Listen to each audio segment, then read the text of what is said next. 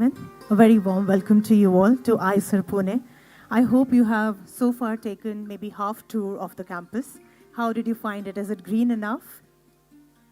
Is it clean enough? I'm so glad that we all are present here and we all are going to be a part of one of the benchmark events that's taking place at IISER Pune. We are going to experience a lot of different sessions on various topics, but we are going to also focus on the main content and the main topic because of which we all have gathered here today. Once again, wishing you all a beautiful day ahead and an eventful day ahead. We shall commence the main event in a short while. Thank you so much.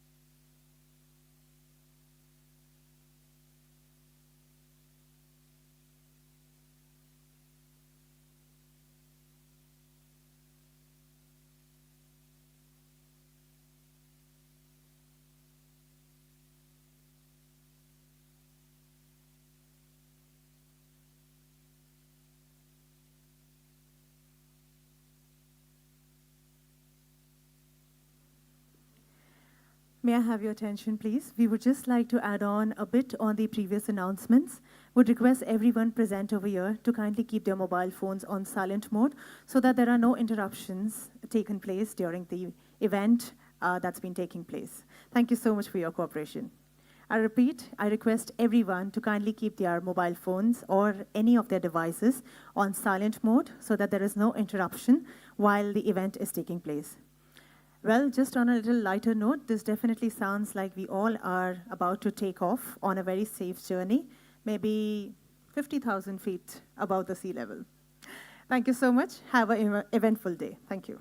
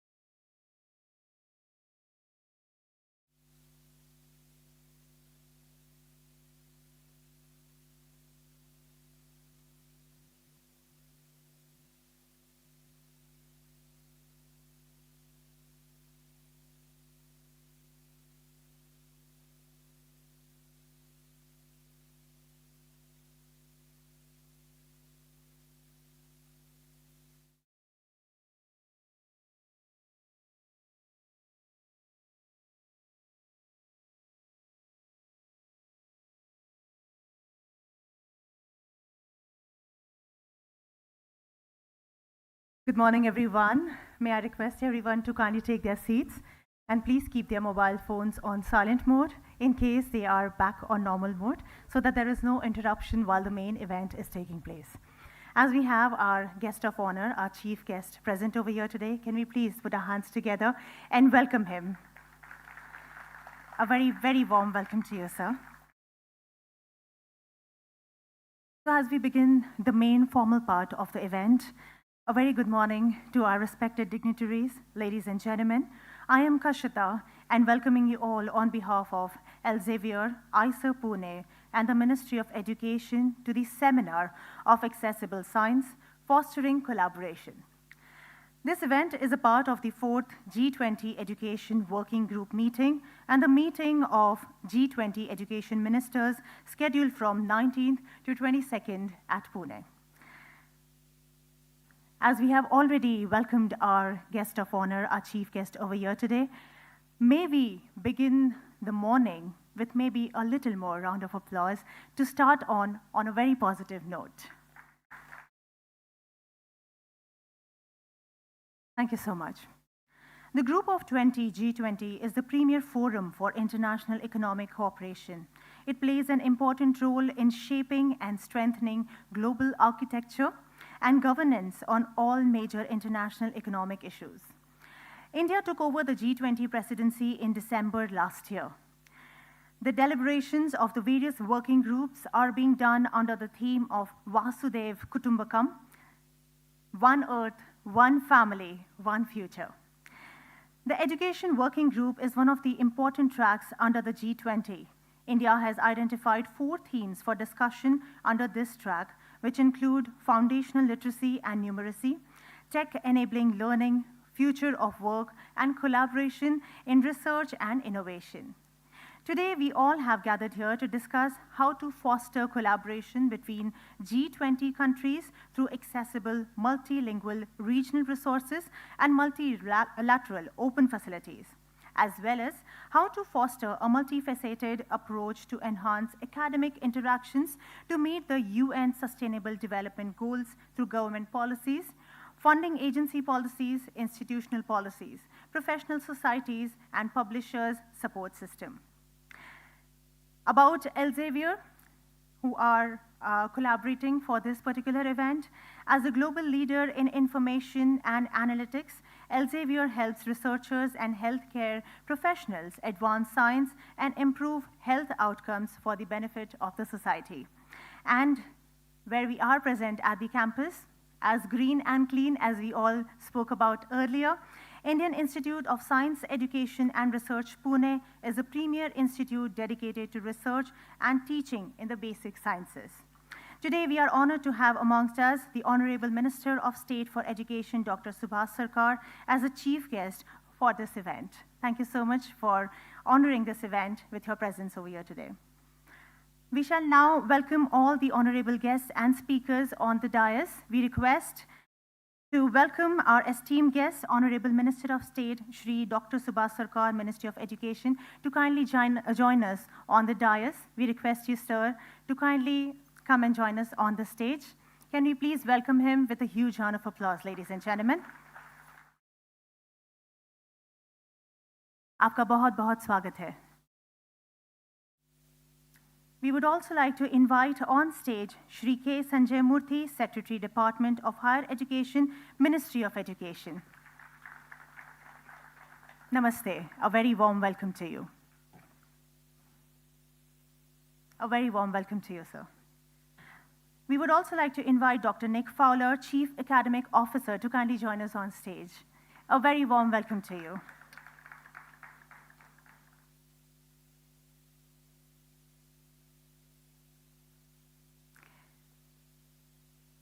And we would also like to invite Shri Sunil S. Bhagwat, Director of IISER Pune, to kindly join us on stage and we shall commence the event with the presence of all the dignitaries present over here. A very warm welcome to you all.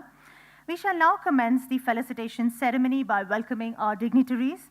I would request Shri K. Sanjay Murthy, Secretary, Department of Higher Education, Ministry of Education, to kindly felicitate Honorable Minister of State for Education, Dr. Subhas Sarkar, Ministry for Education. we indeed have this felicitation ceremony taking place. It is a very beautiful moment as we are all a part of this benchmark event that we all are experiencing. Our experts, our dignitaries are present over here to share their insights and knowledge throughout the day today.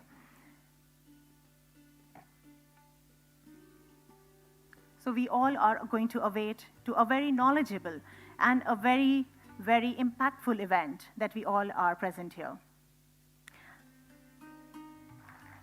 Can we please put our hands together as we felicitate our honorable guest, our dignitary.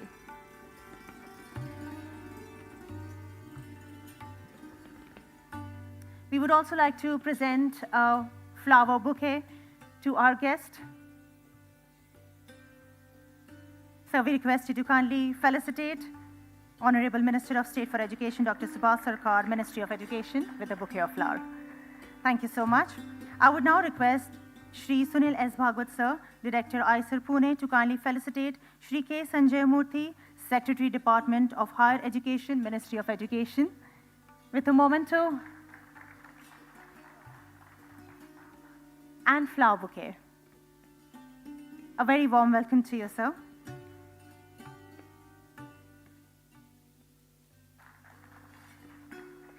I would request Shri Bhagwat, sir, to kindly also felicitate Dr. Nick Fowler, Chief Academic Officer, who's present, and he will be sharing his insights and knowledge along with us today throughout the event.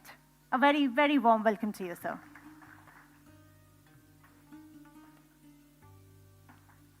And now we are going to interchange the roles. I request Dr. Nick Fowler to kindly felicitate Shri Sunil S. Bhagwat, Director, IISER Pune, with a memento and a bouquet of flowers. May we not just stop clapping, ladies and gentlemen.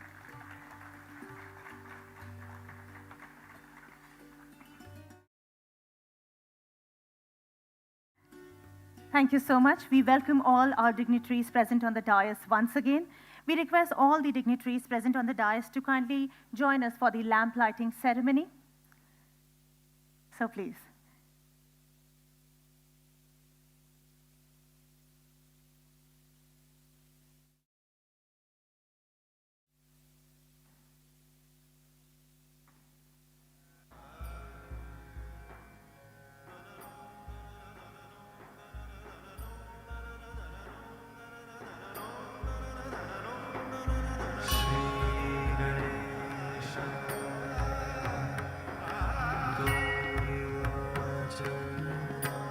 As we have the lamp lighting ceremony taking place, can we also just say it aloud? Ganpati Bappa.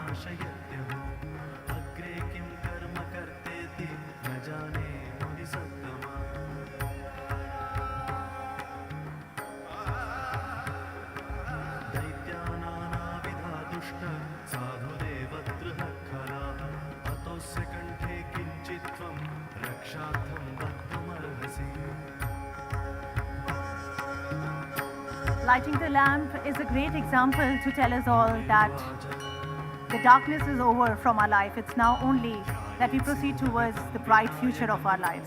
I would like to thank all the dignitaries for lighting the lamp and commencing this main event. We shall now begin and moving on to the next segment. We shall now introduce the very first speaker who will be joining us and sharing their insights with us. He is Professor Sunil S. Bhagwat, the Director of IISER Pune. Prior to joining IISER Pune, Professor Bhagwat was at the Institute of Chemical Technology, Mumbai. Would request you, sir, to kindly come to the podium and deliver the welcome note.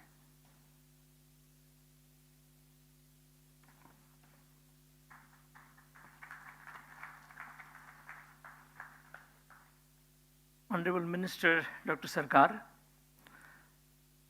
Shri Sanjay Murthy, Dr. Nick Fowler, Dr. Brito, and dignitaries, various dignitaries in the audience that I see, ladies and gentlemen. It's a pleasure to welcome you to this nice city, sir, with Compared to the Delhi climate, I'm sure you would notice the climate being much better to you, and it's a pleasure to welcome you in this campus, which, as you know, just started less than 20 years ago, but we are doing our role in the service of science in the country. And with this initiative, we hope to be able to expand our wings and activities with collaborations outside the country in a big way. It's my pleasure to welcome you all for this event, and we are very eager to listen to the deliberations.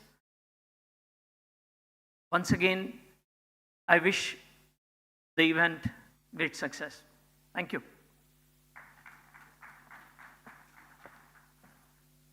Thank you, sir. We shall now be introducing our next dignitary who will be coming and joining us and sharing a keynote speech. He is Shri K. Sanjay Murthy. He is an IAS officer of the 1989 batch from the Himachal Pradesh cadre. He currently holds the office of Secretary, Higher Education in the Ministry of Education, Government of India. He has also served as Secretary of Broadcasting in the Ministry of Information and Broadcasting. We would request Shri K. Sanjay Murthy, sir, to kindly come to the podium and deliver the keynote speech. A very warm welcome to you, sir. Thank you very much.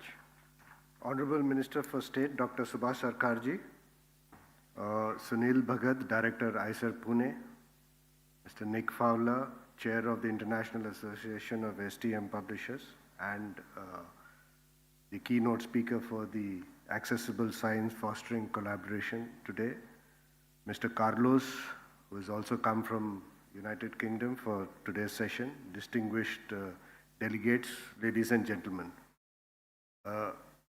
First of all, I would like to thank IISER Pune, IIT Madras, and Elsevier for having organized this event, which ensured a preparatory activity to develop a report which could be presented to us to ensure what is the type of research collaborations that we are doing. While we embarked on the G20 presidencyship, after intense deliberations amongst our higher educational institutions, which involved institutions like Institutes of Science, IIT Madras, IIT Hyderabad, IIT Guwahati, and so on and so forth, 4 critical themes were identified. One pertaining to foundational literacy and numeracy, which is an activity which is going to take forward tomorrow and day after, as well as on the 19th, wherein representatives from all the state governments will be participating to deliberate on this matter. And on the 19th, we would have a seminar amongst the G20 countries. The other 2 events were pertaining to research and richer collaboration. That happened in Amritsar, and the other one was on future of work, which happened at Pune, at Bhubaneswar. In that 2 themes, intersection themes were pertaining to research and richer collaboration. And with the discussions that happened amongst the G20 countries and our academicians, there was an urgency to see how we should collaborate better, how our own research output should improve better. And on these deliberations, we had requested Elsevier to come and throw some light as to see what is the pathways that we could adopt to see that these collaborations amongst universities and academic institutions happen. While we understand that these research activities and collaboration is a function of what the sponsoring bodies do allocate, but there has been a mention in the national education policy about reaching out and having better collaboration amongst academic institutions, both within the country and abroad. And it is in that concept and that guideline that we approach ourselves with regulations which enable this type of a collaboration. As per the national education policy, the UGC has come out with regulations which enhance such type of collaborations to joint degrees, dual degrees, and twinning programs, as well as collaboration amongst cluster of universities and institutions in the country.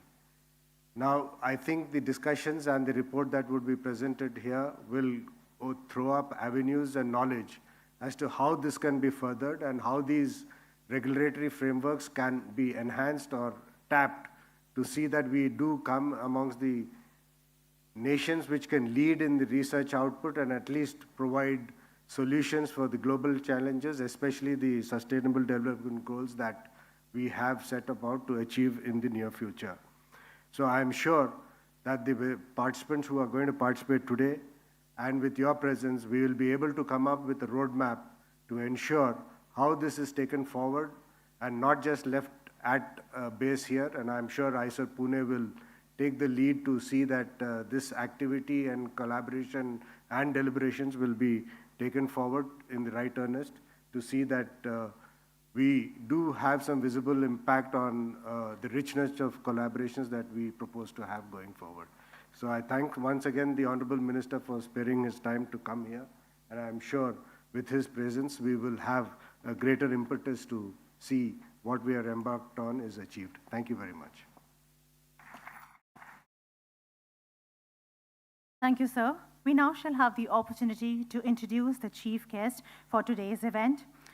Shri Dr. Subhas Sarkar is Minister of State for Education and an esteemed member of Parliament from Bankura, West Bengal. Dr. Sarkar completed his education at Bankura Christian College, University of Burdwan, and BS Medical College, Calcutta University. We would now request the Honorable Minister of State for Education, Dr. Subhas Sarkar, to kindly come to the podium and deliver the keynote speech. A very warm welcome to you, sir. Ladies and gentlemen, can we please welcome him with a huge round of applause.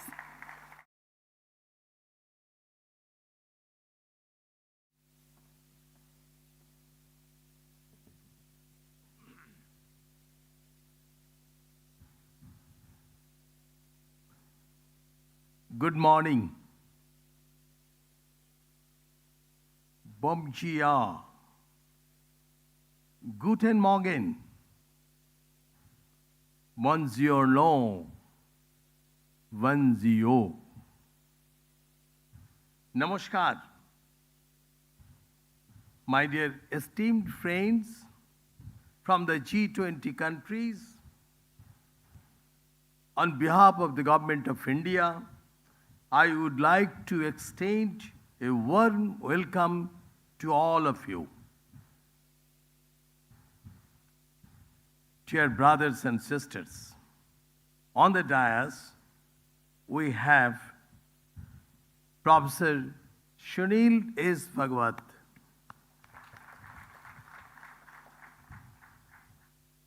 our Education Secretary K. Sanjay Murthy, Dr. Nick Fowler, and also on the dais, Mr. D. Brito.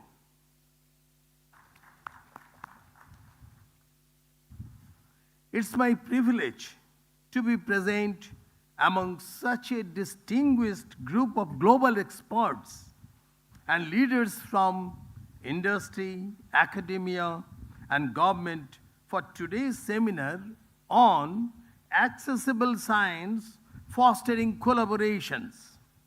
I hope everyone had a pleasant journey to the city of Pune and is enthusiastic about today's seminar. Pune exemplifies an indigenous Marathi culture and ethos and is a significant center for science and education. I would like to start by sharing a sloka, Yukti Vuktam Pragriha Niyat Baladapi Bichakshana Khera Vishayam Vastu Kim Na Deepo Prakashayet. It means a wise person should receive a good word or advice even from a child.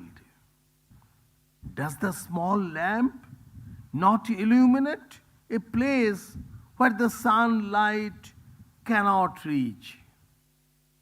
Dear all, in an era marked by rapid technological advancement and the ever-increasing complexity of global challenges, accessible science and collaborative efforts are imperative for the progress of our society.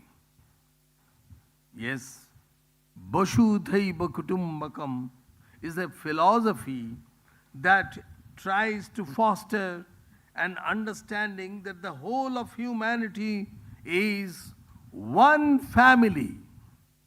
The fundamental principle behind accessible science is free and unrestricted access to scientific knowledge.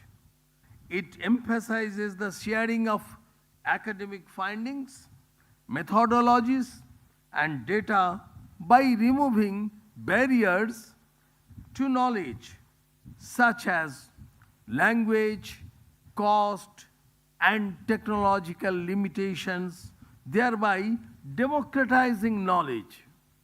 I would like to add that it promotes transparency, reproducibility, and innovation by means of open access, publishing, multilingual publication, and user-friendly formats to ensure that the broader scientific community and the public can easily understand and utilize scientific findings and collectively contribute to scientific advancement.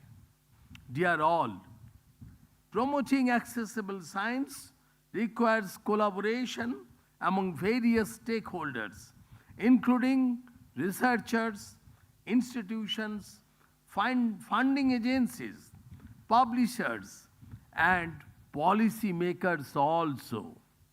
India, under the visionary leadership of our Honorable Prime Minister, Shri Narendra Modi ji, believes in strengthening such collaborations.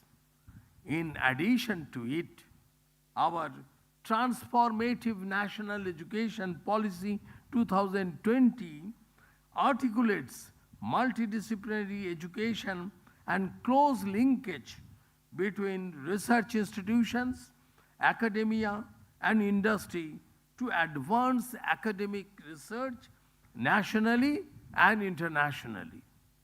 My countrymen are also happy to note that for the first time under the Indian presidency, strengthening collaborations in research and innovation has been included as a priority area for the G20 Education Working Group to ensure synergy in global academic research efforts. We are observing deliberations around areas that can catalyze collaborations among G20 countries, promoting innovative approaches, international and multi-stakeholder cooperation to reduce digital, technological, and knowledge gaps, and investing in infrastructure and human resources, including training, digital literacy, and capacity building, such as joint and dual degree, enhanced mobility of researchers, among others. I would like to quote Helen Keller, "Alone, we can do so little. Together, we can do so much." I have some examples to share with you, which underline the importance of accessible and collaborative science. I would like to talk about the Human Genome Project, a groundbreaking initiative that was launched in 1990 to map the entire human genome. It was a massive undertaking that required extensive collaboration among global scientists, research institutions, and funding agencies.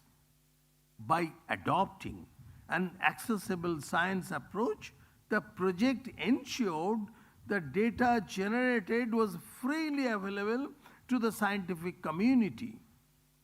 This facilitated rapid progress in genomic research, leading to a deeper understanding of human genetics, the identification of disease-related genes, and the development of innovative treatment of therapies.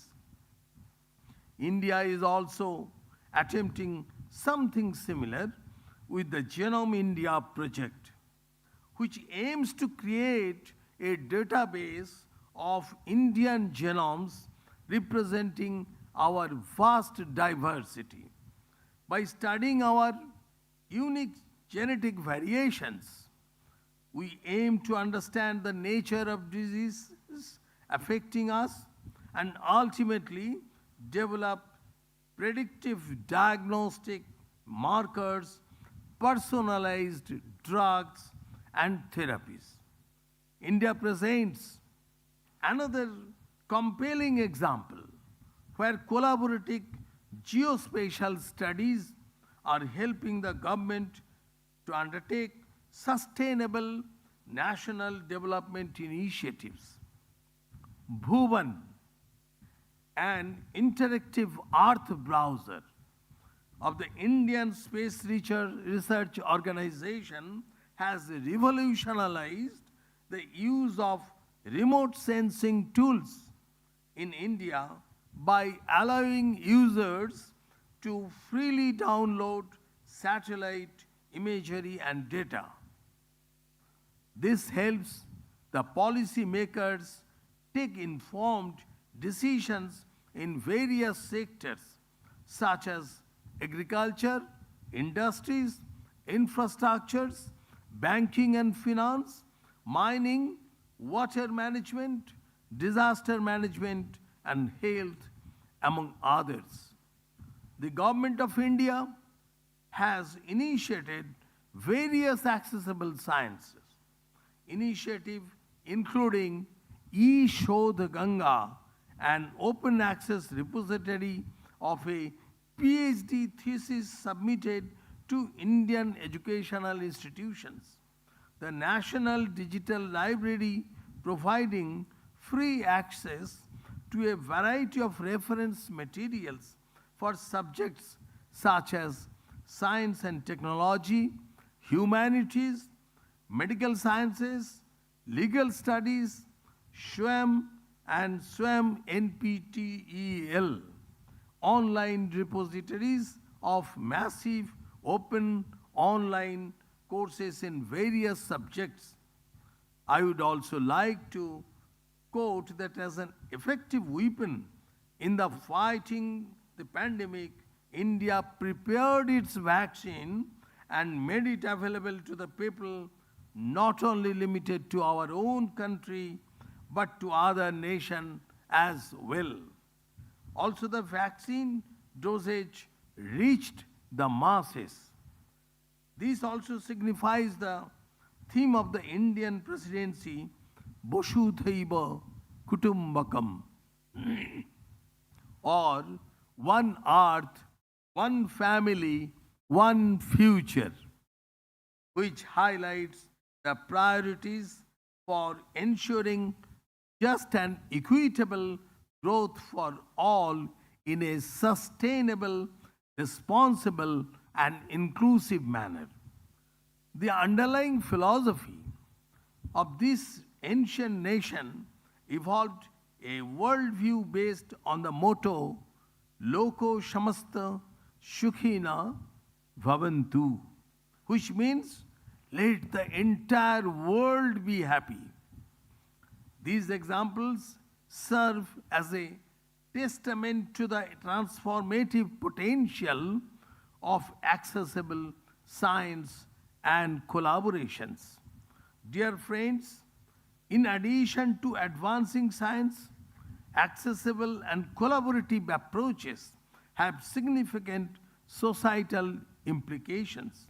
For example, the Intergovernmental Panel on Climate Change, that is IPCC, brings together thousands of scientists from around the world to assess the state of climate science, produce comprehensive reports, and inform policy decisions. Their work showcases how collaboration and access to scientific information can drive meaningful change and guide us toward a sustainable future.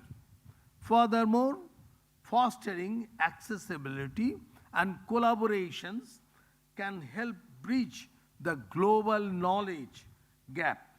Many low and middle income countries, this is very important, many low and middle income group countries have challenges in accessing scientific resources and establishing robust academic and research infrastructure. By promoting accessible science, we can ensure that knowledge and expertise are shared equitably, empowering researchers worldwide to contribute to scientific advancement. Dear all, moving forward, I would like to say that our host for today's seminar, Indian Institute of Science, Education and Research, Pune, is an institute of national importance. Let me quote the motto of the institute, which is, "Where tomorrow's science begins today." This is very important. We should appreciate it.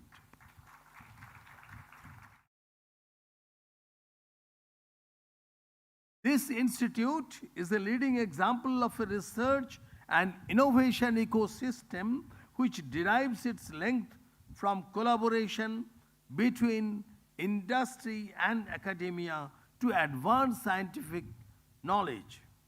Dear all, by embracing accessible science principles, we can drive innovation and address pressing global challenges in the fields of poverty, health, education, and climate change, among others. Taking a cue from UNESCO, G20 can work towards creating an enabling policy environment and strengthening intersectoral collaboration. This is very important for reducing the existing inequalities and accelerating progress towards the implementation of the 2030 Agenda for Sustainable Development and beyond. Such collaborative efforts may also spur the development of products ranging from open source software and collaborative problem-solving platforms like Kaggle to innovative computer games, which enable the public to contribute to academic research, such as eyewear, which helps map neural circuits. The ancient education system concentrated on the all-round development of the individual by taking care of both the inner and outer self. It emphasized values such as modesty, truthfulness, discipline, self-reliance, and respect for all creations. Students were taught to appreciate the balance between human beings and nature. This is very important. Interactive games exploring multidimensional aspects of Indian knowledge system, including Ganita and Jamiti, that is Indian system of mathematics and geometry, and Vastuvidya can also be developed. Now we have also started research on our Indian knowledge system. If we recapitulate few things, that few thousand years back, it was mentioned that in Indian knowledge system, the celestial body's path was elliptical at that time, at 6000 BC.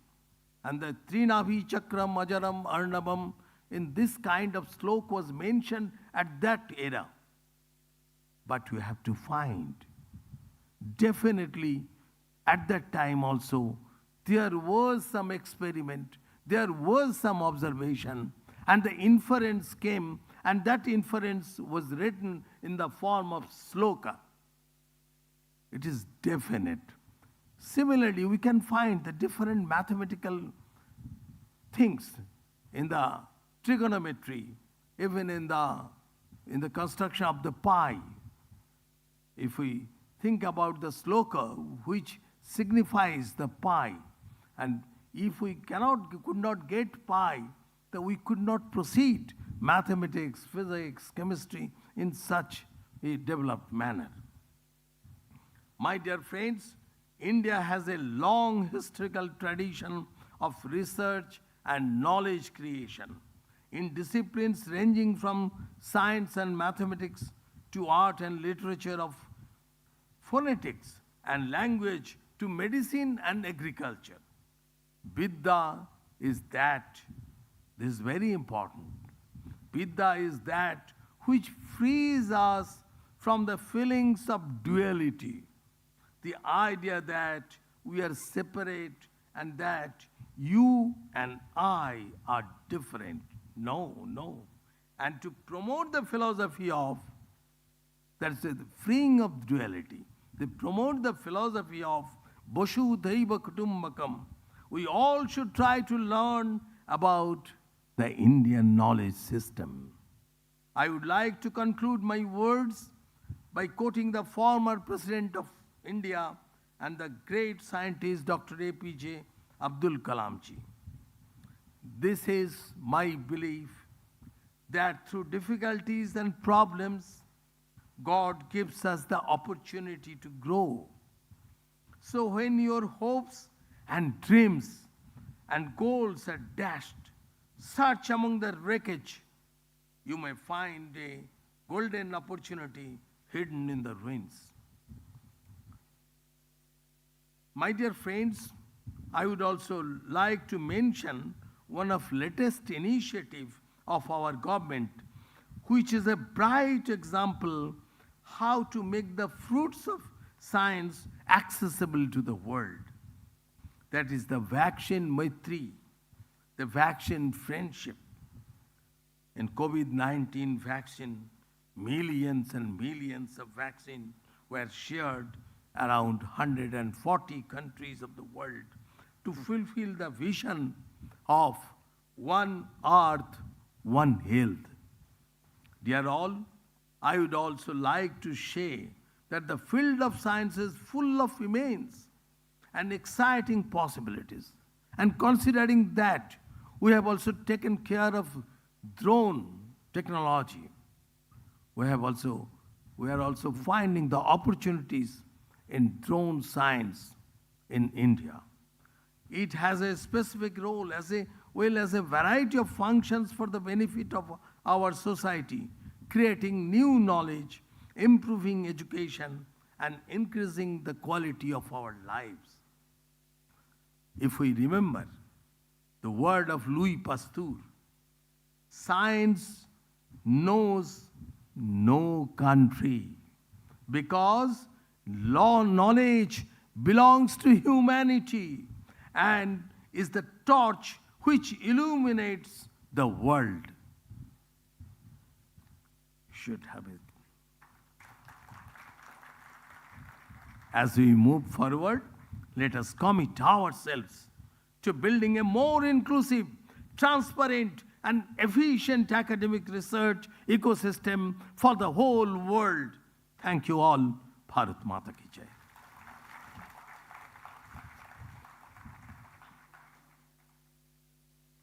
Thank you, sir. Dhanyavad, sir. The next segment now is the launch of report on the status and relevance of research collaborations for development considering G20 nations by the Honorable Chief Guest. The report will analyze the scientific publications with authors in G20 countries focusing on the main collaborations 10.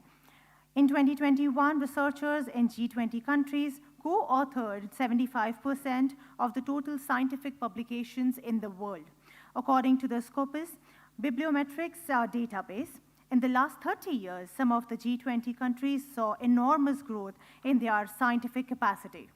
The report is presented and launched at the G20 summit in India today, which will show additional data for each country, including the content of research related to the UN Sustainable Development Goals and the role of university-business collaboration.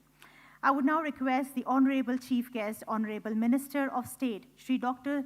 Subhas Sarkar, Ministry of Education, to kindly do the honors by launching the report. May we present the report, please?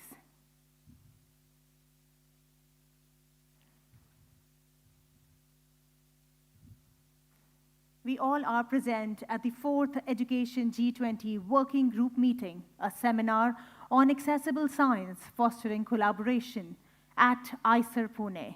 And we shall now experience the launch of report. Ladies and gentlemen, please, may we applaud for the launch of the report.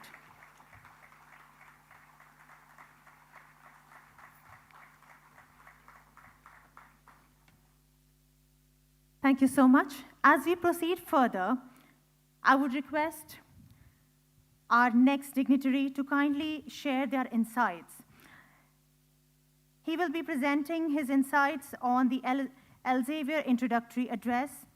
Elsevier has partnered with leading science organization and Economist Impact for a global collaboration to understand the impact of the pandemic on confidence in research and identify areas for action to support researchers. This segment is presented by Dr. Nick Fowler, who is a Chief Academic Officer. He leads Elsevier's research network groups, which collaborates with senior leaders of the world's leading universities, funders, and research policymakers. He has been instrumental in establishing collaborations with universities on data science, such as with the Harvard Data Science Initiative, the UCL Big Data Institute, the Humboldt Elsevier Advanced Data and Tech Center, and Amsterdam Data Science. His group also delivers analytical reports to inform research policy.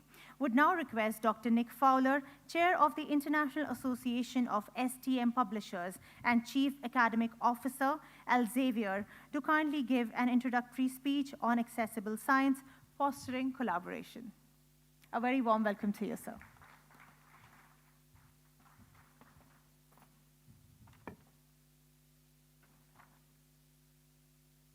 Thank you. And thank you, Honourable Minister. Thank you, Secretary Sanjay Murthy. And thank you, Director Sunil Bhagwat. Good morning, everyone. And thank you for having me here. As was said, I'm Nick Fowler. I'm Chief Academic Officer at Elsevier, and I also chair the International Association of Science, Technical, and Medical Publishers. I am delighted to be here, and particularly among such eminent representatives of government, institutional, and professional organizations. I'd like to thank our colleagues at the Ministry of Education for supporting us in developing what I know will be a fascinating and thoughtful G20 working group meeting regarding accessible science and fostering collaboration. A very warm welcome to you all today. Now, before I go on to discuss the themes of today's discussion, I hope you'll allow me to provide a brief overview of Elsevier and how we support research excellence in India. And could I ask for somebody to advance the slides? There needs to be a slide clicker. Thank you.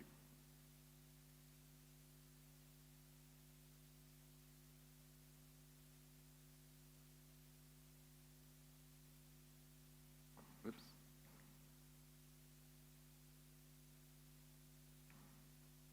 Thank you. Elsevier is a global leader in information and analytics, helping researchers and healthcare professionals to advance society and improve healthcare outcomes for the benefit of society. As a trusted partner in India, Elsevier delivers verified research content, digital solutions, and analytics to enhance and amplify Indian research. In healthcare, we help medical and clinical and nursing students transition from classroom learnings to clinical settings. And as an academic publisher, we're proud of our efforts in helping to establish a robust foundation of scientific and medical research in India, contributing to its status as one of the world's leading research nations. In the context of Prime Minister Modi's Atmanirbhar Bharat of achieving greater self-reliance, Elsevier acknowledges and recognizes the critical importance of both India's science, technology, and innovation policy and of the national education policy to the future development of India's economy and society. We aim to support and facilitate the country's research and innovation focus by making India's research more accessible and discoverable to the world. In line with Elsevier's goals in India, I want to highlight the tremendous strides and achievements made by India as part of the global scientific endeavor. India is taking critical steps to become a knowledge superpower. Our data shows that India's scholarly output has been steadily increasing, with a compound annual growth rate of around 11% per year over the past 20 years. That means India has now moved to becoming the third largest producer of scientific research, overtaking the UK in 2022, a remarkable achievement. But India has succeeded not only in the volume of research output, it also boasts achievements in academic quality. An indication of quality is known as field-weighted citation impact. It's jumped from 0.85 in 2019 to 1.05 in 2021, putting India above the global average for publication citations. And finally, the Indian government is focused on driving quality research to strengthen the country's competitiveness in global innovation, resulting in India climbing to 40th rank in the World Intellectual Property Organization's Global Innovation Index in 2022. I highlight India's fantastic performance in scientific research because I believe that the topics we'll be discussing here today are intrinsically tied to these achievements. Beyond continued investments in science, India's performance is due at least in part to local and global trends that we have seen towards accessible science. As scientific findings become more accessible to the world, this inevitably leads to higher citations and usage of academic research at global scale. And research collaborations are a key component of accessible science. Our data shows that international collaboration is rising in India. More papers developed via international collaborations in India have increased field-weighted citation impacts to double those with no international collaboration. Notwithstanding this, we can see from our data that India should more firmly grasp opportunities to expand its global collaborations, particularly with G20 countries, to further capitalize on its success in scientific output. You'll hear more about this from my colleague Brito Cruz when he presents the study. With that in mind, and ahead of the main panel session today, I'd like to take this opportunity to delve further into the concept of accessible science and to apply this concept to the key themes that are set out in the panel session agenda. I'll therefore explore the mechanisms for accessible science by providing some insights regarding the global market before highlighting relevant initiatives that Elsevier offers in this space. I'll also offer some suggestions where we can take initiatives together in the future. Accessible science and collaborations are powerful instruments in the research environment for advancing progress and solving global challenges. We believe accessible science can benefit research and society to solve grand challenges. We understand accessible science to be about achieving a more inclusive, transparent, and indeed collaborative world of research. Collaboration is therefore a key component of accessible science and can be achieved via a range of practices. For instance, future collaborations are enabled by ensuring that research can be built upon and is therefore reproducible. This goal can be supported by sharing research data under fair principles, ensuring that data is findable, accessible, interoperable, and reusable, and furthermore by sharing all kinds of research findings, from methods to even negative or null results. Accessible science can be described as contributing towards more inclusive dissemination of scientific knowledge worldwide. And one way to achieve this is picked up in the panel session's first theme, is via multilingualism. Many countries, including the G20 countries, consume and produce scientific content in local languages, and the need for multilingual resources has often been highlighted to address accessibility issues. And India is such a country, where the Indian government has a large focus on promoting regional languages to advance accessible science. The ability to collaborate, communicate, and act effectively at a local level is critically important. From a publishing perspective, maintaining non-English language journals adds diversity to global knowledge and disseminates vital research outcomes between communities. And further publishing in their native language allows young or less experienced authors to receive substantial feedback by reviewers and editors in their first language, which in turn helps them to progress. To support these goals in India, we now provide medical books in local languages, and indeed we operate a range of local language journals globally. Other examples of our work to incorporate multilingualism include Japan, a country where more than 20% of scientific outputs are published in the Japanese language.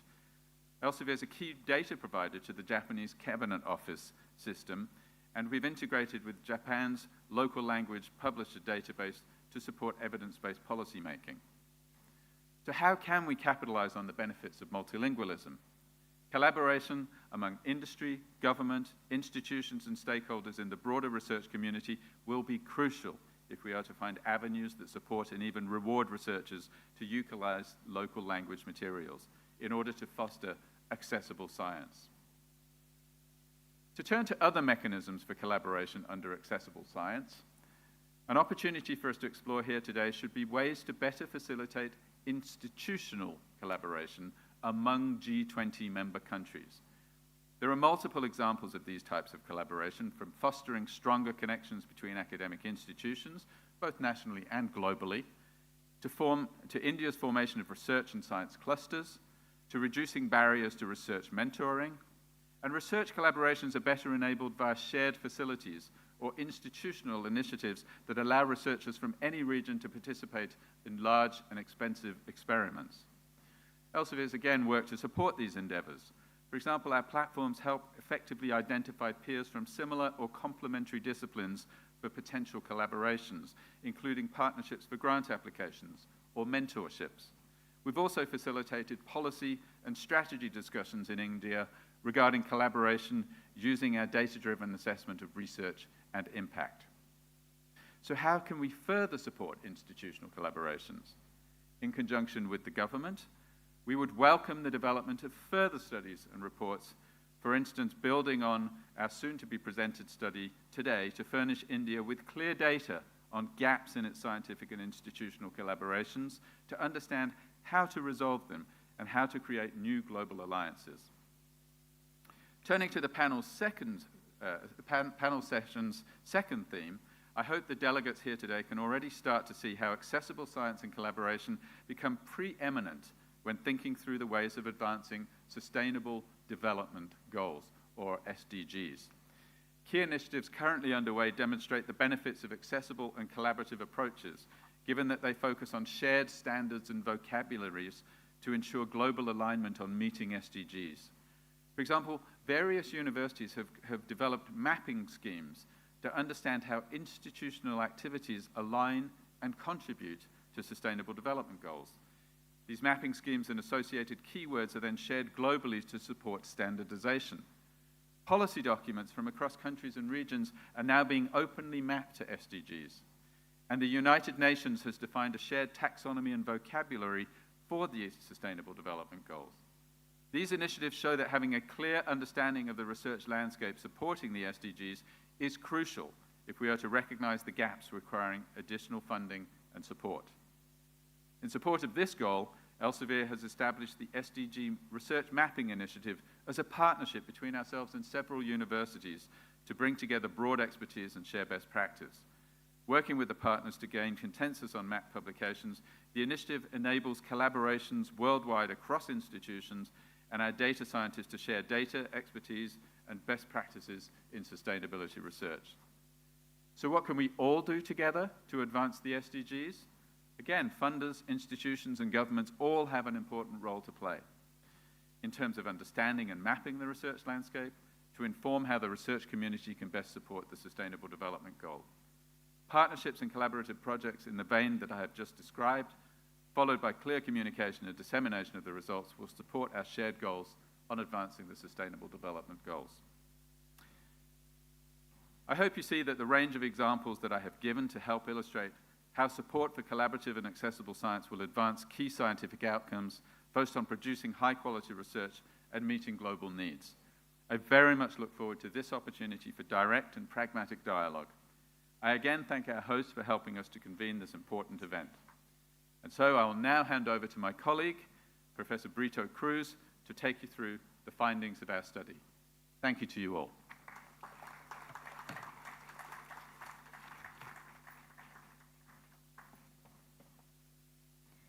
Thank you, sir. The next segment is a report presentation, the status and relevance of research collaborations for development considering G20 nations. The report presentation is presented by Brito Cruz, who is a professor emeritus at the University of Campaign's Unicamp, Brazil, and the Senior Vice President, Research Networks at Elsevier, United Kingdom. I would request Mr. Carlos Henrique de Brito Cruz to kindly share the presentation and kindly join us on stage. A very warm welcome to you, sir.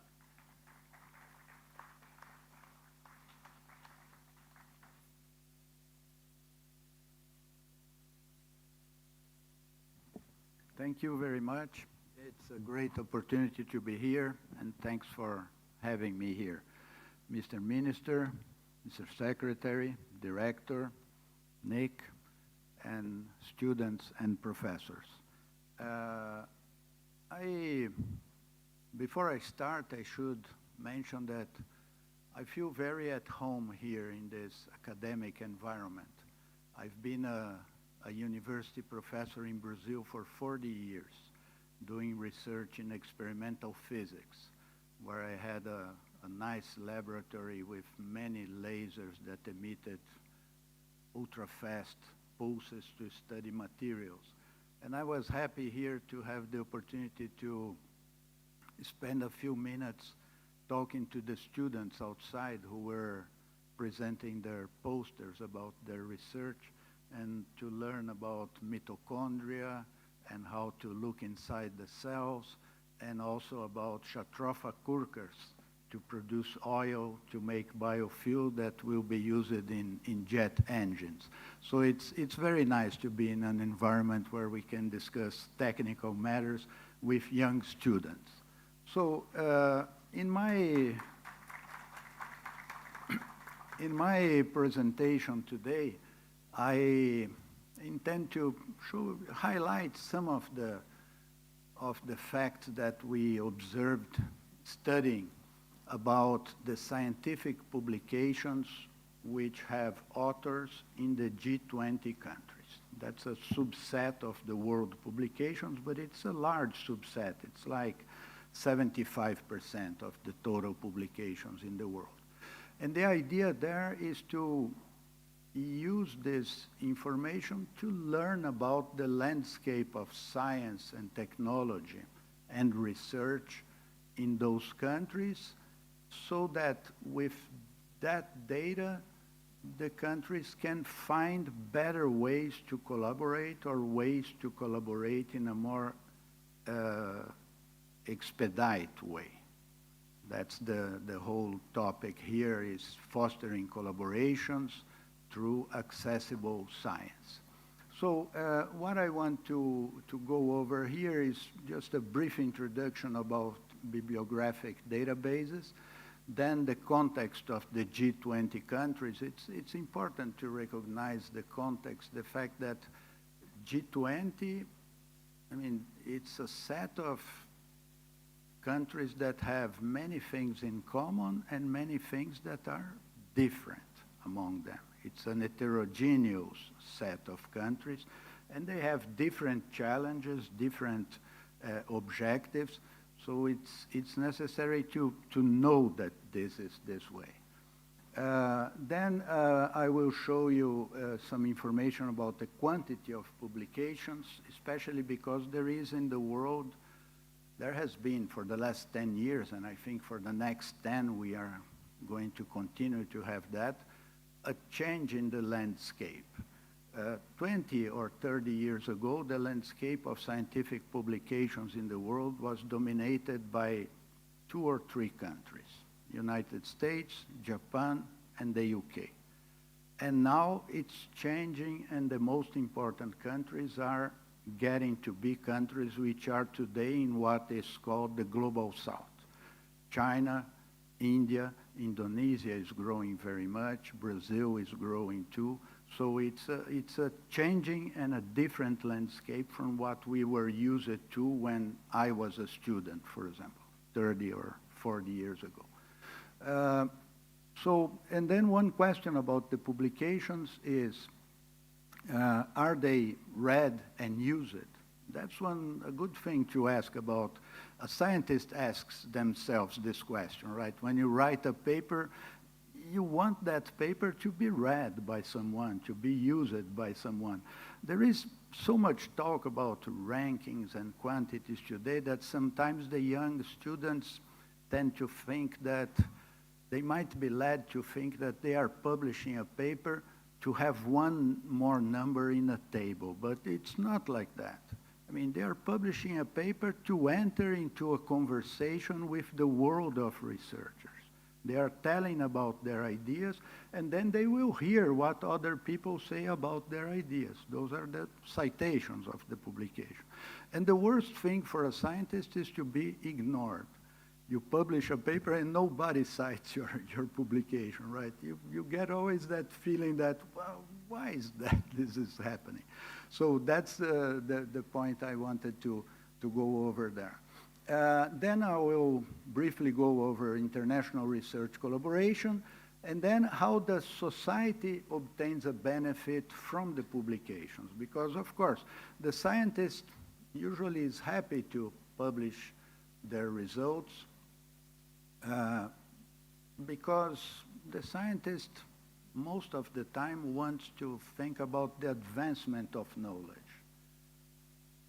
But the thing is that most of the time they are doing that paid by the taxpayer. And the taxpayer is expecting that what they paid generates at some point in the future, maybe in 1 year, maybe in 10 years, sometimes in 50 years, some benefit. The time between creating the idea and seeing the benefit might be long. We can remember the case of the mRNA vaccines. I mean, when scientists were studying mRNA in 1961, 1962, they were not thinking about creating a vaccine. They were thinking about understanding how cells reproduced, how living beings reproduced themselves with the same characteristics. 60 years later, that became key to save humanity from the pandemic. So it's this connection between knowledge and the application of knowledge is one of the very complex things of the world today. And then I will finish with some comments. But the whole idea of the report is to show the data so that researchers and leaders in countries can know the data to create their policies. So the report is not policy prescriptive. It is policy relevant. So it has information that can assist those who create policy in doing that. So I will start to mention to you that the basis of all the data that I use is a database that Elsevier built for the last 15 years called Scopus. And it's a database of the scientific publications that exist in the world. It has today more than 85 million items, and it's very important to bear in mind that the Scopus doesn't cover only Elsevier publications. Many people believe that, but it's not like that. It covers from any publisher. Actually, Scopus covers 7,000 scientific publishers in the world.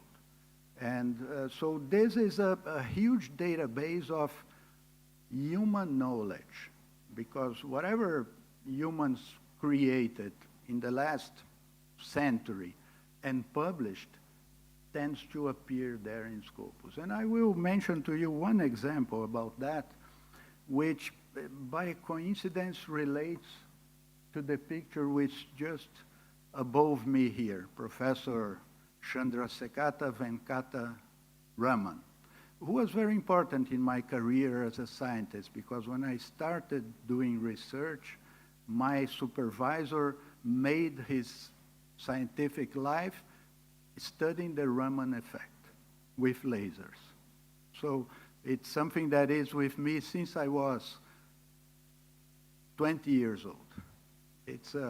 And the point I want to exemplify here, this is what I found from Scopus about the publications of Professor Raman.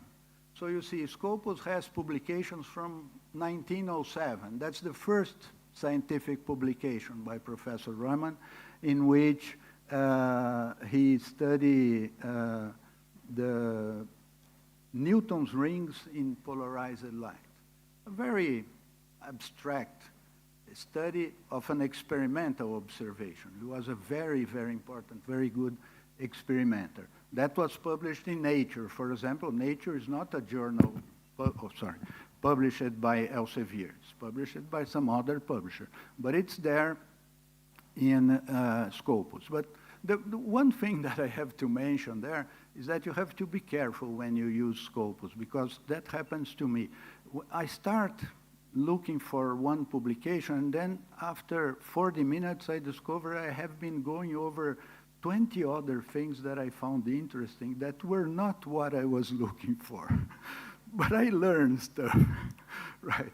So that there, yeah, it's like in the old days when you would look a word in a dictionary. Before getting to your word, you would learn 40 other words. Scopus is like that. So you have to have a focus on the idea. But one of the things we learn about Professor Raman is that he started publishing in 1907. He got the Nobel Prize for something he did in 1928. So for 20 years, he studied and he learned. And that's important for the young students, because sometimes the professors teach in a way that makes young students believe that those who get a Nobel Prize sit on a chair and have an idea. And it's not like that. You have to work, you have to work, you have to work, try and error, trial and error, try again, and learn a little piece and learn another piece, and then you might get a Nobel Prize. So that's the lesson I bring here, based on the career of Professor Raman, who published this article, A New Radiation, which is the one that got him the Nobel Prize. And I will make one last comment about Professor Raman, because in 1928, he published this paper under the title, The Negative Absorption of Radiation. Think about that, negative absorption. Negative absorption means that more light comes out than the light that goes in, because the absorption is negative. So he's actually talking about the amplification of radiation, of light.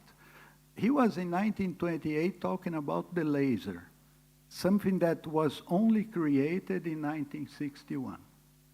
Of course, he didn't give that name, but the idea he's studying there about the Einstein coefficients is the idea of the laser. So he was a person with some vision, right? So anyway, going to the G20 matter at hand, it's an heterogeneous set, economically, demographically, in the context of research. You will see that the GDP of the countries changes a lot. There are smaller countries, bigger countries. Populations, India and China have enormous populations. South Africa has a population of maybe 50 million people, or around that, or Korea, 52 million. The wealth of the country and the wealth of the persons of the country also has a large degree of variation. And the amount of money those countries spend supporting research also is very, very different. So all those things we need to bear in mind when we look at sets of countries, right? And this figure tries to summarize for the G20 countries. The blue bars show the amount of expenditure to support research, total in the country, summing industry, universities, funding bodies, money that comes from abroad, everything, all the money. And there you can see that the United States is number one, then China, Japan, Germany, Korea, UK, France, India. India is the second most important, biggest one in expenditure as among the Global South countries. And then the set of countries in the Global South. And the yellow circles show what fraction of the GDP of the country is used to support research. And you will see there that it ranges from, in some places like Argentina, 0.5, or even in Mexico, 0.3% of the GDP. In the case of India, it's now around 0.67, and the highest one is Korea, which is at 4.6% of the GDP applied in research.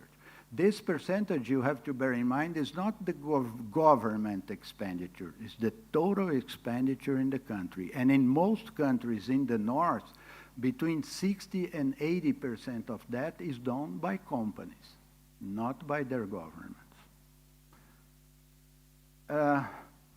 When we look at the scientific publications in the G20 countries, the figure on the left compares the set of the curves, which are the two upper curves are the blue one for the world, the red one is the curve for the G20 countries.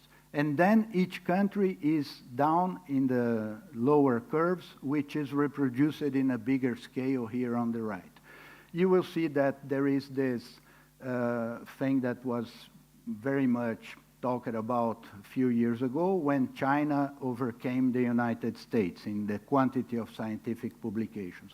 And then recently India got to a higher point than the UK.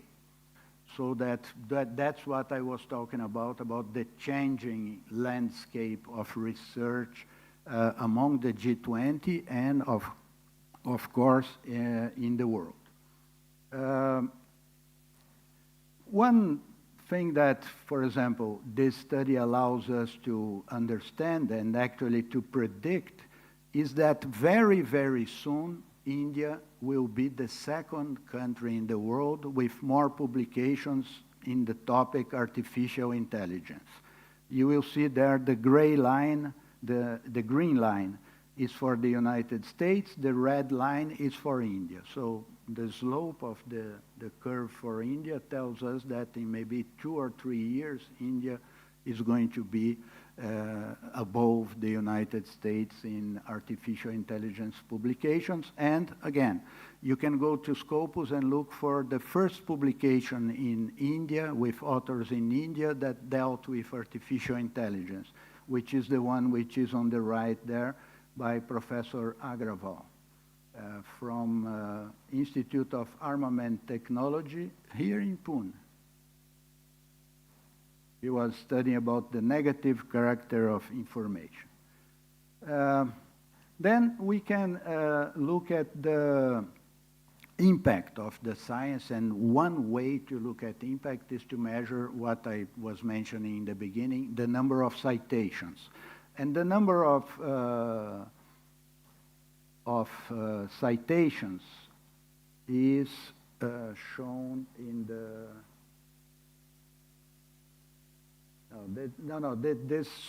that's a different thing here. Here I want to, before I go into the citations, I want to comment about the institutions that create the research. Because there is where we have an important difference between countries in the global north and countries in the global south. You will see in the upper figure that the blue bars, which show the percentage of entities where authors are affiliated to in the global north, For corporate entities, we have a higher percentage than in the Global South. And in the Global South, which are the countries to the right, the main entities are academic institutes or governmental institutes. That tells us something about the challenge that countries in the Global South face in terms of converting science into technology. As the minister said very nicely in his speech, Pasteur remembered us that science is universal. But Pasteur didn't say that, but I would add, technology is not. Technology has a country, has a nation. So converting science into technology is key for every country in the world. And because science is open and is available, it's very important for each country to have enough people to understand not only their science, but the science that others are doing, so that you can incorporate that into the technology that that country is creating. So this fact that the corporations in India, Brazil, Mexico, Argentina, don't do enough research to be able to incorporate science from the world is one of the biggest challenges for those countries. So that's something that we point out as one of the conclusions of the report. The growth in the number of publications shows what I have been highlighting to you before, the fact that the columns in red represent countries in the Global South. You will see that most of the ones that have high growth rates are in the Global South. That's what I was talking about, the changing landscape of research in the world. And the ones in the North, it's not because the ones in the North are weaker or anything. It's because they have done that many, many years ago, right? They have a science system which was in place after the Second World War. And the countries in the Global South are doing that later, are doing that now. So that's the reason why the high growth rates. But it's going to bring a change in the landscape of science and research in the world. Then this is where we talk about citation impact of the publications. And you can again see to the left are the countries in the Global North, to the right, the countries in the Global South. The countries in the Global South tend to have a bit less citation impact than the countries in the Global North. The two figures show, the upper figure shows the percentage of publications which appear in the top 10% journals of the world, top by citation. And the lower curve shows the FWCI, which is the citation impact factor that Nick Fowler referred to. You will see that India, I'm trying to use the, no, there's not a pointer here. The case for India, you will see that there is a growth from 2002, 2012 to 2022, going above the world average in 2021, which is a very good result if you look to the countries in the Global South. So, citations. Then there is international collaboration, where you can see that in most countries, international collaboration grew from 2012 to 2017. We measured a 5-year period to have a good average in terms of, to avoid fluctuations and stuff. With two exceptions. One country is Indonesia that lost international collaboration, and the other is Russia. All the other countries in the Global South saw an increase in their research collaboration. But you can see from this figure that India has challenges in developing research collaboration. That's one thing that you might want to pay attention to, because it means there is an opportunity there to gain more contribution to the creation of science that is being done in India, because collaborating is about that in science. It's about having contribution from persons, smart persons, everywhere. And this figure shows how the field weight citation impact relates to the percentage of publications with international co-authorship. It shows us that there is a correlation, but it does not show us that there is a causation, right? That's important to understand, because it's not said that collaborating more will bring up your number of citations. But if you choose well your collaborators, it might bring up your number of citations.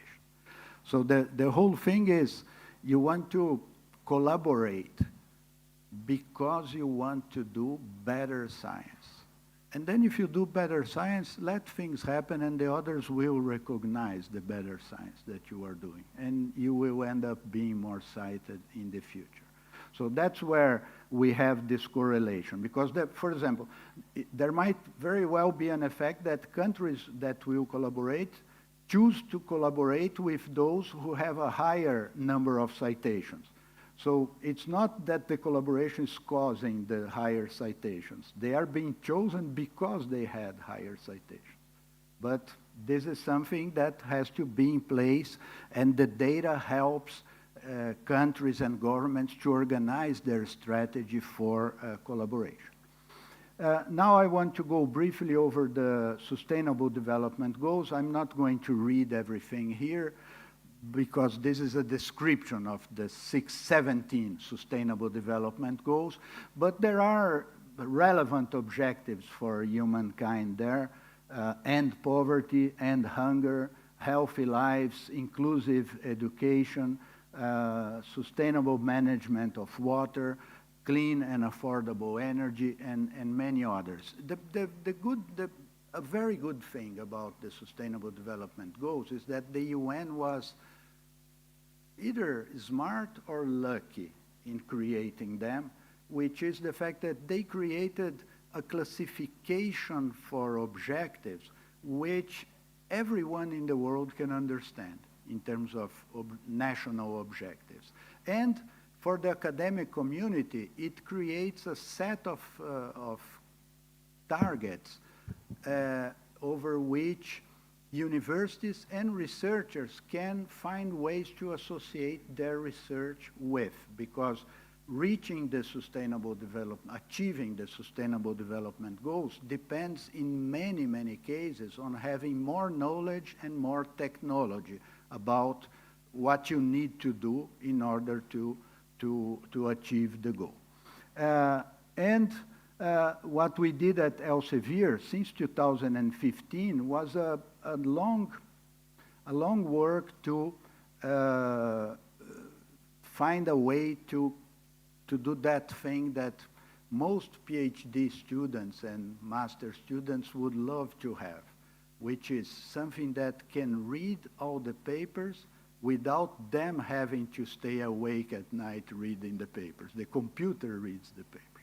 And the computer reads the papers and tells us, this paper relates to SDG 1, SDG 3, SDG 5.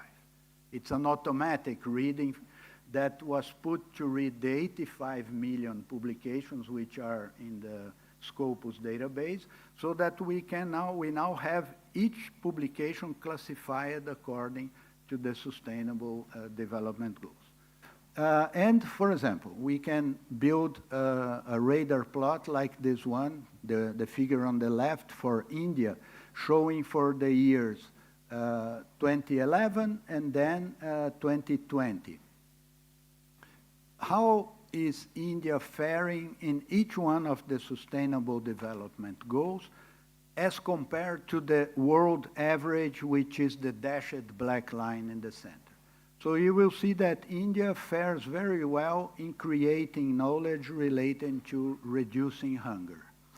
It was not going very well in creating knowledge about affordable and clean energy, but in 2020, it grew a lot and it went strongly above the world average. It goes well in responsible consumption and production. It goes well in industry, innovation, and infrastructure. But the idea here is to show to you that you can look at that and choose which ones of the Sustainable Development Goals are more relevant for my country, for my university, for my region, and then you can understand how to plot a strategy to make that stronger in the future. And you will see on the right that India has had more international collaboration, for example, in SDG number 7, especially since 2018, SDG 2, Zero Hunger, starting 2016. You can also map that and understand that better. SDG number 2 is one that caught my attention because, again, India, which is the red line, has a growth rate which is astounding. It's like going up at a rate of 25% more each year. That's an enormous growth rate. And it's comparable to that of China, and soon India is going to be above the United States in creating knowledge relating to reducing hunger. Academic business collaboration is another dimension of collaboration which is important to bear in mind because it relates to the desire to translate science into technology, right? So you have to, but it's not about universities telling industry what to do. It's a two-way lane.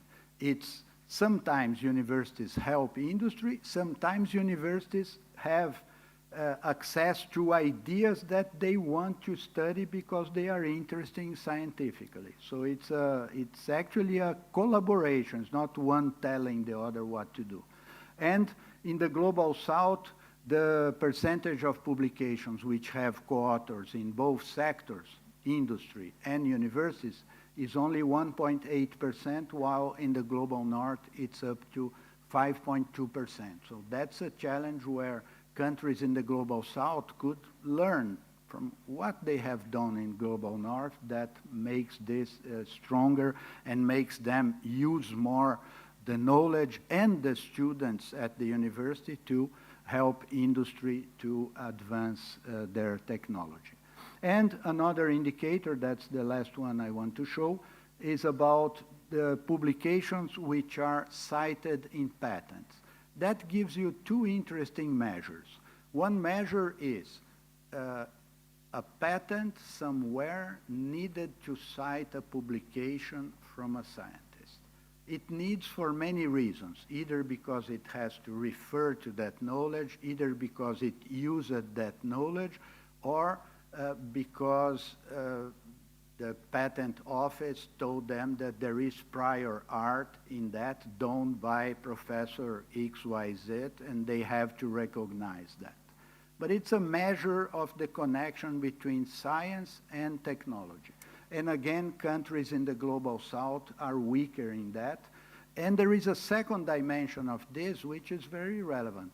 Are the patents that are citing articles published by authors, for example, in India or in Brazil, those patents belong to companies in India or in Brazil or to companies elsewhere? Are they smarter than us? They are using our science to create their technology, or are the companies in the country? That's again something that is useful for countries to understand, to measure how they can make the best of it. So in conclusion, I won't go over all the little letters here, but the point is that I wanted to highlight that every data that I showed here, any one of you can obtain sitting in your computer and using this tool called SciVal. I didn't do anything special with the data. It's something about studying data.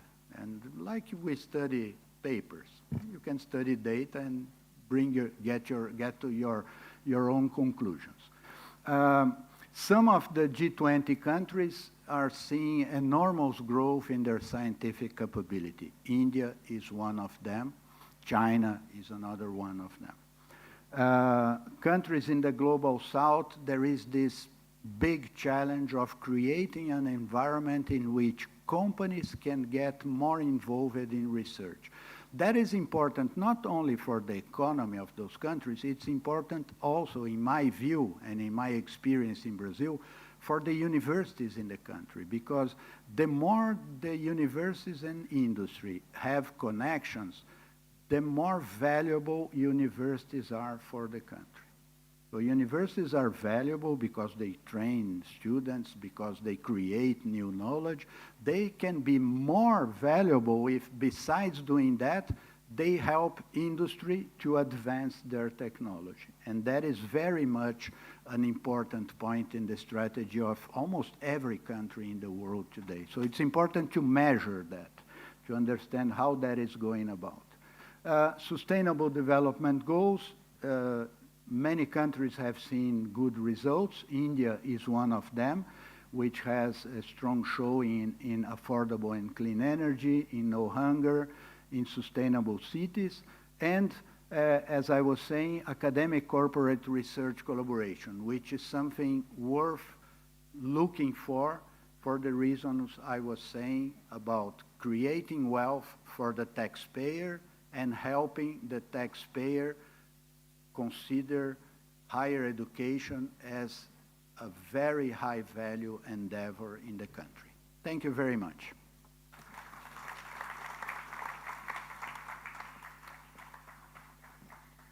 Thank you, sir. Ladies and gentlemen, we shall now break for a tea or coffee break. And we look forward to meet you all in the next 15 minutes. But before that, I would like to thank all the dignitaries present over here, our honorable chief guest. Thank you so much for sharing your insights. And we request you all to please join us post the tea coffee break sessions as well. Thank you so much. Ladies and gentlemen, can we please thank all of them by... Thank you so much.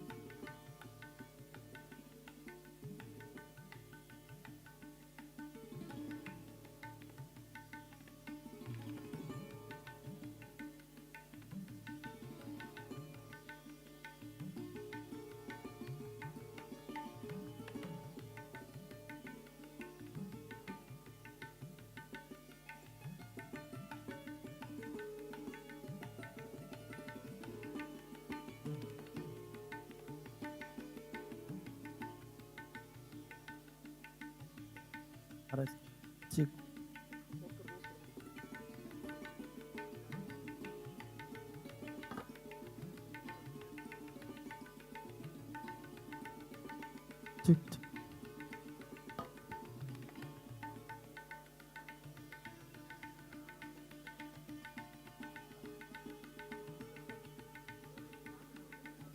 Chick.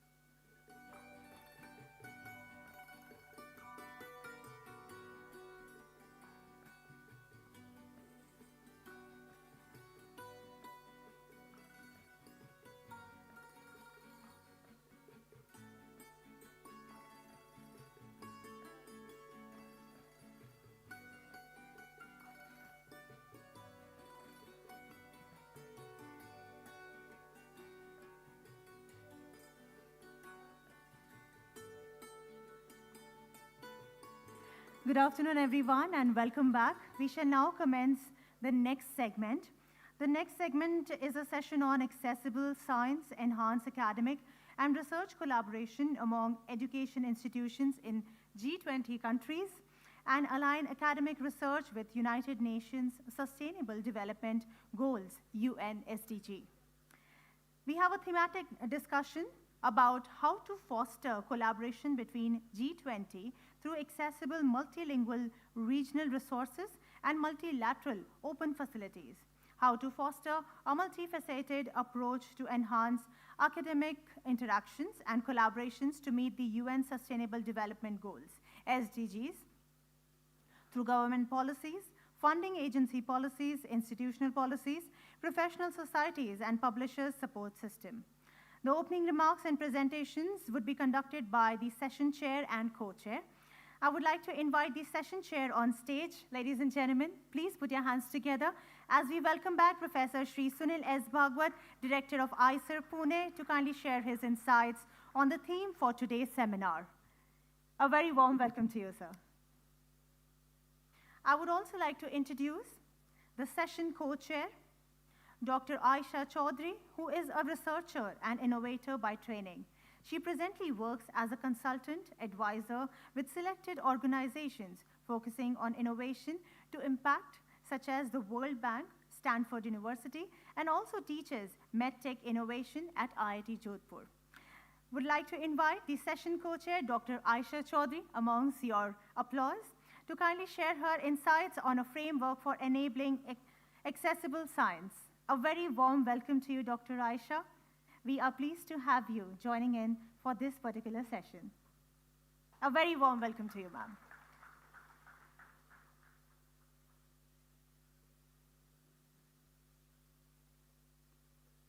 Over to you, sir. Over to you, ma'am.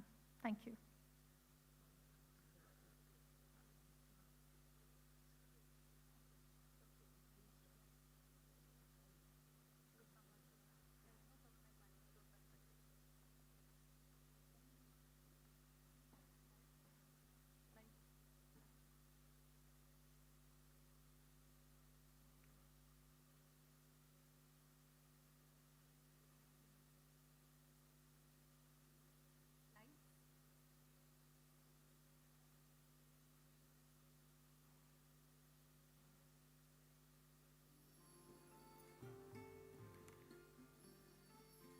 So let me tell you all that this session is on accessible science, enhanced academic and research collaboration among education institutions in G20 countries and align academic research with United Nations Sustainable Development Goals, UN SDG. And we have the chair and co-chair, the session chair and co-chair, who will be presenting and guiding us through with their insights on this particular presentation. Thank you so much. And it's a pleasure to be here this morning. I'd like to really thank the Ministry of Education, Elsevier, IISER Pune for making it possible for all of us to be in this room to speak about accessible science and collaborations.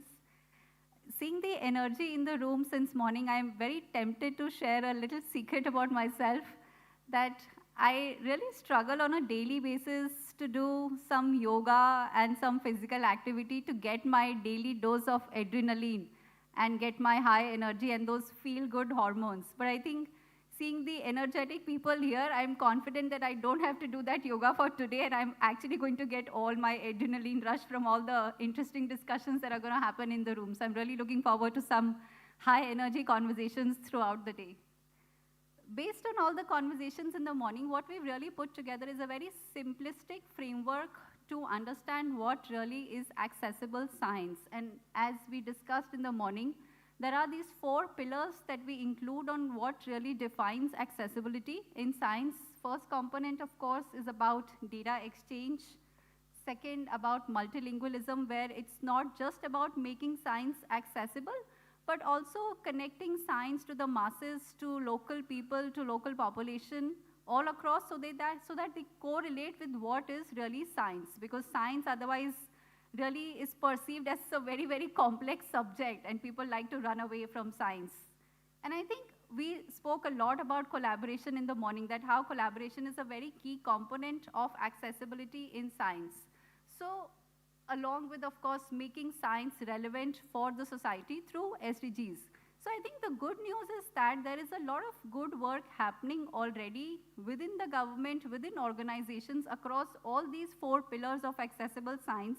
And if I have to highlight a few, if you go back to data exchange, we are all aware of the new STI policy that came out within the government, from the government. It talks about STI observatory, where the whole goal is that how do we put this robust technology system in place, which will really allow institutions to document data, exchange data in an interoperable manner. So I think what I'm intending to do here is highlight what work is already happening from the government side, so that then towards the end of the day, we can really put together these set of recommendations that can go forward to the government that this is good, what's happening, but there's a lot more that we can still do. From that perspective, I'm going to be highlighting some of these examples. When we look at multilingualism, there is this national mission, the National Language Processing Mission, which has been launched again under the Prime Minister's Science, Innovation, Technology Council. So that again focuses on how do we really make science accessible in local languages to different states, to different people who really want to get connected with science. And in fact, another initiative is from the Niti Aayog, which focuses on vernacular innovation, where we are really working with teachers, high school students, young innovators to see how they can leverage innovation tools in vernacular language. So these are some pockets of excellence examples which are happening, but I think the moment we go back and work at a policy level, we can really get institutionalization for some of these initiatives. When we talk about collaboration in accessible science, there are lots and lots of examples, and we are sitting in a place which is really doing a lot of collaborative work. Pune is one of the city clusters that has been funded again by the government, by the Science and Technology Department through the Office of the Principal Scientific Advisor, which again focuses on how do we get academic institutions to work with industry, to work with the state and district government, to really solve problems of society, to really develop science and technology solutions which can be used for addressing people's needs so that they can lead an improved quality of life. So that is another example where government is trying to really understand how do we use a collaborative approach for enabling science and technology outcomes. And fourth, of course, is advancing SDGs. This is where a lot of work is again happening, where different science ministries are now working with line ministries, agriculture, climate, to see again how to infuse S&T for solving societal problems and for really addressing the SDGs. So this is just to give you a glimpse that yes, we talk a lot about lot needs to change, but there are some good things which are beginning to happen from the government side also. But I think what we really also need to understand is that the change has to happen not just at the government level, but it also needs to happen at the institution level, at a research team level, and at an individual scientist level. So that is the foundation we are proposing here, that change has to happen at all these 4 levels across the 4 pillars of accessible science to really develop this enabling framework for accessibility for science. And based on, again, the morning's discussion, there was a lot of conversation about, somebody said, it's really nice to be in this academic environment.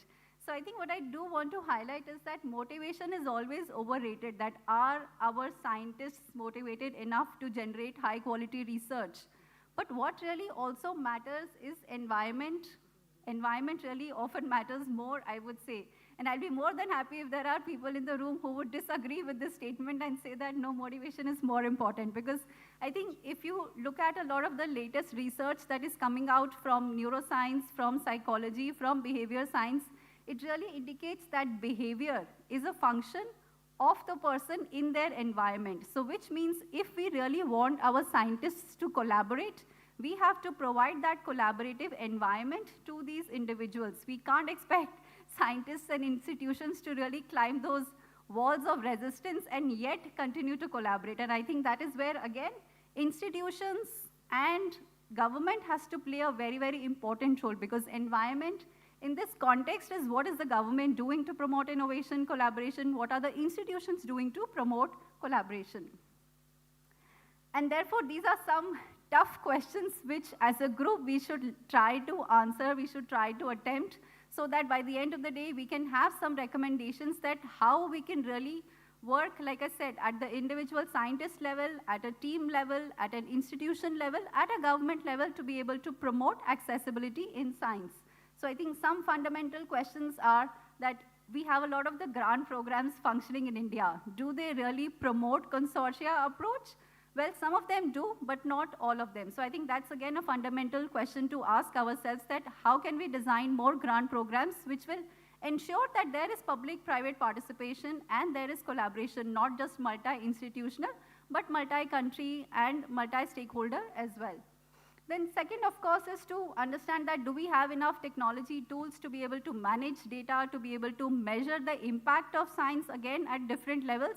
And that's where, again, we go back to the accessibility science framework. We remember there is a data exchange pillar. So that, again, we have to see, are we working enough on that or no?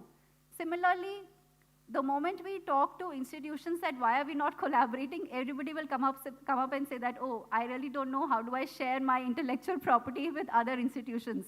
And therefore, that's a fundamental challenge again, that is the government, are our science agencies allowing our institutions to design policies which allow intellectual property creation amongst multiple partners?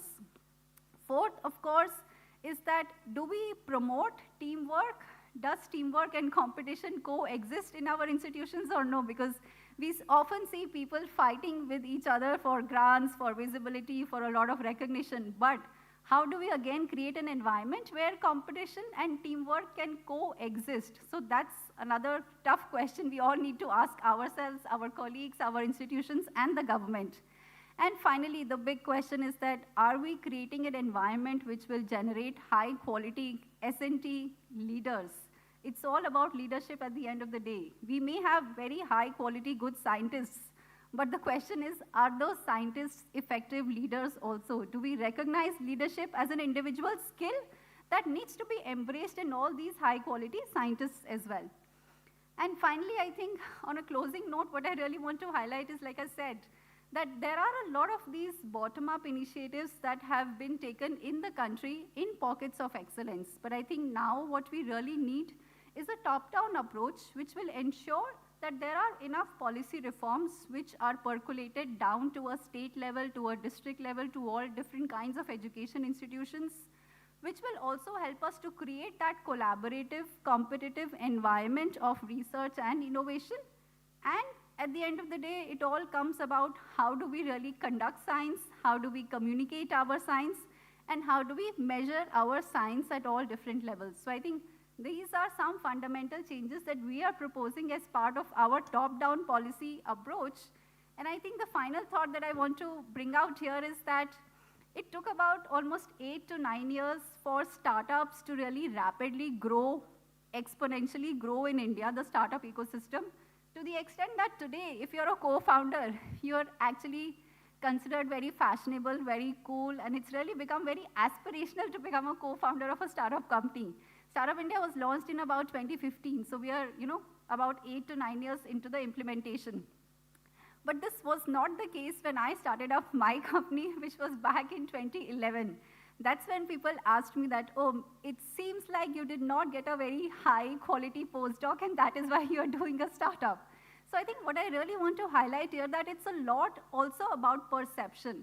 So the fundamental question that we should also ask ourselves is that what will it take to really make science research attractive, aspirational, admirable career option for the young generation? Because the moment we make science research aspirational, it will automatically become accessible because everybody will really want to get connected to the aspiration of being part of a scientist, researcher, innovator, entrepreneur. So I think that's what we should ask ourselves, that how do we really make science research also a buzzword for India, for the developing world, so that we can be at par and we can make the society a better place using science and technology. So thank you so much, and we look forward to hearing a lot of interesting conversations from all the invited speakers here today. Thank you. Thank you, ma'am. Would now request the session chair, Professor Shri Sunil S. Bhagwat, sir, to kindly share his insights on the theme for today's seminar. A very warm welcome to you, sir.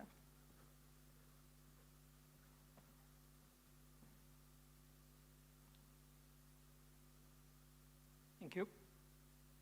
Very good morning to you all once again. And I think our task is cut now.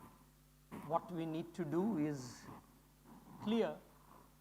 And Professor Carlos Brito Cruz in the morning when he showed that data, there was information in it, there were directions in it which are unquestionable.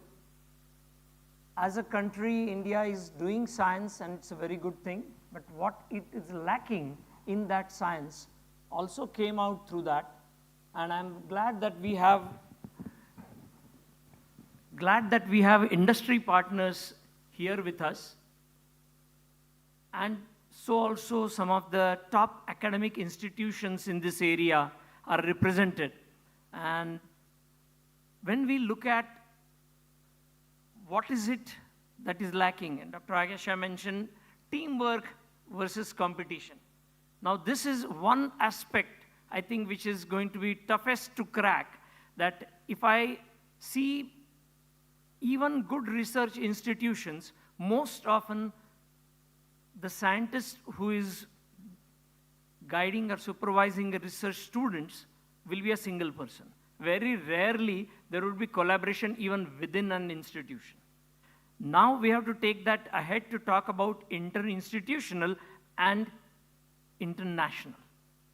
However, as she has pointed out, what we need is governmental support for that. Many of the grants we need to have available only when it is international collaboration. It is easier for us to say that science should be accessible, but what science means to different people in the country or different people in the world is also not very clear. We sit in our scientific cabins and we think we are doing science and it will be useful to the society, but we need to go to the society and see what science is really needed there. And if we don't do that, we will be failing in our responsibility to science if we don't see that science getting out into the world. So science for science is one. Science inspired by purpose is the next step that we need to take as a country and internationally. It was very clear to see the distinction between the global south and global north in terms of not just how much they are doing, but what they are doing. We need to make sure that the global south and India being one of the major partners there, we need to be in the top countries in the coming future as near as possible. If we talk about exchange programs, we are mainly interested in Indian students going outside countries. We need to make sure that it is equally attractive for people from the G20 countries to come here and see that our education, our scientific standards are comparable with the globe. When that happens, truly, I would say this accessible science would be really there. In Pune city, we already have some basis of being able to have such international collaboration. I am new to the city, but when you look at the road approaching here, there is a Bremen Square. What it is it is trying to represent Pune-Bremen friendship. Now, which means is that international collaboration is not new to this city. And what better place to talk about this international collaboration in this kind of a city where education is prime. But is education and scientific research really the prime focus throughout the country and internationally in every country that we are talking about? That's a question we have to ask ourselves. It is probably the scientists who do science are not as connected with the ground as we would like them to be. It is necessary that industry participates in it. But once again, as Brito pointed it out, it is not just that the academics should be helping industry. The academicians should be looking at industry as a place to give ideas about what to work on. One approach is that I have this expertise and then I will look for who needs it. Second is what is really needed out in the world. And then I try to develop something from my expertise applicable to that. When that happens, I think the aim of having science translated to technology will be better served. It is possible that we can therefore get help from the other G20 nations where they are doing this right. And when collaborations like this happen with scientists spending time in each other's countries and seeing physically what work is being done in that country. Why is it that this country does so much better in this? Indonesia, when we say it is doing well, what is right? What is it something we can learn from it or another country can take from that? Funding agencies is one part of it. Governments' policies is another part of it. But even institutional policies need to adjust themselves for being in the collaborative mode. Somehow, we seem to take pride in individual points of excellence, but collaboration is something which we need to make sure that we try to inculcate that at the student stage. In fact, my approach is the current scientists may be too late for them to learn new things of this kind, but the new generation, if we make sure that every work that they do is as a teamwork, include more and more team exercises rather than individual learning and individual excellence, perhaps we might be able to get to the aim of collaborative research faster. It is my pleasure to invite all the speakers, and we are very eager to listen to what they have to say. Professor Satish, Mr. Purdy, Dr. Udgikar are all here. And I invite the computer to take the program ahead. Thank you.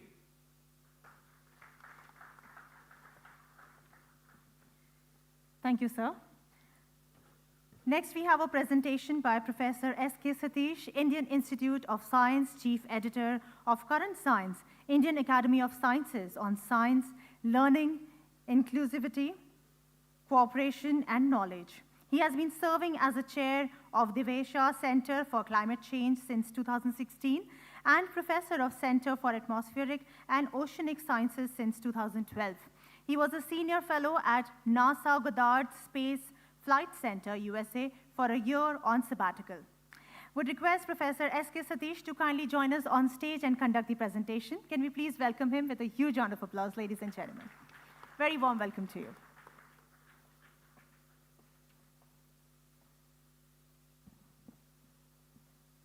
Good afternoon. First of all, I would like to thank all the organizers for inviting me to this very important event.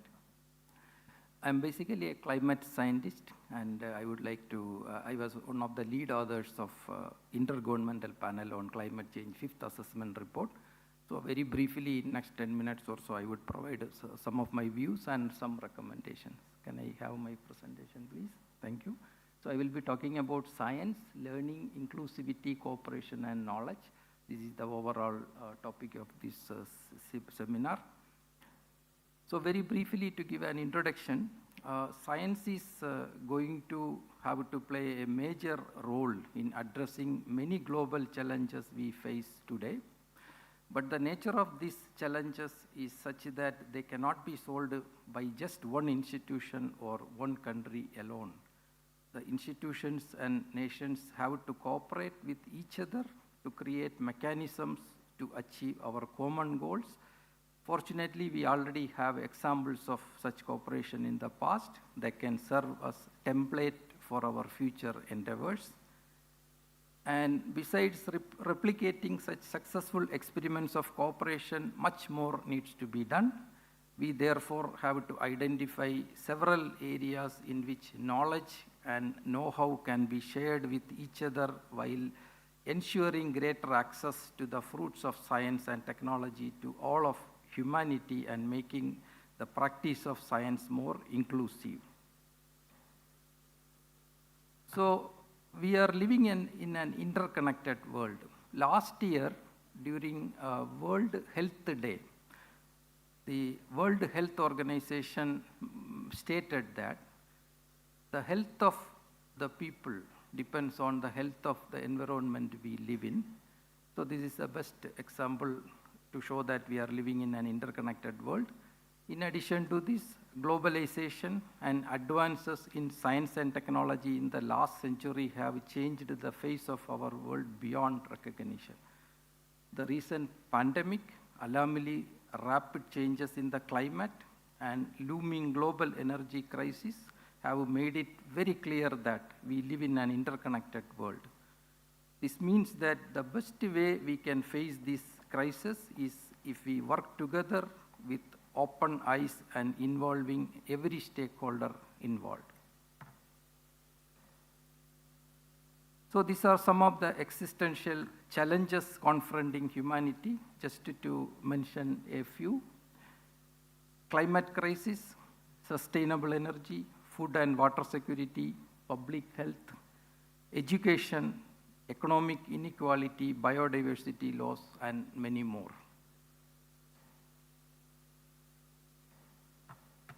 And no nation can hope to effectively tackle these challenges at their own. To address these and other pressing global challenges, the United Nations has identified several sustainable development goals. And quality education is one of the fundamental goals to provide inclusive and equitable education for all and ensure that everyone has the skills and knowledge they need to thrive in the 21st century.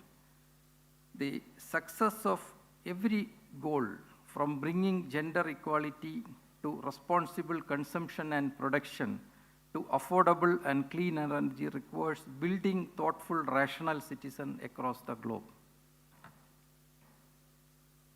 And this is the need for collaboration, and given the rapid pace of global crisis, we needed to pursue solutions with urgency. We don't have time, as we always talk about climate change. We are running out of time to mitigate the negative impacts of climate change, and public health systems in many countries are underdeveloped and overwhelmed, and human encroachment is adversely affecting the climate and biodiversity. And collaborations can help speed up transfer and exchange of life-saving technologies. We already have seen during the COVID era. We are so used to working within the box that we do not realize that solution might have already been developed in other disciplines or other nations or other institutions. We needed to step out of these self-imposed silos.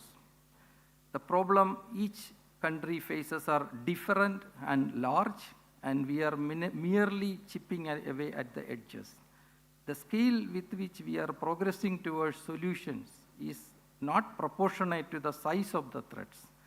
Collaborations can help increase our understanding of the issues and the speed at which we can find solutions. And there are definitely several mechanisms for collaboration. One is interdisciplinarity and inter-organizational spaces. For example, doctors collaborating with physicists and chemists may better interpret functioning of a human body.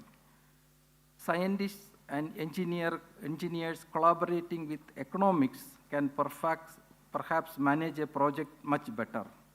In climate change, economic viability of a proposed climate change mitigation strategy can be addressed if medical practitioners, economists, scientists, engineers, all collaborating with environmentalists, policy makers, and general public. And same with medical practitioners collaborating with environmentalists can assess the impact of air pollution on health better. So it is essential to have interdisciplinarity and inter-organizational initiative, bringing together a collaborative consortium of partners from industry, academia, and government bodies. And Art Park is the best example, how academia, industry, and government partnership can help in fostering collaboration. And Lake Revival projects in Bangalore is a best example of collaboration between academia, policymakers, and general public. There are several programs which can help in fostering collaboration. One is student exchange program. We already have many, and joint PhD programs. They have not only proved to heighten students' academic achievements, but also have enabled their understanding and appreciation of other cultures. These programs are great facilitators to improve language skills and broaden the students' social and emotional horizons. And data sharing is the most important one here. The foundation of a democratic, inclusive world is sharing knowledge and resources among different peers and in different nations. For example, the COVAX vaccination with its motto, "No one is safe until everyone is safe," was a great example. Large Hadron Collider Human Genome Project are also fruits from collaborative endeavor. We needed to formulate policies and develop data sharing standards to establish credibility. For example, many countries can come together and decide on common standards for open data sharing, privacy assessment, and cyber resilience, and so on. International awards and competition also can help in this improving the collaboration between different. So with this background, I would like to say a few recommendations for the way forward. For the academia, definitely make interdisciplinary research a norm and make it safe to share data, resources, and know-how across national borders, and increasing level of trust between scholars to create an environment that is conducive for more open exchange of ideas and emotional well-being. For example, Wellness Center in IISc is an example, and also various clubs, which helps in peer bonding. And sharing know-how and equipment is another important aspect. I have few recommendations. Joint licensing agreements for transferring existing advanced technology from developed to developing countries. Mechanisms for loaning equipment to developing countries. And enabling researchers to travel abroad to use hard to import equipment. Time share of critical research equipment, for example, ISTEM, that is National Database of Shared Equipment for use across the institutions in India. And it is also required to open borders. For science, there are no borders. The pursuit of science is complex and diverse, account for cultural distinctions of countries. So it is important to link scientific practices from diverse nations to achieve sustainable development goals. It's also important to encourage debates about best practices to bring science to nations with the differing local capacities and requirements to achieve global progress. And now coming to this accessible science, it's important to bring traditional knowledge into scientifically acceptable framework, and creating terminology to share scientific knowledge across languages, as also mentioned by the previous speakers, and sharing and reuse of scientific data and methodology, building solid foundation for new scientific discoveries, and directional research for robust societal impact. When International Council for Scientific Unions got merged to International Social Science Council in 2018, the main objective was that any research we do should have an impact on society. And finally, before concluding, it is about translation. Translation of scientific research outcome for policymakers and public is a very important aspect. Policy brief, science brief, these are all best examples how we can translate the scientific outcome to policymakers. And we needed to have a relentless efforts to promote scientific temper and curiosity among people. Aggressive action is needed to bolster science communication in local languages and create multilingual scientific resources. And finally, making science more interesting to children who are at primary and secondary level so that they can take up science as a career path. Thank you.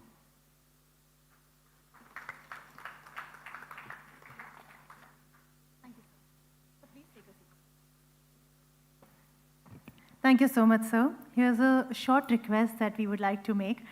We have a short time constraint, and hence we would request all our speakers who are coming next to please adhere to a short 10-minute session. Thank you so much. Next, we have a presentation by Mr. Piers Purdy, Senior Policy Advisor, Department of Science, Innovation and Technology, Head of G20, Research and Innovation on the theme. As he joins us on stage, let me introduce him as well. He's a Senior Policy Advisor at the UK's new Department for Science, Innovation and Technology, DSIT, and is Head of the Department's Engagement for Research Science and Innovation at the G20. A very warm welcome to you, Mr. Purdy. We request you to kindly conduct the presentation. Thank you. Wow, we've had some great presentations today. And Co-Chair, I really hope I can answer your call for a bit of energy with some discussion later.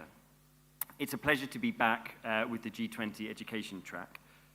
My name is Piers Purdy, and I'm from the UK's Department for Science, Innovation and Technology. I'd first like to thank the Minister and local officials, the Secretary and Government, and our hosts, IISER and Elsevier, for putting on such an auspicious event. My presentation looks at the open access movement at a global level, and I'm talking about open access, but I know, of course, we can align that to the wider discussions on accessible science today. Specifically, it looks at the challenges lower and middle-income countries face in accessing and participating in an open global research system, and how this limited access undermines our ability to achieve the SDGs. And I'll conclude with 3 specific suggestions for ways in which multilateral forums like the G20 can intervene. A health warning first. This is not UK government policy, but I hope it does provide a high-level policy insight, as well as echoing a particular report we've done on this theme, funded by the UK government, and also borrowing from some of our experiences at G20 and multilateral forums in recent years. So I don't know if here's the clicker, look at that. I should start with a key message. We, the world, are better at providing solutions to global challenges when there is open, equitable, and secure collaboration in the global research and innovation process, and where our scientific response to these challenges is not fragmented across different groups, perspectives, or regions. This is the spirit of open access and accessible science. It is also why the UK government has recently announced Open Science for Global Resilience as one of its 7 development campaigns. We've heard today of several examples of where open science and open access is really helpful. The global response to the COVID pandemic put a spotlight on this, for example. Many publishers made new articles about COVID-19 openly accessible to anyone in the world, making it easier for the dissemination of research findings globally. But both during and after the pandemic, it was apparent that despite significant progress towards the more open research ecosystem we're aiming for, researchers around the world, and particularly from lower and middle-income countries, continue to face barriers to accessing research. This is a particularly pertinent topic when research into SDGs, as we've heard in other presentations today, is weighted towards the north and high-income countries. As per an Elsevier report a couple of years ago, you can see that high-income countries are doing the vast amount of research into the first 16 SDGs. And unsurprisingly, their research is focused on the SDGs which are most relevant to industrialized countries. The open access movement is certainly part of the antidote.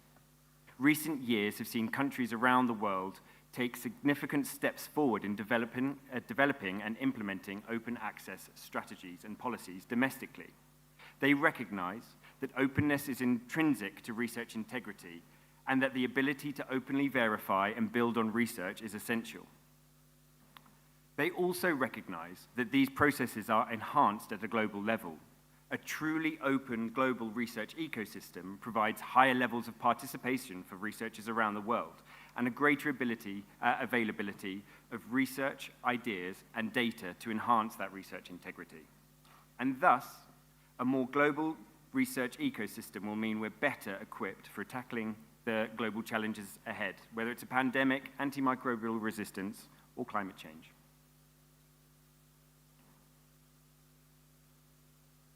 There has been considerable international collective action to coordinate and progress open access policies, particularly since 2018. Much of this has occurred in the established research ecosystems of the North, and therefore has primarily considered the capabilities, norms, and economics of the North. And we also see South-South collaborations which are developing and sharing both human and digital open access infrastructures to great effect.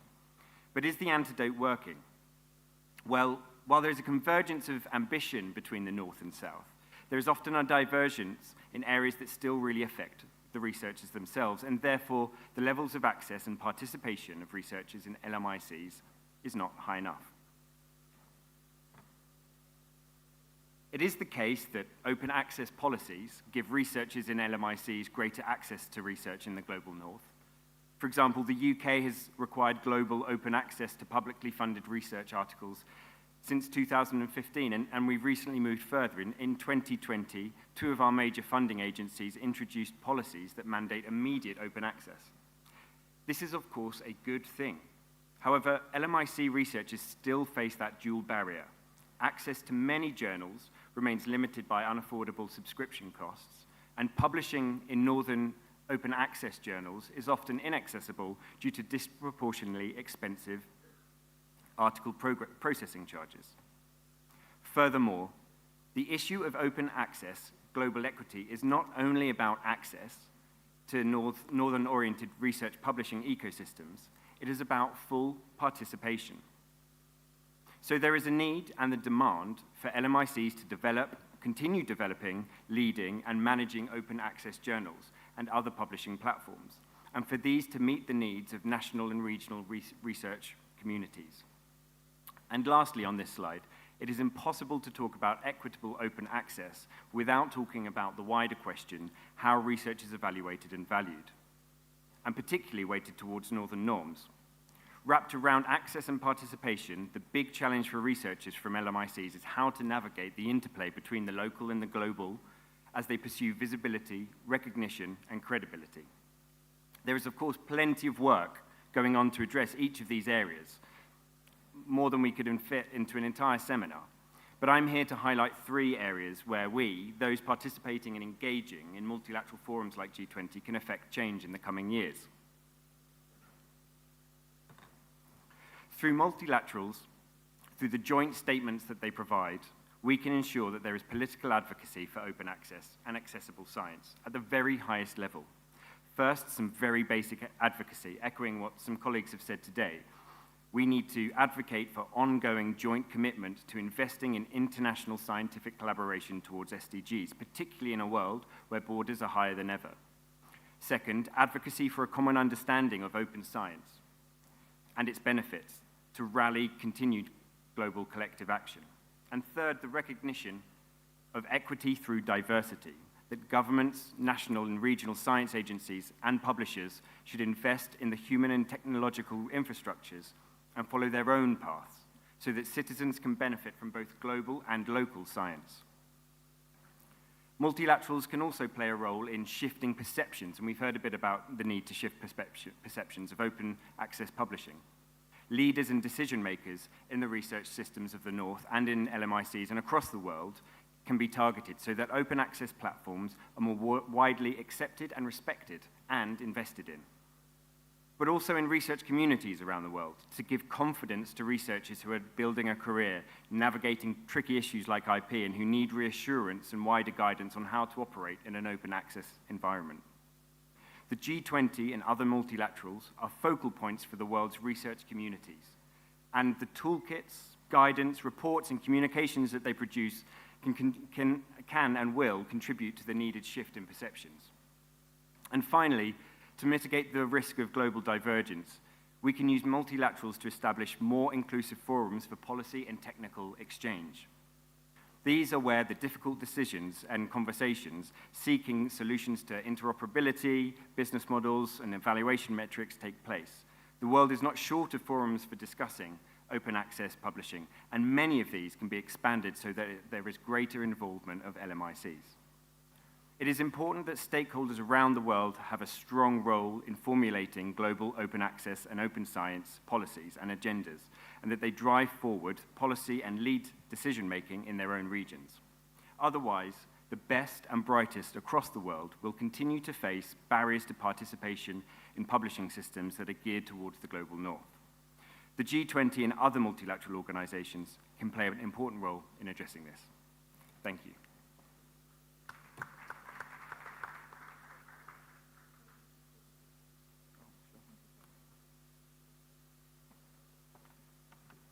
Thank you so much, Mr. Purdy.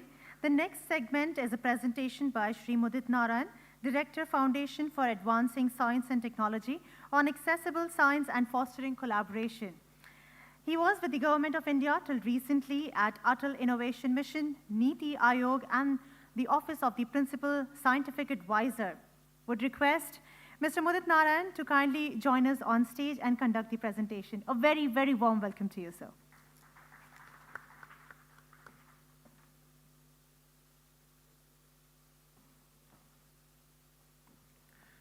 Good afternoon. Thank you for the invitation to the organizers. It's a pleasure to be here at this lovely campus. And I'm glad to be coming after several speakers who've already picked up many of the topics. So hopefully we'll keep it quick. I do have to start with a very short introduction of our body. It's an independent think tank outside the government. In a short phrase, we say we are doing research about India's research. Trying to develop political salience about research in the ecosystem, both bureaucratic and elected governments.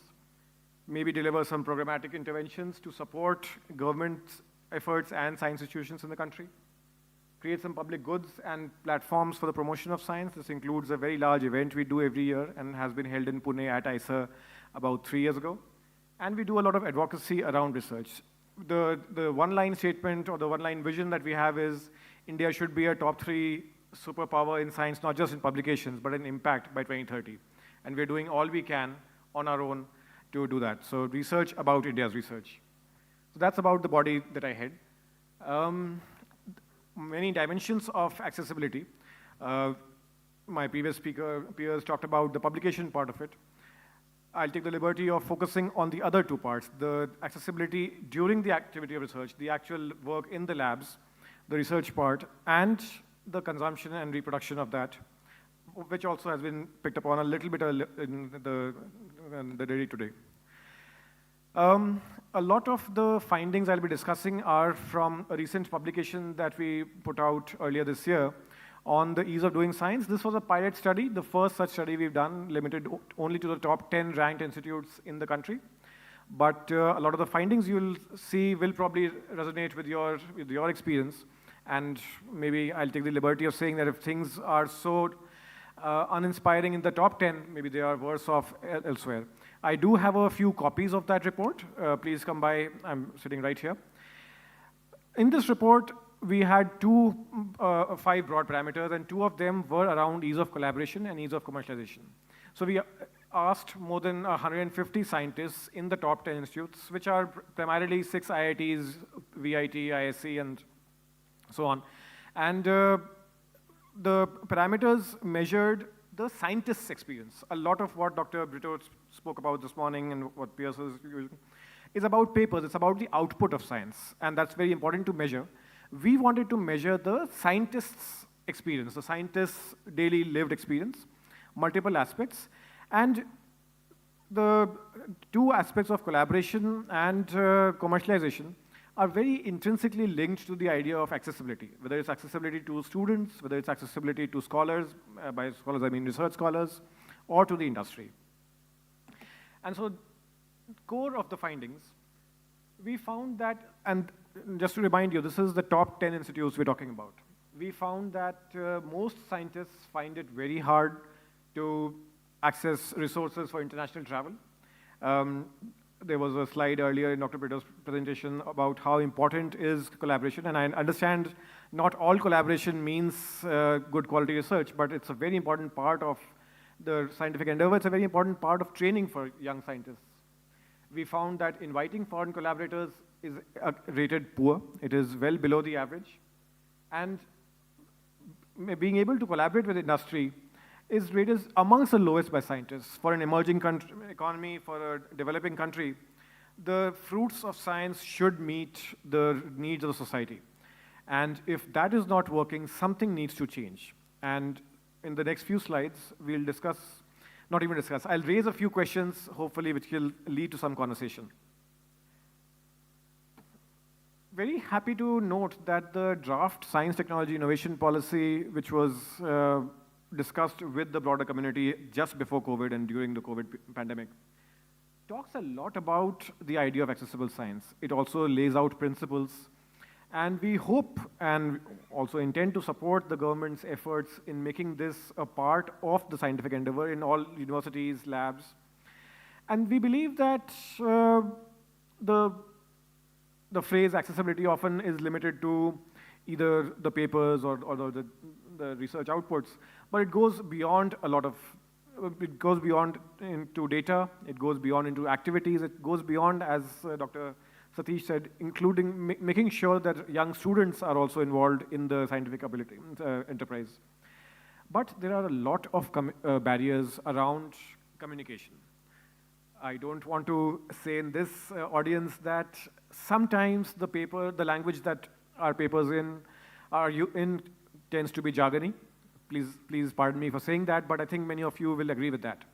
And that accessibility of science also means not just local language, not just multi-language, multilingual publication, but maybe easier language. For that, we've been making a few efforts, just very preliminary efforts. My body is barely a year and a half old. And, sorry, I'll come back to this one. We've been making a few efforts to engage with government scientists on how to make their science accessible to a larger population in simpler language, maybe other media. I think many of you will agree we are in a deluge of vertical videos these days, but maybe that is one way. If more scientists can communicate their discovery, their findings, their insights in 30-second, 90-second vertical videos, that would really make science accessible to a large audience, bring more political salience, and hopefully also translate into greater resources from the public and the private purses. It's been, I recognize several times that India's corporate or the private investment in R&D lags other G20 countries. And part of that story maybe is that we haven't seen the result or the output of science in the hands of our citizens, if in the hands of our daily citizens who are probably not aware of how much has science impacted their lives, or has not seen a direct correlation between the investment that a government makes, let's say in budget year 1, to their life in year 5. That kind of communication, we believe, is very critical. We've developed a course to do that. We've just done a pilot in Hyderabad with about 180 scientists to engage with a lot of audiences. This is just the heads of the labs that we had in partners from. And the last point, and I'll be very, very careful in talking about this, is what we call the reproducibility crisis. Both these data points that I have on lack of reproducibility of science are from the US. This is not Indian data. But I believe this problem of science being done at one location, not being reproducible, is a very fundamental challenge to the global enterprise, which relies on open, transparent communication and making available the methodologies, the data, and the systems for it to be globally accepted. This challenge is a very big barrier, and we are still digging deeper into this. This is the first time we are looking into this issue as an entity ourselves. And we believe that this is something which can be resolved through better communication, but also through a lot more regulation from the funding agencies. This is a challenge which probably deserves a lot more public and global attention than it has received so far. And hopefully we'll be able to provide some more tangible data to share various aspects of this. I just talked about the communication part. The ways forward. The policy priorities of India, we believe, are in the right direction, and there is a very strong hope in the scientific community, and we've been talking to more than 200 scientists just within the last calendar year to talk about our various programs. There's a lot of hope from the Science and Technology Innovation Policy.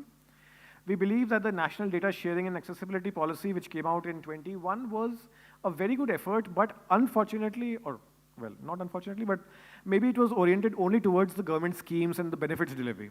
And we believe it's done a fairly good job. Can that be extended to include the scientific research and the data collected there, the reproducibility? And it's saying that you have a hammer, so are you looking for a problem to solve? Are you looking for a nail? No, we're not. We believe the principles of NDSAP were very valid, very global, and those can be extended to India's universities, India's science institutions, laboratories, the public labs, and the science funding agencies very simply. And these two instruments that exist in the national system already, we believe can be very strong levers for change on the three aspects that I mentioned, which is solving the reproducibility crisis, making sure there's good communication, there is good translation of knowledge, and that there is a wider participation in the large scientific enterprises for a larger number of scientists. Very happy to have any conversations after this, and we have more copies of the report with me. Thank you.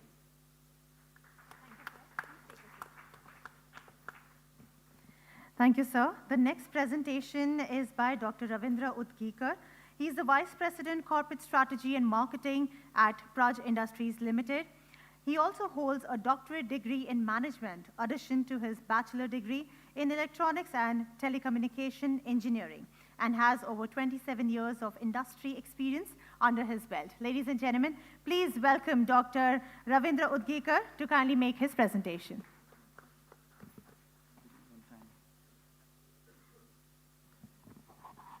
Okay, good afternoon. Looks like a lowly afternoon compared to the very vibrant morning we had when we started this session. Nonetheless, that's understandable. I think we guys are standing in between lunch and you all, but we'll try to keep it brief. Accessible science is an overarching topic, and it's almost like churning an ocean. What I'm going to do is I'm going to take a very focused view, and I'm going to talk about accessible science in the context of bioeconomy. I find myself a little bit at odds because most of the speakers are from the world of academia, from the institutes. I'm sure there are people in the audience from the industry who can resonate with some of the things that I will speak here. But we do believe that industry and academia are like two sides of a coin. So when it comes to accessible science, industry does have a role to play, and we are going to throw a little bit light on that. But as the title goes, I'm going to talk a little bit about bioeconomy, what it is, what importance it has got in nation's holistic growth, progress, what are the different drivers. I'm going to talk a little bit about the company that I represent, how we are facilitating accessible science, and probably some industry perspective as to how we can move forward. So bioeconomy is a knowledge-based economy wherein you are using biological resources for the production of goods and services. Essentially, we are talking about biology and chemistry, and of course some principles of physics to make things happen. Almost everything that you can secure through hydrocarbon route, you can as well secure through carbohydrate route. We all know hydrocarbons have a terrible impact on the climate and an environment, and no single newspaper today around the world goes without an outcry on how critical it is to take up sustainable climate actions. So here you have a bioeconomy where you have a renewable source, and you know India is blessed with land, sun and agriculture in abundance. And as every country leverages their resources, here we are to probably leverage our resources on the agricultural side. And that's actually also need of an hour, because bioeconomy actually enhances, actually makes an inclusive growth, that of a rural community, that of a farmer fraternity. The whole discussion today was about encompassing sustainable development goals. And if you look at bioeconomy, it actually dissects 11 of those 17 sustainable development goals. When it was launched in the last decade, and I think by 2030 we have to fulfill all those goals, we haven't made great progress. But I think if we harness bioeconomy, we have every chance to actually secure these sustainable development goals by 2030. So that's just to score a point, whether it is socio-economical, whether it is ecological, or whether it is even the industry and economic impact. The next I have is about sustainable development. Now, scientific studies have shown that the climate disaster or the climate calamities in the last 2 decades of previous millennium, and first 2 decades of this millennium, there is a substantial rise in the events and calamities. Whether it is loss of human lives, economic setbacks, infrastructure getting wiped out, it is incredible. It's very, very alarming. In fact, only last month, World Meteorological Organization, part of, I think, United Nations organization, published a report where they pegged the losses attributable to climate change to $5.3 trillion in 50 years. And 2 million lives were lost, is what the report is saying. And what is alarming for us is, although the majority of economic losses were in the developed nations, 9 out of 10 human lives lost were in developing economies. So sustainable development is extremely important. Whatever we do, we have to make sure that we strike a fine balance in people, planet, profit. And that's what bioeconomy allows us to do. And obviously in the Indian context, there are several growth drivers in terms of inclusive growth, in terms of energy security, in terms of social impact, job creation, entrepreneurship, and of course, more than anything else, the environment. So that's about bioeconomy. How we are doing as a nation in bioeconomy. We are doing pretty well. I mean, about $100 billion, and then by the end of this decade, we hope that we will exceed much. This is today's forecast that we'll do around $300 billion, but we'll do much beyond. And typically speaking, bioeconomy can be split into those 5 sub-verticals. And today, again, in the interest of time and I am going to talk about industrial biotechnology. So that's a little bit about bioeconomy, how we are doing and how it helps a sustainable development. And then the company that I represent actually is India's leading company in the bioeconomy. We are the flag bearers. We have over 1,000 references across 100-odd countries in 5 continents in setting up plants about biofuels, biochemicals, and various products that fall in the ambit of bioeconomy. What's interesting to note is our company was ranked the best place to work in the global advanced bioeconomy, also the hottest company to watch for in the advanced bioeconomy.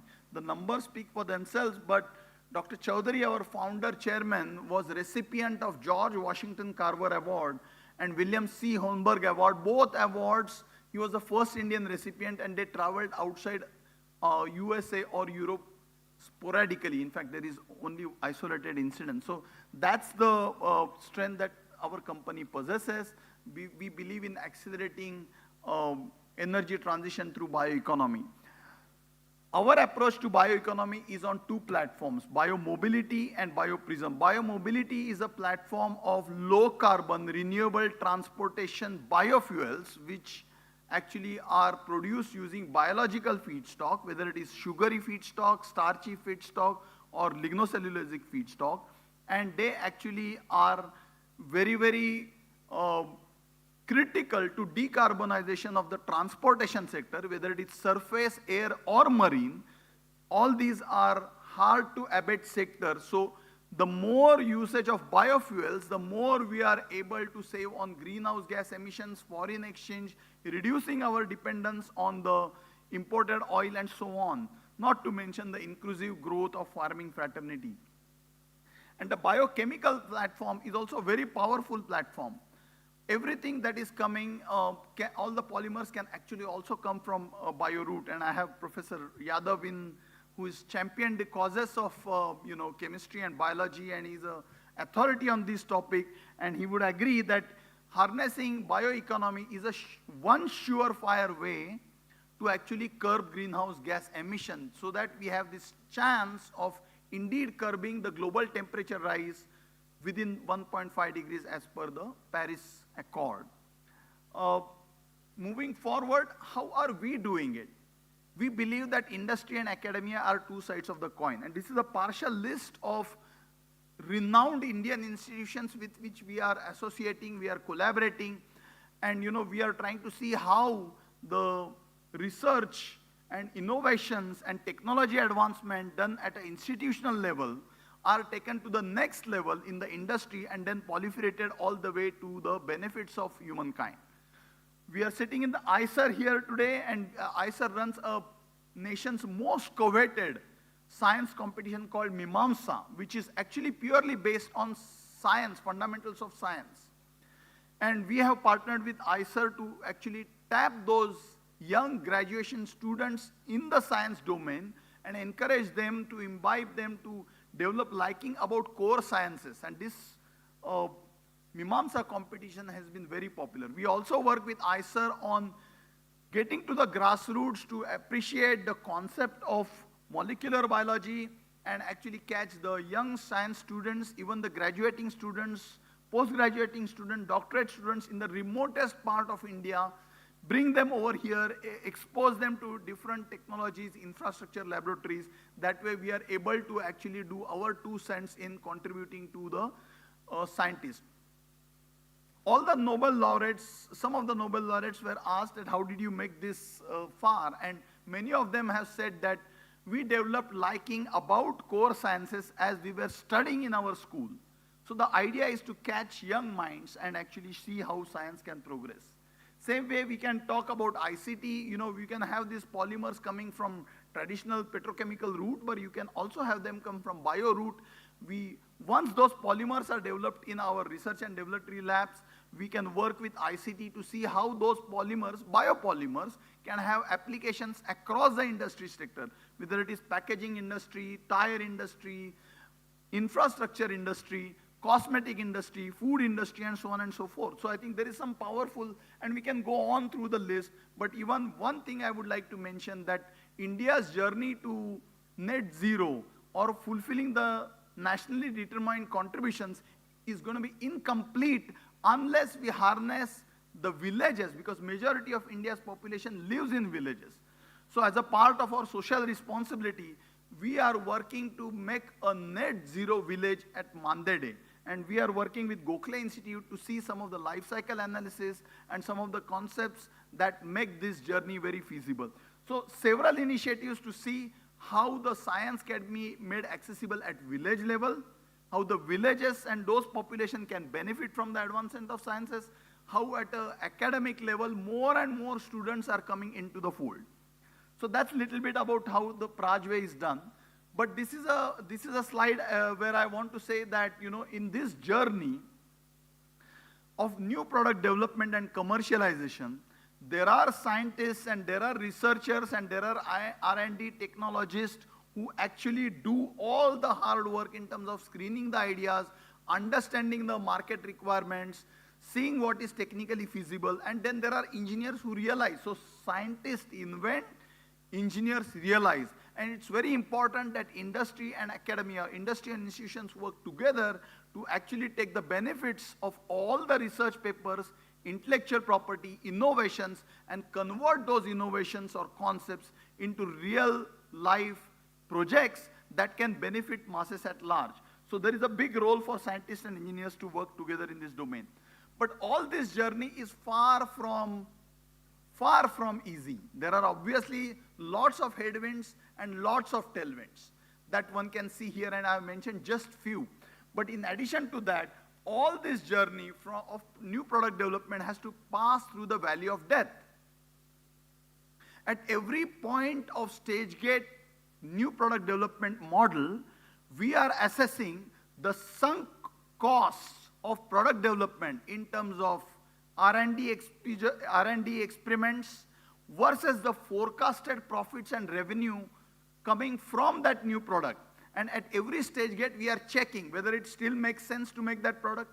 You don't want any science and technology to spend any time on science technology advancement which are going to be for the showcase. You want everything that will have an application for humanity at large. So at stage gate model, you are assessing the techno-commercial feasibility, viability of all these projects. And not many projects actually, not many innovations actually make through the valley of death. Only last week, last month, we were at National Chemical Laboratory at the Venture Center, and they showcased tremendous innovative concepts and innovative entrepreneurial projects, startups that were showcasing array of technologies which are mind-blowing. And Dr. Mashalkar was there, and we were talking, and we said that if all these new innovations were to come in everyday life, the world would be very different. But industries and society at large, we have to make a concerted effort that all these innovations actually cross through the valley of death and make that commercialization so that people at the bottom of the pyramid are benefited. Science is or innovations in science are of little value if the benefits accrued are not going to be available for people who need it the most, the people at the bottom of the pyramid. And that's where it is very important that when we talk about accessible science, industry institutions come together, indeed appeal to the society, and actually together as a society, we actually cross this valley of death and make new products really a success. And this is the last slide where I just want to talk the important role of technology and big picture connection with social, economical, and environmental benefits. And finally, I want to end with this wonderful quote. Actually, this is the one version of my presentation. I also had this same quote that Honorable Union Minister Dr. Sarkar said about Louis Pasteur. But I think that's the only way forward. Science is beneficial. It's for the humanity. Nobody has monopoly over the science, and it's actually the torch that lights or illuminates the progression path. Thanks once again for your time and attention, and I hope to have some time for interaction in a panel. Thanks once again. Thank you, sir. We now have a brief discussion moderated by our co-chair, Dr. Aisha Chaudhary. We request you, ma'am, to kindly share the brief discussion on the insights presentations made on accessible science, fostering collaboration. Over to you, ma'am. Thank you. You have to tell me how much time do we have, because I don't want to... We do have 10 to 12 minutes overall. Thank you.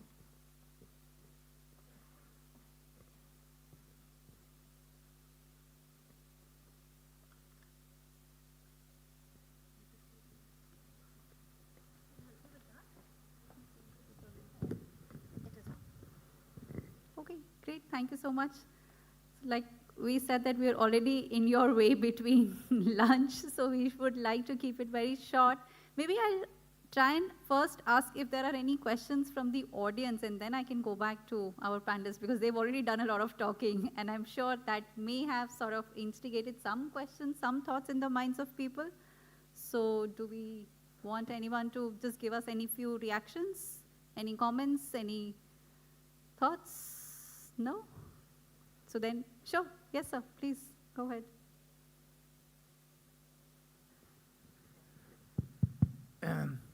Good afternoon.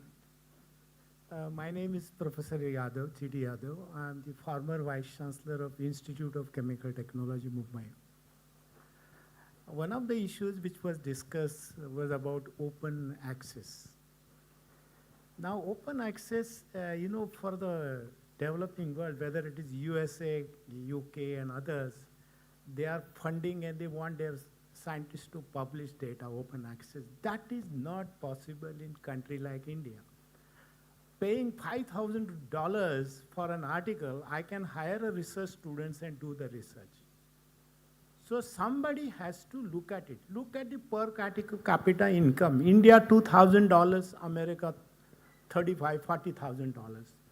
But the publishers do not reduce the open access charges for the scientists who are living in the developing world. And that is most important. And we are talking about collaboration, cross-collaboration, G20. I think we have to point this question back to Elsevier. Yeah, no. I'm telling you, it is general. It is all. Yeah. Even ACS has done it. RSC has done it. It is not only Elsevier. All of them have these charges which are very high.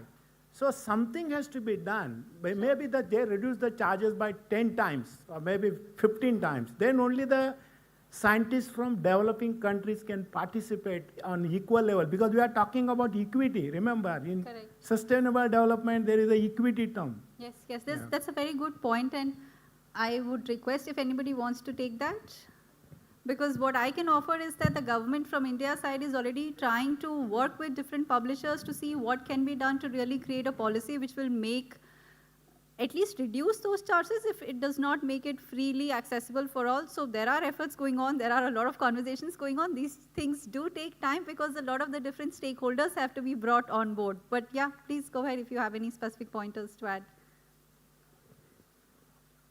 So, I was speaking earlier. I'm Nick Fowler from Elsevier. I also am the chair of the International Association of Science, Technical and Medical Publishers. So I think, first of all, just to acknowledge, of course, publishers want science to be open access. It's why we get into publishing, is to disseminate information, not to hide it. And we want it to be affordable, and we want it to be sustainable and equitable and inclusive.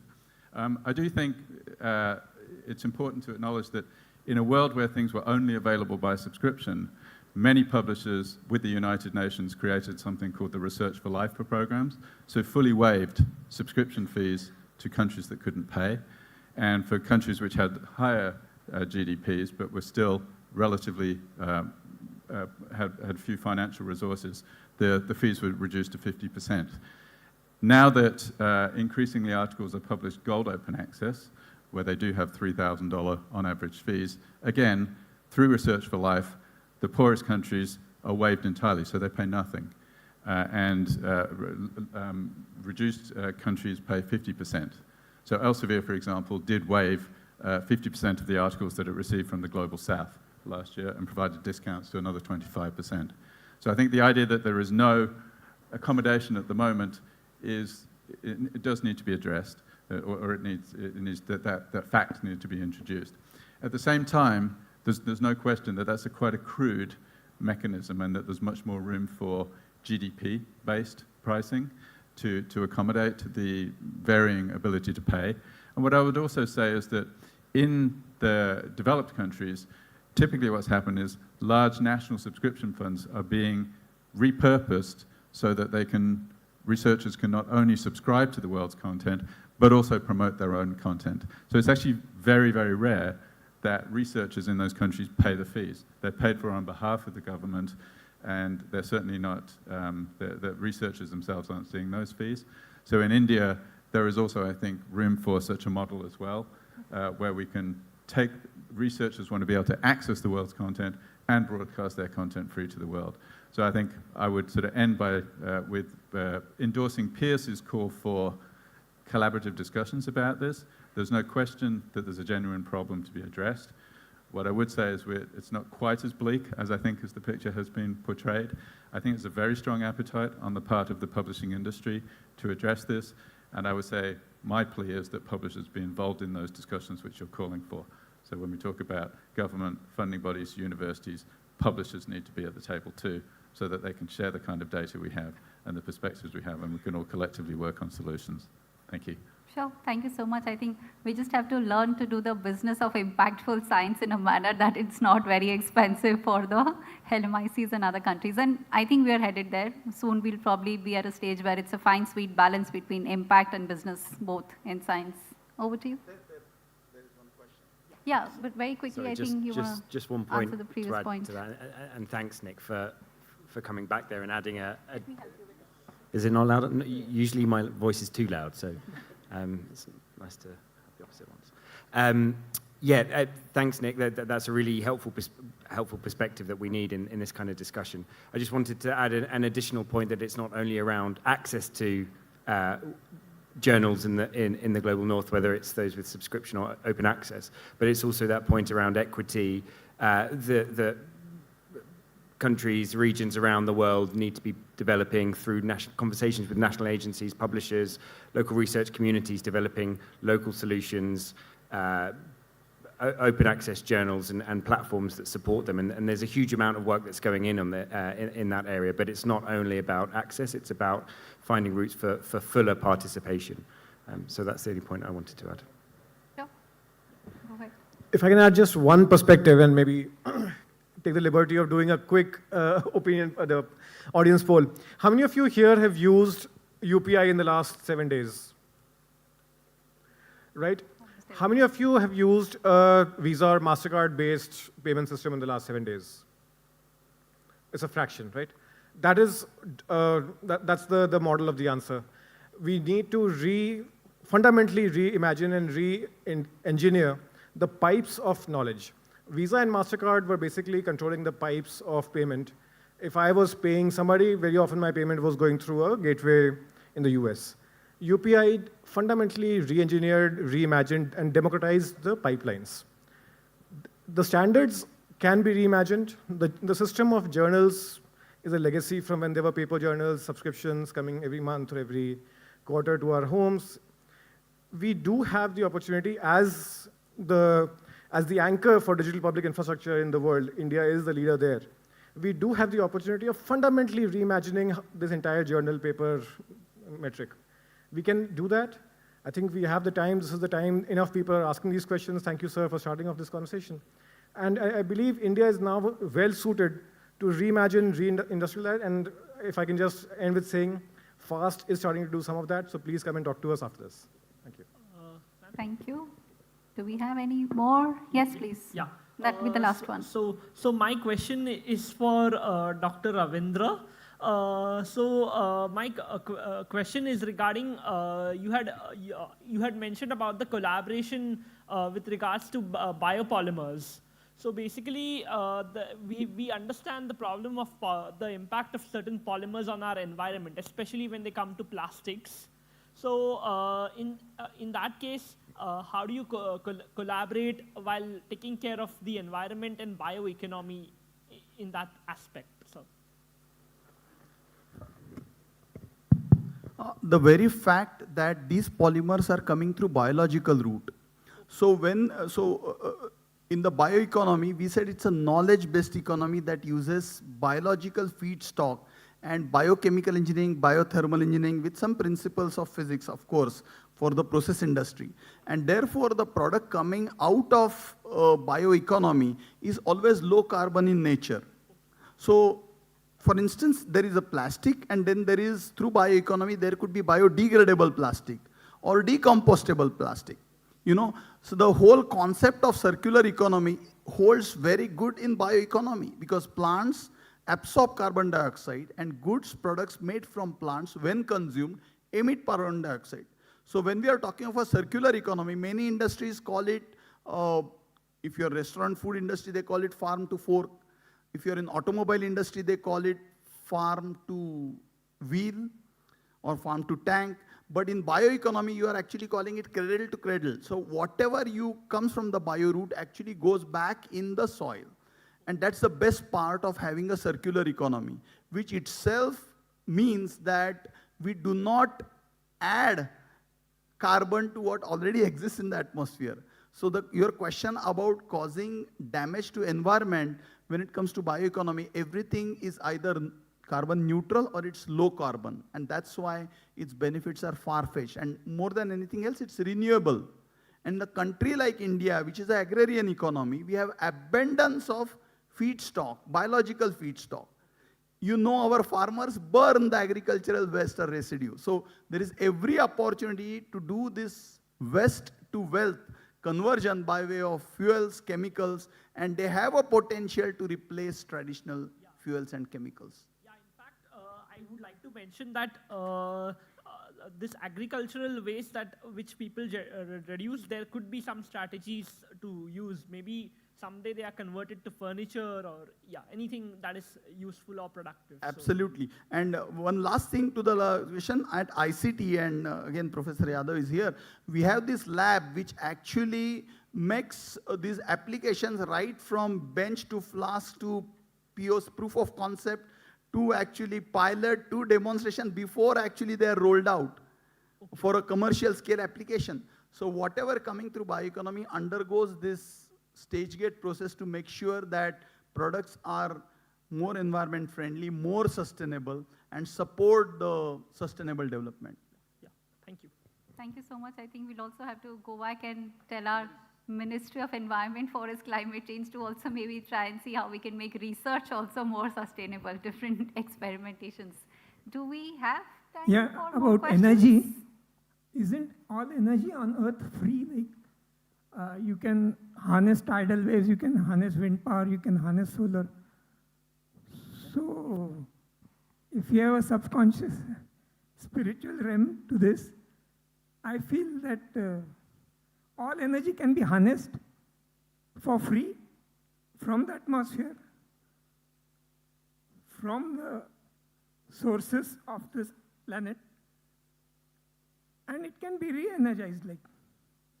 That's a very brilliant idea. In fact, there are lots of companies who are generating water from air. So I think because we have a lot of energy floating around in the room, I think we'll say that let's take that energy outside over lunch. We can continue all our discussions, all our exchanges of ideas. And thank you so much to all our speakers. One quick response here. Indeed, renewable energy sources need to be harnessed. What we need to be mindful of is, in our enthusiasm, effort, initiatives to solve today's energy problem, are we creating crisis for tomorrow? Yeah. For example, the solar panels, for example, the wind turbine blades, for example, the batteries that we will mindlessly consume. So we have to also make sure that whatever energy solutions we are carving out are also sustainable. Planning some solar reflector. Sir, I'll have to request you to please take these conversations during over lunch. I think we should. She's a co-chair. Please. We'll continue all these conversations, but why don't we do that outside? Because we also have to be mindful of the other people who are waiting for the second session that still hasn't get started. I'm so sorry, but thank you so much to all of you. And we look forward to really being able to prepare a strong set of recommendations that we can present to the government. Thank you. Thanks a lot. Ma'am, we have a felicitation to be taken up. Thank you so much. I request all the dignitaries present on stage to kindly stay back just for a minute. We have a felicitation ceremony to be commenced. I request you, ma'am, to kindly felicitate Professor S.K. Satish, sir. Can we have the mementos brought up on stage? And ladies and gentlemen, thodi zordar taaliyan ho jaye. Can we please put our hands together and thank our dignitaries? Would also request, ma'am, we are felicitating Professor S.K. Satish. Thank you so much for sharing your insights along with us. Would now request Dr. Aisha Chaudhary to kindly felicitate Mr. Pierce Purdy. We thank you, Mr. Purdy, for sharing your insights and knowledge along with us. Ladies and gentlemen, can we please put our hands together and thank him? Would request Dr. Chaudhary to kindly felicitate Shri Mudit Narayan. Thank you so much, Mr. Narayan, for sharing your insights and knowledge along with us. Thank you, sir. Ma'am, would request you to kindly felicitate Dr. Ravindra Udgikar. Thank you, sir, for sharing your insights, and thank you so much for waiting back for us. Thank you.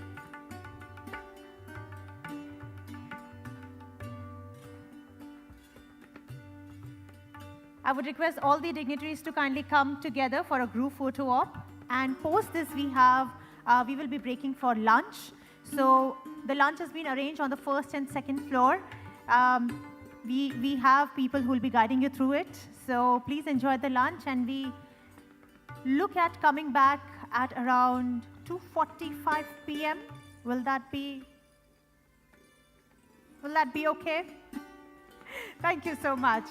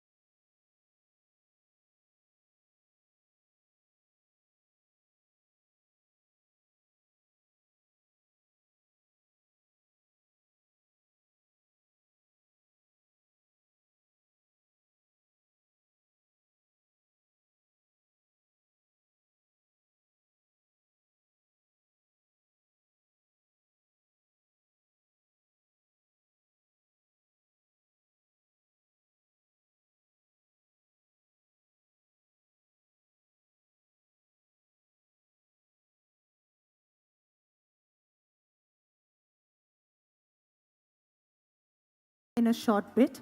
We request you all to kindly take your seats and please put your mobile phones on silent mode, just in case you have put it back on the normal mode. Thank you so much. We shall be announcing and mentioning about the other segments.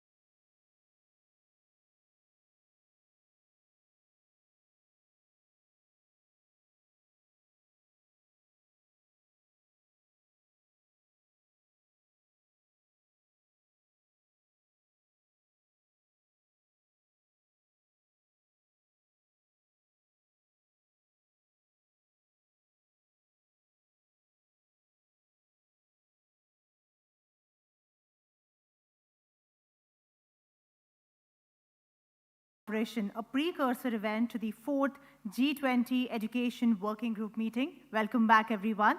We start the next seminar with a very, very interesting quote by Nelson Mandela. Education is the most powerful weapon which you can use to change the world. And that's what we all are here to experience today. Ladies and gentlemen, now we have a presentation by Professor Amit Agarwal, Dean International Relations, IIT Bombay. I would like to also introduce him, as he has been working in the field of fluid mechanics and heat transfer using experimental, theoretical, and simulations tools. He is also the editor of Experimental Thermal and Fluid Science and Sadhana, and an editorial board member of Nature Scientific Reports, along with 2 other journals. We would request you all to kindly put your hands together as we welcome Professor Amit Agarwal to kindly join us on stage and deliver his presentation. A very warm welcome to you, sir.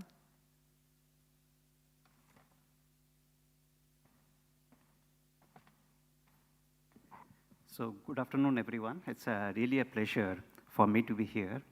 I would like to thank the organizers for giving me this opportunity. So, I will be talking about, in the morning we have heard about the benefits that collaboration can bring about. So I will be talking about international collaborations and how Indian academia has been interacting with the institutions across the globe.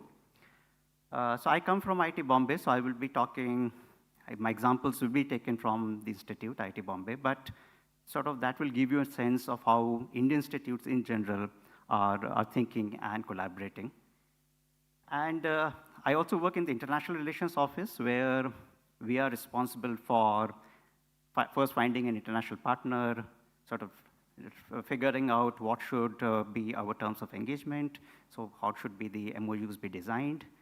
Then we look at say that these activities should happen, these sort of activities should happen, and then manage the mobilities of faculty, students, and other researchers between the institutes. So all these sort of things are taken care of by the International Relations Office. And I will try to give you a perspective from that point of view. So before moving ahead, let me just give you one slide on IIT Bombay. This will give you a sense of the institute, and maybe there are some numbers. It's just one slide with some numbers which will give you a better sense of the aspirations of the institute, and of course it will help you understand better why the international strategy and the engagements that we have is in the way that I'm going to describe in the following slides. So IIT Bombay, the main activities are of course teaching and research. There are around 13,000 students on roll. And if you look at the composition of the student body, it's very interesting. You see that around 40% undergraduate students, 30% master's students, and 30% PhD students. So if you look at the postgraduate education, there is like 60% postgraduates in the institute and 40% undergraduates. So you can see that this is a very different composition than what most of you would normally think about. Even most of the US universities have like 20% typically postgraduate students. So you can see that this is much more than a very good quality undergraduate institute. Is a far more, with a lot more emphasis on research. And of course, that's where the international collaborations and so on will come in. And of course, there is a lot of interesting output. You can see in the last point that there are a good number of publications, patents, and funding, of course, being enabled through research funding, which the institute is attracting. And of course, these patents are then, several of them can translated into, are transferred to the industries or lead to startups. And so we have a very vibrant incubator and also a research park where the more mature industries can come and then that way interact with the faculty and the institute. So these are, as I said, just to sort of set the stage. Now moving on, and of course we are looking at collaboration between institutes. So maybe we will try to sort of define or understand why should one internationalize. Of course, we heard a lot of reasons in the morning, and this is again from the point of view of institute. How would an institute, or how can an institute look at internationalization itself? So we can see that the first point here is that it is very clear that if you have international students coming to your institute, the institute is going to be better known across the boundaries, otherwise as compared to if you just are catering to the local population. So it's like, that's the first and an important point to keep in mind, that this sort of internationalization, whatever internationalization activities you are doing, it sort of helps the institute to be known beyond the country. And of course, if the foreign students want to study with you, that means that they value your degree. And that is also something which is very important. So think of that there is a student who has an option to study in college X in his or her university, in her country. Second option is that the student has an offer from IIT Bombay. And the third option is that that student can go to a university Y in some other country. Let us say Z. So if the student chooses IIT Bombay, that means that in the student's perception, the institute is better than X or Y, the other institutes that. So that's the thing that is also important to keep in mind. That's sort of an important point that why we should sort of go for these international engagements and such things. Of course, it brings a lot of diversity in the classrooms. It brings a lot of cultural diversity, academic diversity in classrooms, cultural diversity. This is a point which I don't really need to harp on. This is something I'm sure everybody understands. And of course, in the long run, it leads to a lot of alumni networks, connections. So your alumni network is not just limited to your country, but it also extends beyond your borders, which is, of course, something which can be utilized to the advantage by the institute and by the country as a whole. So, and now if you look at collaborative research, again, there are some interesting points that you can see that, of course, we know that it helps to bring people together, brings ideas together, and which may lead to much better impact. We heard in the morning through the report that those papers which have international authors are sort of twice cited, or they have field-weighted citation index, which is almost twice of what we saw otherwise. So that is sort of very clear that that's one benefit that it will give you. And of course, it helps to leverage, and this is a point that has been made earlier also by another speaker, that it helps to leverage a lot of research tools that may not necessarily exist in your institute, but is available somewhere else, and one can, through these collaborations, can leverage on these facilities. So, of course, there are certain areas which are very niche, where even worldwide there are a handful of people who are working in that. So it's very important that these people are able to have a stimulating intellectual discussion, and for which they cannot just rely on their ecosystem. They have to look for researchers beyond the institute, and sometimes even beyond their country, And of course, that is sort of another objective with which one can look at internationalization and collaboration in general. So I will now take a few examples, again, coming from IIT Bombay. And this slide is just to give you a sense of mobility of people across various programs that we have, whether it's a degree-seeking program, or it is a short-term program, or it is just mobility.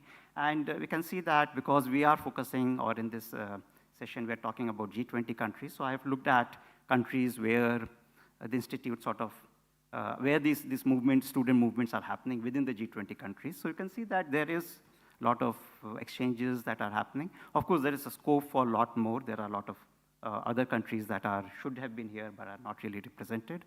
And moving on, this is the set of MOUs that we have, again, with the G20 countries. And what was surprising after this slide was made, that we have a lot of MOUs with a lot of countries, and you can see almost all the G20, other 19 G countries, most of them are actually represented here.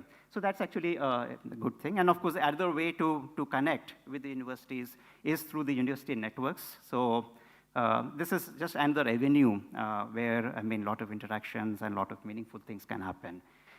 So moving on, so this is just to sort of establish that from the institute perspective, having these collaborations makes a lot of sense. Now, one can sort of look at what are the activities that one can do. So there are a lot of these activities, most of them are sort of known.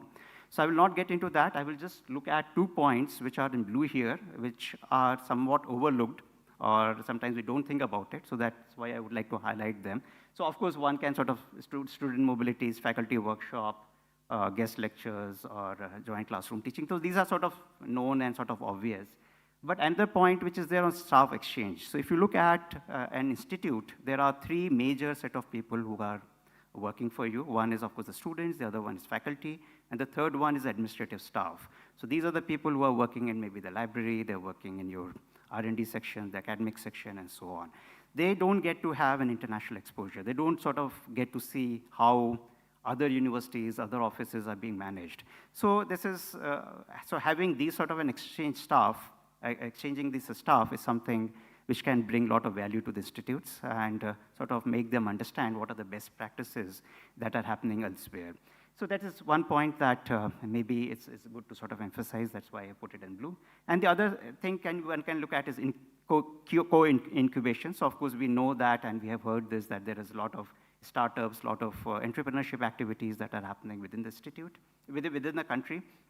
And of course there is a lot of value in trying to sort of having a startup between 2 countries at the same time, so you have access to bigger market and so on. And of course, these companies can help each other with the regulations, with maybe providing some sort of soft landing and such things. So there are, again, this is another aspect that, again, as I said, would like to bring out. So with that in mind, let me again take an example. And so here I will take an example of an IIT Bombay Ohio Research Center, which is a center for frontier science and engineering research. And you can see that the focus is on a few key things which were identified as important for both the countries, India and US. And of course, the objective is to do sort of work together in the center. And there is research awards, research projects which are awarded to select faculty every year. And of course, there is a lot of mobility of researchers, staff, etc. And this is a successful sort of thing that is going on. And of course, once you have these programs well ironed out, one can think of that what else can we do with these partners. So one of the things that can then happen is, of course, you can upgrade it to a joint degree level. This is something, again, we had heard in Mr. Murthy's speech in the morning. So this is something which is very important in the sense that this is sort of much deeper engagement between the 2 institutes, much more commitment. And of course, this can only be built when you have far more understanding of what your strengths are, what their strengths are, and then come up with a program which maybe each of you cannot offer individually.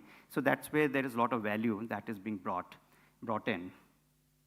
And so of course, funding would remain an issue in these cases, and one has to sort it out up front as to what would be the role of both the institutes and how will these sort of partnerships be defined going along. So let me again take you two examples. The first example I will bring here is a joint executive master MBA program being offered by IIT Bombay and Washington State University in St. Louis, USA. And so it's like one of the first programs, first such programs, and meant for mid-level or senior executives. So it's essentially an 18-month program done by these executives who are very busy otherwise, from Thursday to Sunday. So it's like mostly done over the weekend, and then some modules are done in India, some modules are done in US. And at the end, there is a single degree which is given out between the two institutes. So, and of course, this is modeled after a very similar program, successful program between US and China, which had happened before that. And of course, this is the sort of the, maybe one of the most talked about successful collaboration between any two institutes anywhere, which has been formed. This is between IIT Bombay and Monash. There is a joint research academy that exists, established around 15 years back. And they are essentially having jointly supervised PhD students. And it's like more than 200 PhDs have graduated, 150 PhD students are already enrolled in this program from both the sides. So there is a huge sort of effort and commitment, again, from the two countries and the two institutes to take it forward. And again, very similar to the degree certificate that I showed is, again, a single degree which is given out. So we have sort of experience with these, and of course, there are co-tutorial sort of programs that one can look at where the degrees remain separate, but there is a reference to the other degree as well, because partly they are meeting the requirements of one university, and partly the student meets the requirement of the other university. So it's been taken, it has to be taken in totality, and degrees cannot be looked at separately. So that brings me to the end, and sort of I try to summarize here. And these are some of the learnings and recommendations that we can say is, of course, it's very useful to have these collaborations going. And I try to give you some examples of how the collaboration, some of the collaborations have been set up between Indian institutes and other G20 countries. And of course, there is a lot more scope for what can be done and how many more and what are the other areas in which collaborative things can happen. And of course, there has to be, for these collaborations to be successful, there has to be a lot of buy-in from the academic units, from the individual professors. Again, we have seen this different tiers, and it cannot be just top-down thing. It has to be people, there has to be enough buy-in. And this is not necessarily trivial in terms of implementation. That's what we see. And of course, the administration also has to be very convinced that this is a useful thing to do. And of course, the responsibilities of both the partners have to be clearly spelled out. Funding has to be made sure that one is very clear about. And of course, it's sort of the final thing that I would like to add is it's always good to have a slow sort of a start, make sure to keep on testing the water, keep on testing the commitments from both the sides, and keep on building that relationship. So that's the sort of the biggest learning that we have, and that's what I would recommend here. So thank you for your time, and I hope this was useful and sort of in line with what you were expecting. Thank you. Thank you, sir. Please take a seat on the dais. Thank you, sir. We now move on to the next presentation, which will be presented by Mr. Carlos Henrique de Brito Cruz, Professor Emeritus at University of Campinas, Brazil. He will be joining us on stage to share a presentation and his insights on the theme for today's event. We welcome you back on stage. A very warm welcome to you. Ladies and gentlemen, can we please welcome him with a huge round of applause.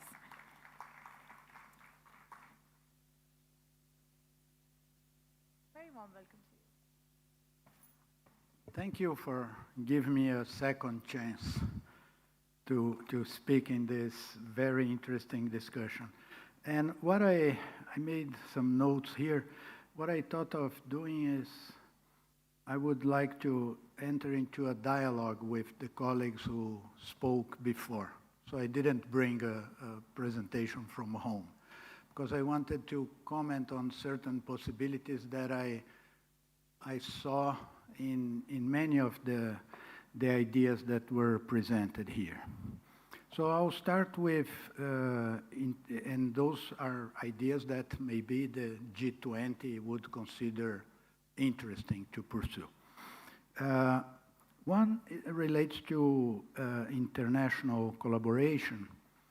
Now considering a less considered side of collaboration in research, which is institutional collaboration, where institutions learn from each other how to organize themselves. It's not about doing research together, but it's about learning together about best practices. And I believe this is helpful to develop international collaborations, because one of the main things to develop international collaboration is the existence of trust among the organizations who are willing to collaborate. And trust comes when you have done things together, when you learned how the potential partner deals with situations and how they proceed with their work. And I have seen that many organizations might be interested in that. And I'm focusing in one type of organization which I believe has a special power in research, which are the research funding bodies. The research funding bodies, they have something that every scientist wants, right? Funds for their research. So that's a powerful, convincing machine to get scientists to do things. And I have been 3 weeks ago at the meeting of the Global Research Council in The Hague. Global Research Council is an organization that congregates 80 of the main research funders in the world. National Science Foundation of the United States, UKRI, DFG, SERB from India, National Research Council of Brazil, NWO from the Netherlands. And in this meeting, they decided to create a special work group to develop multilateral collaborations, which would be very interesting type of multilateral collaborations, because since it's organized by funders, it means not only that they are saying, okay, we would like you to collaborate, but they are adding, and we have funds for you to do it. So it wins over one of the biggest hurdles in developing collaborations, which is having funds for both sides at the same time. What I thought here is that it might be interesting to organize one or more than one workshops about, for example, best practices in funding collaborative research, in which you would have leadership from research funding bodies across the world, and they would talk to each other, how each one of them deals with collaboration, which are the challenges, which are the strengths, and first, learn from each other. Second, understand how other funding organizations work. For example, if we could put together in a workshop, which could be virtual, India, Brazil, UK, and the Netherlands, there would be a lot of stuff to learn together about funding research collaborations. So that was one idea. The second one came to me when Professor Uytigar from Prague was speaking about bioeconomy and bioenergy, because I remember that Brazil is a country that does a lot of bioenergy. In Brazil, in some years, the number of liters of ethanol that are produced is bigger than the number of liters of gasoline. So it's really a bioenergy place.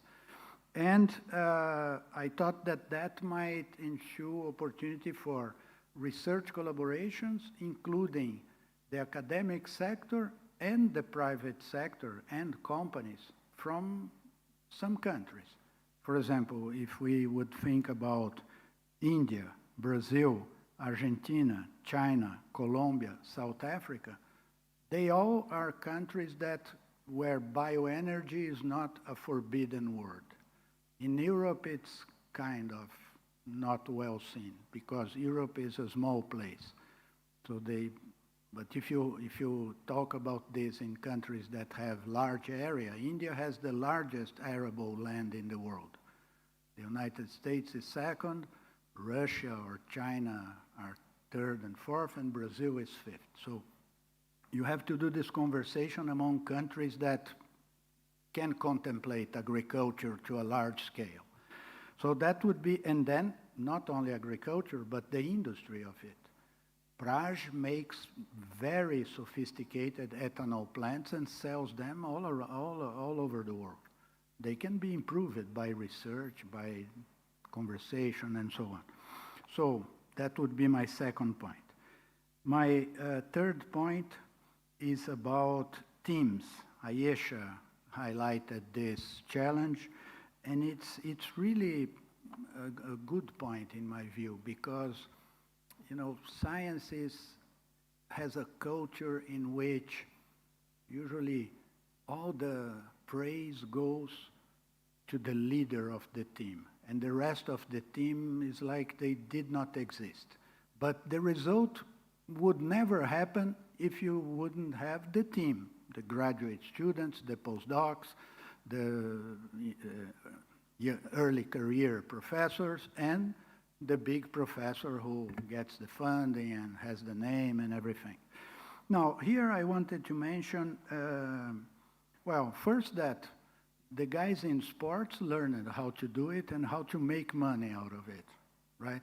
Teams, soccer teams make more money than any university in the world. And they have players, each one has a function in the team, the function is recognized, the persons who watch the game know what each one is expected to do, and they like that.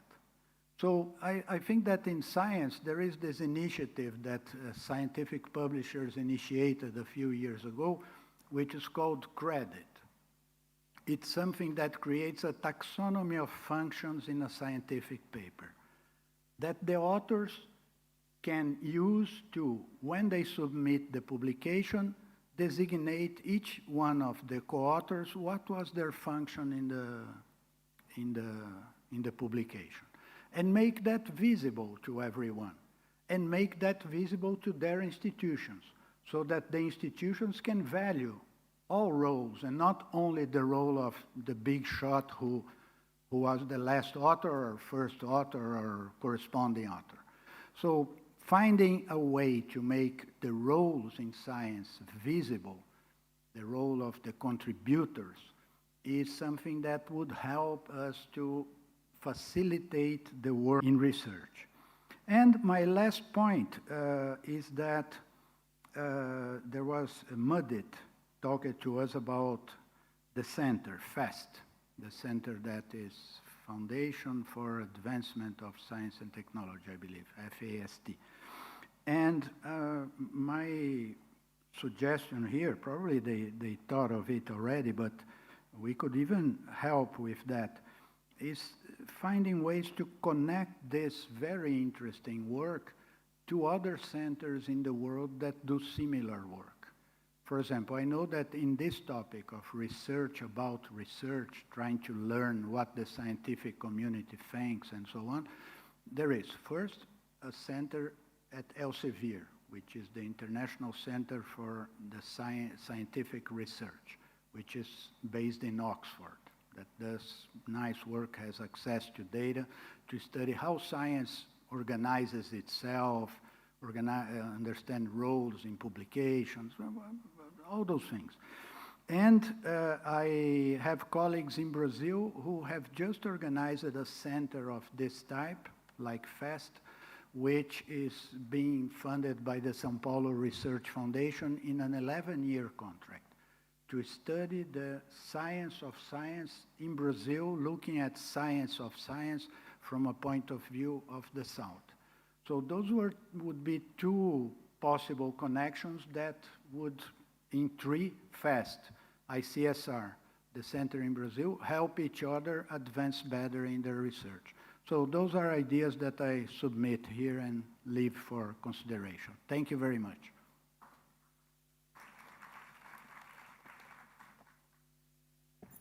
Thank you so much, sir.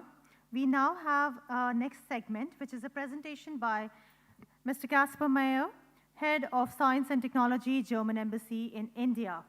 Previously, he worked at the German Federal Foreign Ministry in Strategic Communication and Public Outreach, after which he spent 1 year at the Diplomatic Academy of the Foreign Ministry.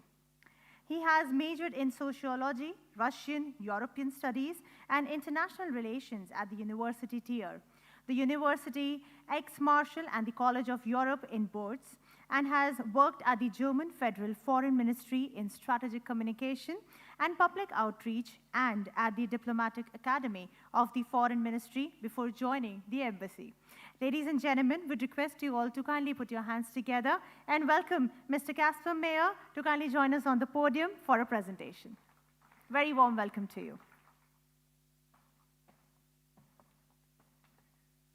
Thank you very much. I would first like to thank our hosts for inviting us and for giving us the opportunity to discuss open accessibility here in this lovely context. I flew in from Delhi, so the climate is indeed, as was mentioned, quite a relief. Now, I was planning to start my presentation with the shocking revelation that I'm not a scientist, but that's already out of the bottle. So I have a slightly different background, and I would like to talk about how accessible science plays out from the perspective of policymaking, the tools that we have at the German embassy, and the connection with India in particular. So I think we can look at 3 aspects. One is accessible institutions, the second one is accessible knowledge, and the third one is accessible technology. So let's try to bring a bit of life in these rather abstract terms. So in Delhi, when I speak to Indian students and I ask them what they think about Germany and education, the first thing that comes to their mind is education is free, right? That's rather surprising when we look at the price that some universities across the world are asking for master or bachelor's programs. So I think affordability of science and, in fact, accessible universities is very fundamental to the German educational system. And it's not just magically free. Of course, it's publicly funded. But there's a very deep conviction in the German scientific tradition that education should be accessible regardless of your economic background and also regardless of your passport. And we adhere to this tradition, and this approach is becoming more and more unique in the world. And in fact, this helps to attract a large number of Indian students. We are looking at around 35,000, but I think it's just a question of time until Indians will be the largest group of foreign students in Germany. And in fact, this is a development that we really greet. I hear very positive feedback from German professors about the Indian students. Many of them stay back for PhDs. And so in fact, it's a win-win situation because these students, they contribute to German science and to German economy. The second aspect in which Germany is becoming more accessible is language. So more and more classes are offered in English, mostly master programs. So 70% of the Indian students that we receive go to master programs, but slowly more and more bachelor studies are offered in English. And then we're also looking into making science more accessible for specific groups in society. Feminist foreign policy is an important topic for Germany, and we have specific programs geared towards bringing more women into science, because we believe that if more voices are heard and if women become part of, to a large extent, of decision-making processes, the society will profit as a whole. So there's a program specifically for Indian women in science called IISER, Women Involvement in Science and Engineering Research. This program is carried out through the Indo-German Science and Technology Center, that's the IGSTC. It's quite a mouthful, but definitely interesting for students and professors here at IISER. And the program goes both ways. Indian female scientists can go to Germany and the other way around. Now we are struggling to bring more female German students and researchers to India, and it was mentioned before that India should become a global hub in science. And I believe that in Germany we still lack a deeper understanding of India in all of its aspects. But I think specifically about all these questions that, together with climate change, will pose a challenge for the subcontinent, but for the globe as a whole. And then finally, research funding organizations were mentioned. And those of you who know Germany know that there are many, many voices in this area, and I had to pick one. So I decided to talk about the Humboldt Foundation, named after Alexander von Humboldt, father of climatology, scientist of the 19th century who roamed all corners of the world under great hardship for scientific insights. And this spirit is part of the foundation until today. Basically, the Humboldt Research Awards provide researchers from across the world with funding, but even more important, I think, with science mentoring, as was mentioned in your presentation, Mr. Fowler. So I had the privilege of having lunch with a few Humboldt alumni here in Pune at the CSIR. And I was quite amazed to hear about their experience. So the Humboldt Foundation supported 26,000 scientists across the world from 140 countries, 55 of them Nobel Prize laureates. And in fact, the Indian professors, they told me that once you have the Humboldt Foundation seal in your CV, that's the most important moment in your career, because Indian institutions recognize this prestigious program. They told me that the Humboldt Foundation takes 1 out of 40 applicants. Now you could ask the question, 1 out of 40, how does that combine with the idea of accessibility? But I think the idea behind this is accessibility through excellence. If your application is excellent, you should have access, you should get access to scientific funds. Now the second part I want to talk about is accessible knowledge, and also this idea has been already discussed here briefly before. So during the pandemic, I think we were all in a moment where we had to ask ourselves very complex questions, complex scientific questions. And all of a sudden, there was a lot of scientific jargon in podcasts, on the radio, in newspapers. What are aerosols? What is mRNA? And everybody, all of a sudden, was very opinionated on some of these topics. And I think being opinionated is not necessarily the problem. I think the opinions should be informed. And I think that's where science communicators really play a fundamental role.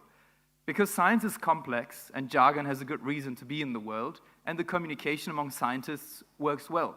But the broader public, in times where scientists are the experts and where scientists drive policymaking, have to understand what is happening. I think this is a democratic principle.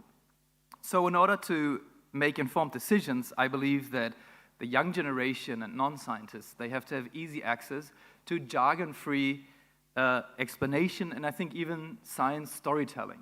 So we are looking into bringing together German science influences with the Indian ecosystem to see how we can learn from each other and to make these formats accessible, say, on Instagram, on YouTube, in small snippets.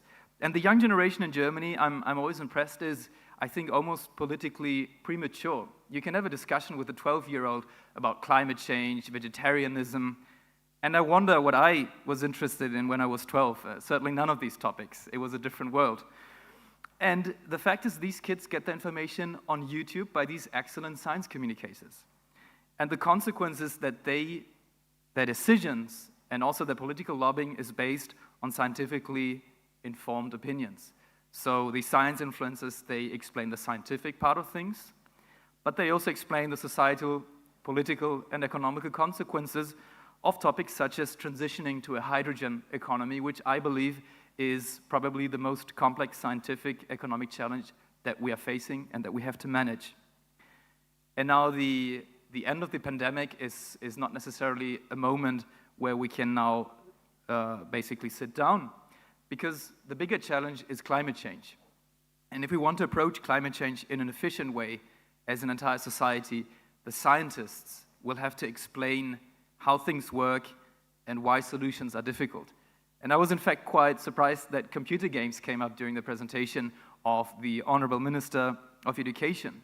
So in 2020, the German Foreign Ministry carried out a so-called game jam. We brought together scientists with computer game designers to try to communicate scientific challenges and policy challenges into game mechanics. So they came up with a sort of Tetris game where the sea levels are rising, but the solution is not simple because politics is not simple. For the energy transition, you have to provide your country with a certain electricity output, and energy transition is expensive. So you have to balance these two while the sea levels are rising. And these tools, they can bring scientific reasoning into a broader set of society. So I think it's quite interesting to look at some of these new tools of communication. None of these are new, but connecting them with scientific knowledge is, I think, the innovative approach. And the last point I want to talk about is accessible technology. So Germany, I think, is well known for its ecosystem where research is happening very close to the industry, as you could see in the presentation of Mr. Brito when you look into the numbers. Fraunhofer is one of the examples for applied research with institutes across Germany and many strong international ties also here to India. Our universities work closely together with industry partners, and the system of applied science universities provides young graduates with practical knowledge, basically bringing them to the labor market ready for industry. And actually the connection of Fraunhofer goes to Pune. Yesterday I had the pleasure to meet the company H2E. Basically they take technology from Fraunhofer and they adapt it to the Indian market. So they have a threefold approach. They fine-tune some aspects of fuel cells and electrolyzers, but the magic happens when you manufacture in India with lower cost and when you combine the German technology with the scale that India can offer. One of the innovations is a small battery that can be deployed in rural areas in India. With 4 hours of solar energy, you get 2 warm meals a day and you can charge your phone without having to burn any coal. The Indo-German Science and Technology Center has a specific program called 2+2, bringing together industry and research from both India and Germany to work on, I think, quite interesting and promising projects. One of them is a hybrid engine for 3-wheelers. So the engine technology comes from Aachen and it's adapted to the Indian needs, and this technology would be able to reduce the CO2 emissions of 3-wheelers by around 30%. Another example is German sensors that go into vertical gardening here in India, adapting them basically and doing research on Indian plants and Indian crops to use this technology for the Indian palate and the Indian market. And finally, I think a particularly exciting story is that just 3 days ago, the first Indo-German satellite went into orbit. It was launched from the United States. The satellite is built with Indo-German technology through a joint venture not too far from here in Ahmedabad. And I think all of these are very encouraging stories. The free flow of scientists, of people, of students, the free flow of funds, and the free flow of technology between our countries, I think, is an inspiration and an encouragement to deepen these ties even further. So thank you very much, and I'm looking forward to the discussion.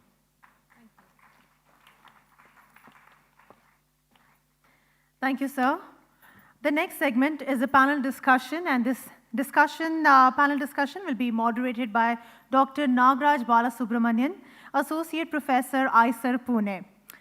He has been he's been a cell biologist by training. He graduated from the University of Mumbai, Bombay, and did his doctorate in cellular biochemistry from the Tata Memorial Center.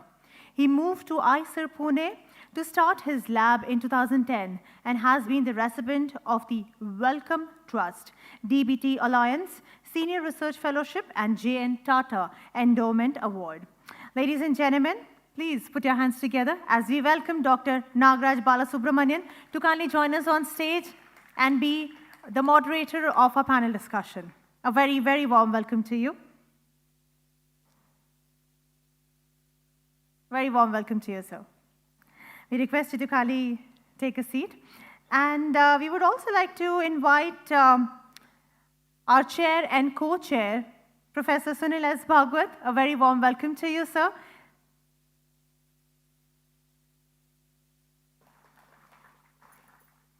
And would also like to invite the co-chair, Dr. Aisha Chaudhary. A very warm welcome to you, ma'am. Very warm welcome, sir. And now, before we begin with the panel discussion, I request all the dignitaries present on stage to kindly take a seat. We have a felicitation ceremony to take place. I request Professor Sunil Bhagwat, sir, to kindly felicitate Professor Amit Agarwal with a token of memento. And we request all the members present in the audience to kindly put our hands together and thank the speakers who shared their insights with us. We'll also request Bhagwat sir to kindly felicitate Mr. Carlos Henrique de Brito Cruz. Sir, we would like to thank you for sharing your insights and knowledge along with us.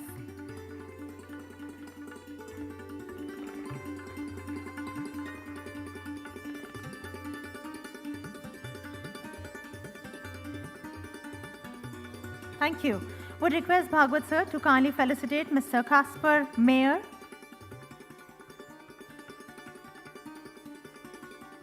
Would like to thank you as well for sharing your insights and knowledge along with us.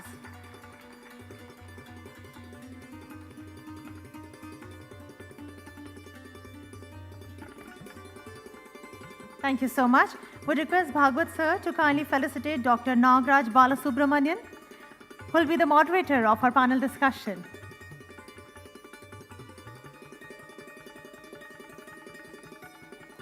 Certainly, we can have a little huge round of applause for sure.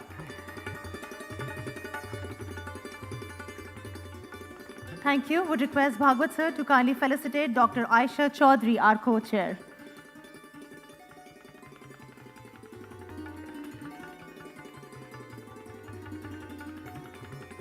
Thank you so much, ma'am, for sharing your insights and knowledge along with us. Thank you, sir. I would request you to kindly take a seat. And now I would also like to invite the other panel members to kindly join us on stage. I would like to welcome Dr. Nick Fowler. Sir, we request you to kindly join us back on stage for the panel discussion. A very warm welcome to you. Thank you. Welcome back, sir. Would also like to invite Professor S.K. Satish to kindly join us on stage. All right. Well, he has shared his insights along with us, and then now we will be proceeding to invite the other panel member, Mr. Piers Purdy. We request you to, sir, kindly join us on stage and join the panel discussion with us. A very warm welcome to you. Would also like to invite Shri Mudit Narayan, sir. All right, well, he has shared his insights with us, and now we have all the panel members present on stage. I request our moderator, Dr. Nagraj Balasubramanian, to kindly take the proceedings ahead. Thank you.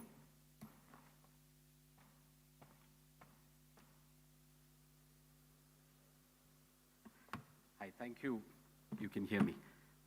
So it's been a very exciting session. I've been listening to a lot of the talks that have happened today, and I think what I'm hoping to do is maybe put a few questions out, which are my questions based on things that many of the panelists have already spoken about, and get some insights from them on this.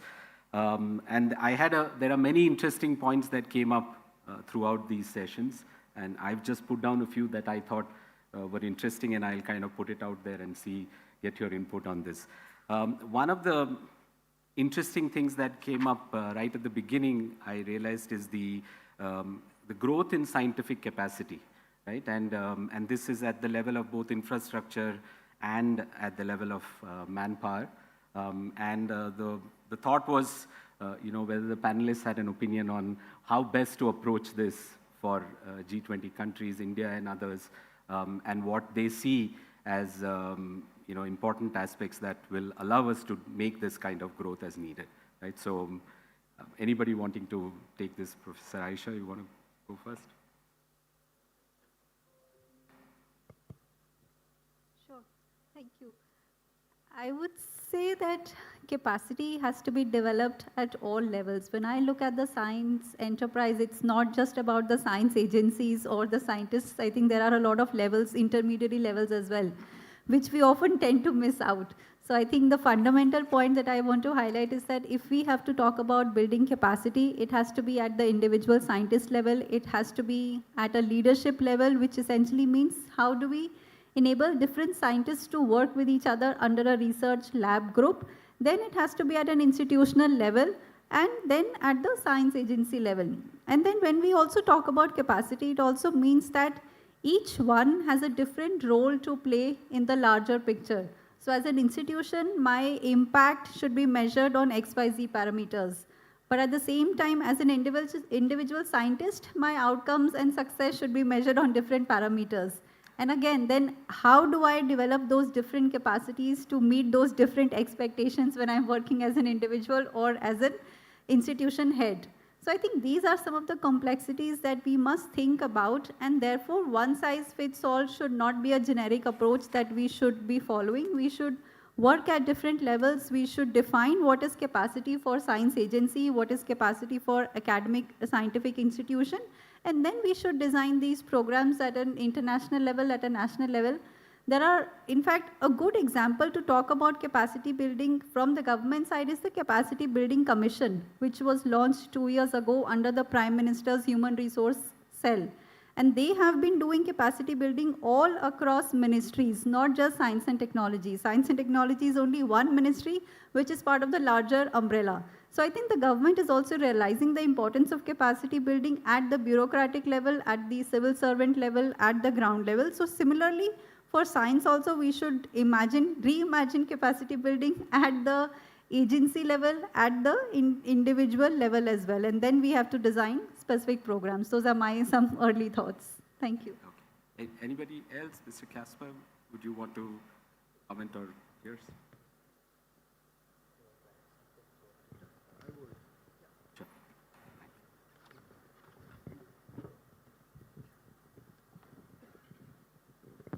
Yeah, I would, that's very thoughtful, IISER. And I would just add to that, thinking about, again, about the G20 and the fact that they are looking for initiatives and opportunity. To build research capacity, it might be helpful, or to build faster, it might be helpful to, if the countries could agree to have mechanisms for the exchange of researchers. Because in my experience in Brazil, one of the challenges in developing the science and technology system is that too few people or too few university professors in Brazil have seen science and research, I don't know, in California, in Bombay, in Oxford, in Germany, wherever. Because it's different what you think it is and what you learn when you are there. So I think that reinforcing programs for the exchange of scientists would be helpful for everyone to create trust, to create communication, and to advance the capability of many regions. Professor Agarwal, would you want to add to that? Yeah, I mean, what I was thinking is like even having dialogues about what sort of each country's needs and how sort of collaborating and can be helpful is something that can be considered here. That's the only small point I wanted to add. Anybody in the audience wanted to add something? Yes, Akshay.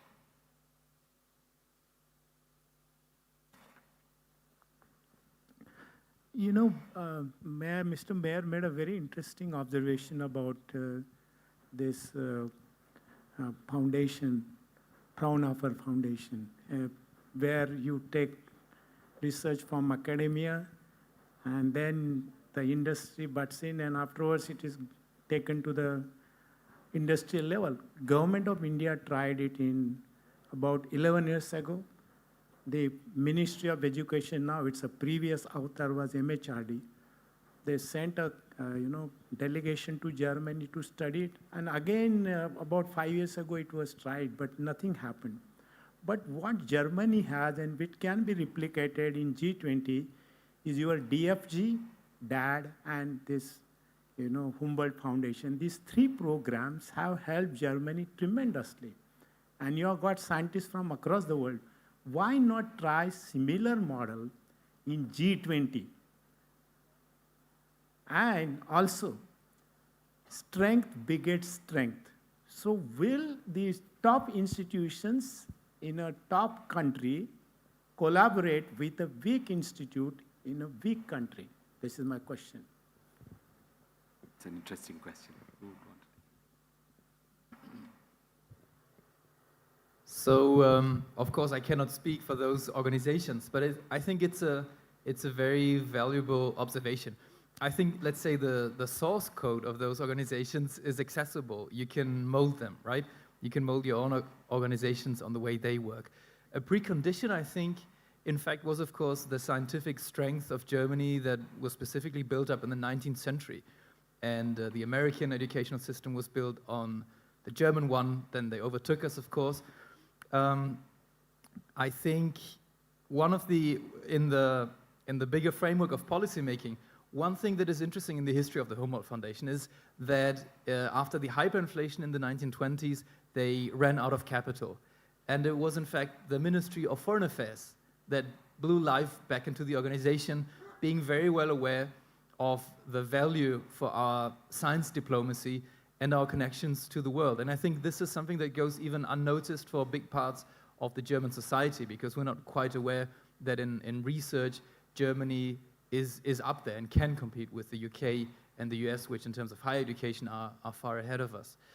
The one thing I would really laud is having the Indian Humboldt Foundation. I leave it to you to pick the right scientist for the name, to attract German scientists to India.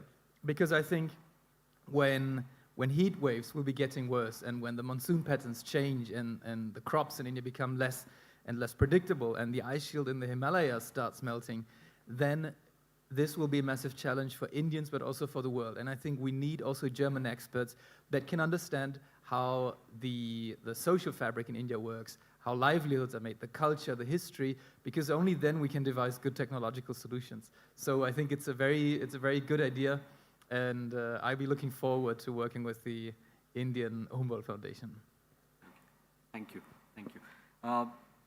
The other point I wanted, I mean, taking off from where we are now, is the idea of converting science to technology, which came up also right at the beginning, and that was an interesting thought as well as to what begets the conversion of science into technology, what's needed, what is missing, if any, and if successful ecosystems have managed that, what is it that they have done right? So I wanted your opinion on what you see as the requirement for converting science to technology. Maybe Professor Bhagwat, who's seen both aspects of this, could kick this off. Yeah, it is very common to see that the academicians who are scientists look down upon what they need to do for the industry as being too mundane. And the industry people look down upon the academicians, saying that they work in their ivory towers and what they do is not useful to us. Both aspects have some truth in it. The scientists need to make sure that they do science with purpose. They do science in a way in which the public will not see science as a liability, but as a science as a way of going forward for the society. Science as a way of providing things which the industry is looking for. The industry in India, we have some amount of support coming as corporate social responsibility to education. That may be limited to education part of it, but doing science is something beyond that, and the industry needs to come forward to trust the science work that is done in our institutions. And if you look at those countries which Brito put as the global north, where industry and academia seem to be having things together, including collaborative publications, it is those places where the industry seems to trust what is being done in the scientific institutions. Perhaps that is a learning which we need to take to all other countries, including ours, probably more than a few others, and we need to take that ahead. Another point I would say is that when you say accessible science, it can mean different things to different people. Having access to science education at an early age, it is one starting point. Then having access to science which was developed elsewhere through publications, through scientific interactions, is another aspect of it. And for the common man, accessible science means science what is done being useful to the society. So accessible science in all these aspects is important, I would say. So just to take this forward, I'm wondering, England, Germany, countries that have, been able to jumpstart this transition or conversion of science to technology. I'm wondering, are there pointers there in terms of what you see as having been vital to make that transition? And if either of you would like to comment on yours. Yeah, I would have a comment on that. And I also want to comment on the point that Sunil made, which is very, very frequent. Our colleagues think it's too mundane, right, to collaborate with industry. But what I wanted to say about this is that we know from our data that for India, when among the authors there is a person from a university and a person from a company, the citation impact is twice as much as when there is none. So actually the publications are more read and more used when there is a co-author in a company. But going to the point about the more developed economies, I think that the other element we should consider is that in those countries where there is a higher rate of university-industry collaboration, almost invariably more than half, actually normally more than 60% of the scientists work for industry. More than 60% work for it. They are employees of the companies. They are not professors who are consultants and so on. Their life, they make their life working, going to the company every day to use the laws of nature to make the company better the next day. So I say that because it's not, in my view, only that sometimes there are different views about research. There are, because universities are different from companies. They have different objectives, different values, and that's normal. That's why society created universities and industry. Otherwise, they would have created only one if they were the same. But the thing is that it's very, very important that governments, and that's something, again, thinking about the G20, find the ways to create an environment where industry can and wants to have more researchers as employees. That's, I think, is the key, because once you have more employees who are researchers in a company, then they came from some university. When they have a difficult problem, they pick up the phone and call the former student or the former professor, and then you have an interaction. So you need to have many scientists working for industry. Professor Agarwal? Yes, so I agree with what Professor Bhagwat mentioned about the industry and scientists sort of staying in silos or not interacting, and of course that is not very good for the society overall. Of course, there is a lot of very interesting technologies that get developed, and I think there is need to have an ecosystem where there are other people who understand what is the technology that, and what is it that it can do, and who could be the potential match with the industry. So it's sometimes when you look at the solution, look at a problem and you can say that, okay, yeah, I should have been, or this technology that I have can solve that problem very easily. But it's just that matchmaking somebody has to do. That is, of course, one aspect that needs to be sort of bridged. The other aspect is, of course, we talk about this valley of death, where technology has been developed, but there are no takers. Because there is, the technology needs to go up in the TRL levels, as they say. And maybe there are a lot of engineering sort of aspects that needs to be built around it. So a system, the heart has been built, but you need to build the entire body, which the scientists may not be very willing to do. And without building that, the industry, it will not be very useful for the industry. So we need to have these people who can who understand this technology, who can build the engineering around it, and then go to the industry and say that, okay, yeah, now it is more complete. So basically improving the TRL levels. So that is another point that one can consider. Thank you. Thank you. Sir? Yeah. I have a question. Yeah. So my question is for Dr. Amit from IIT Bombay. My question is regarding the collaboration with Monash University. So they have a typical tagline of we are changing it. So basically, apart from sustainability, what other topics do you work in collaboration with Monash University such that the future of our next generations is not in danger?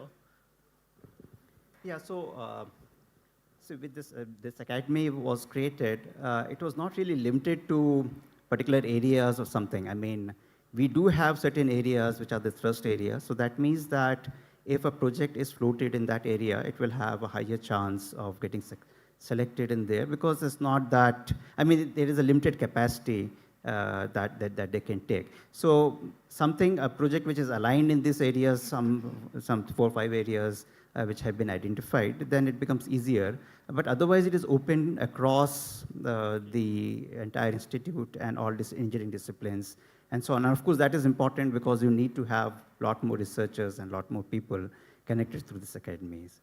So I hope that answers your question. Okay, yeah. Okay. The other point I wanted to bring up, which has come up on more than one occasion here, is we are talking about accessibility in science and science in local languages, being communicated in local languages, and the value that it has. India is a diverse country, and I've taught in many parts of the country for workshops and other things, and it's always a benefit to know the local language. I speak Marathi here, and that I know changes a lot of things when I talk to students. The value of that kind of communication, making scientific publications accessible maybe in local languages.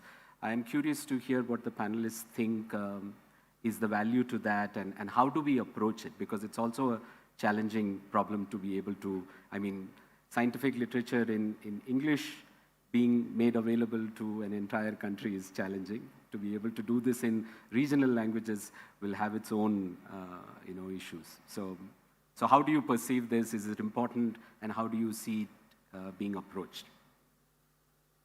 So, Nick, maybe you. I'll take it because I think everybody else is looking at me. And yes, as a publisher, and I mentioned it during my speaking remarks as well, that multilingualism, indeed, it increases inclusivity because you're increasing the number of people that can participate, and therefore you're increasing accessibility. So I mentioned in Japan, 20% of scientific articles are written in Japanese, and they have important contributions to make, just as is the case with local languages in India and many other countries around the world. It is, and it's interesting, just listening earlier to Casper saying about how Germany led the world in the 19th century in terms of science. So there was a time where German was the language of science, and then I think it was in the early to mid 20th century that English became the predominant language. So right now, there is, you often hear it said that English is the language of science, and if you want to be noticed, you have to publish in English. But there are, of course, also translation services that can take those locally published languages and convert them to what is currently the language of science, but could always evolve. So I think it's about ultimately inclusivity. Right. Yes.